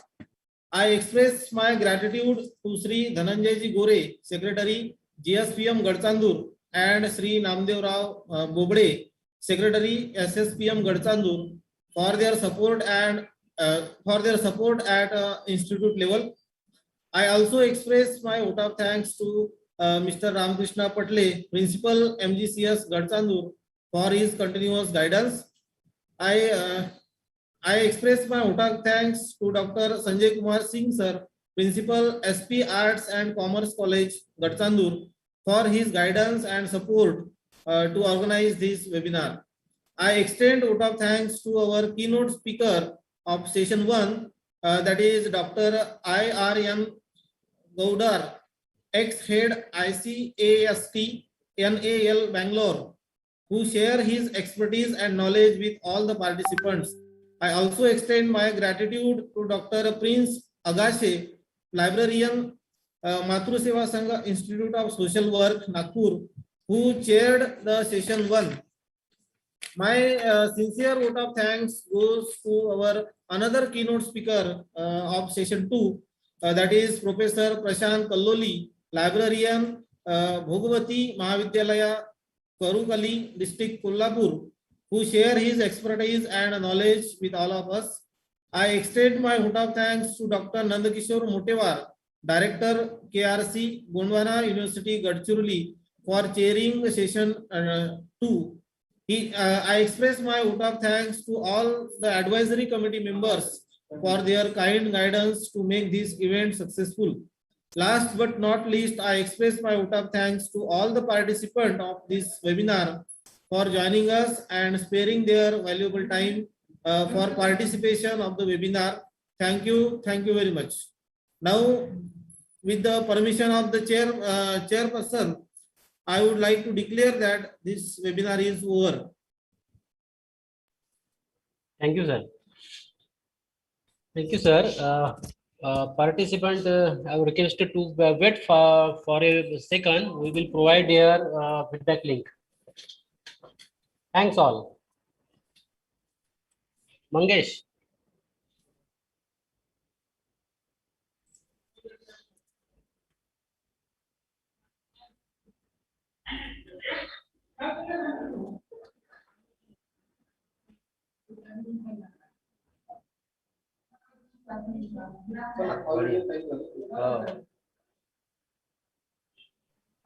Congratulations, Manohar Bandre and Mangesh Karambe for organizing very nice.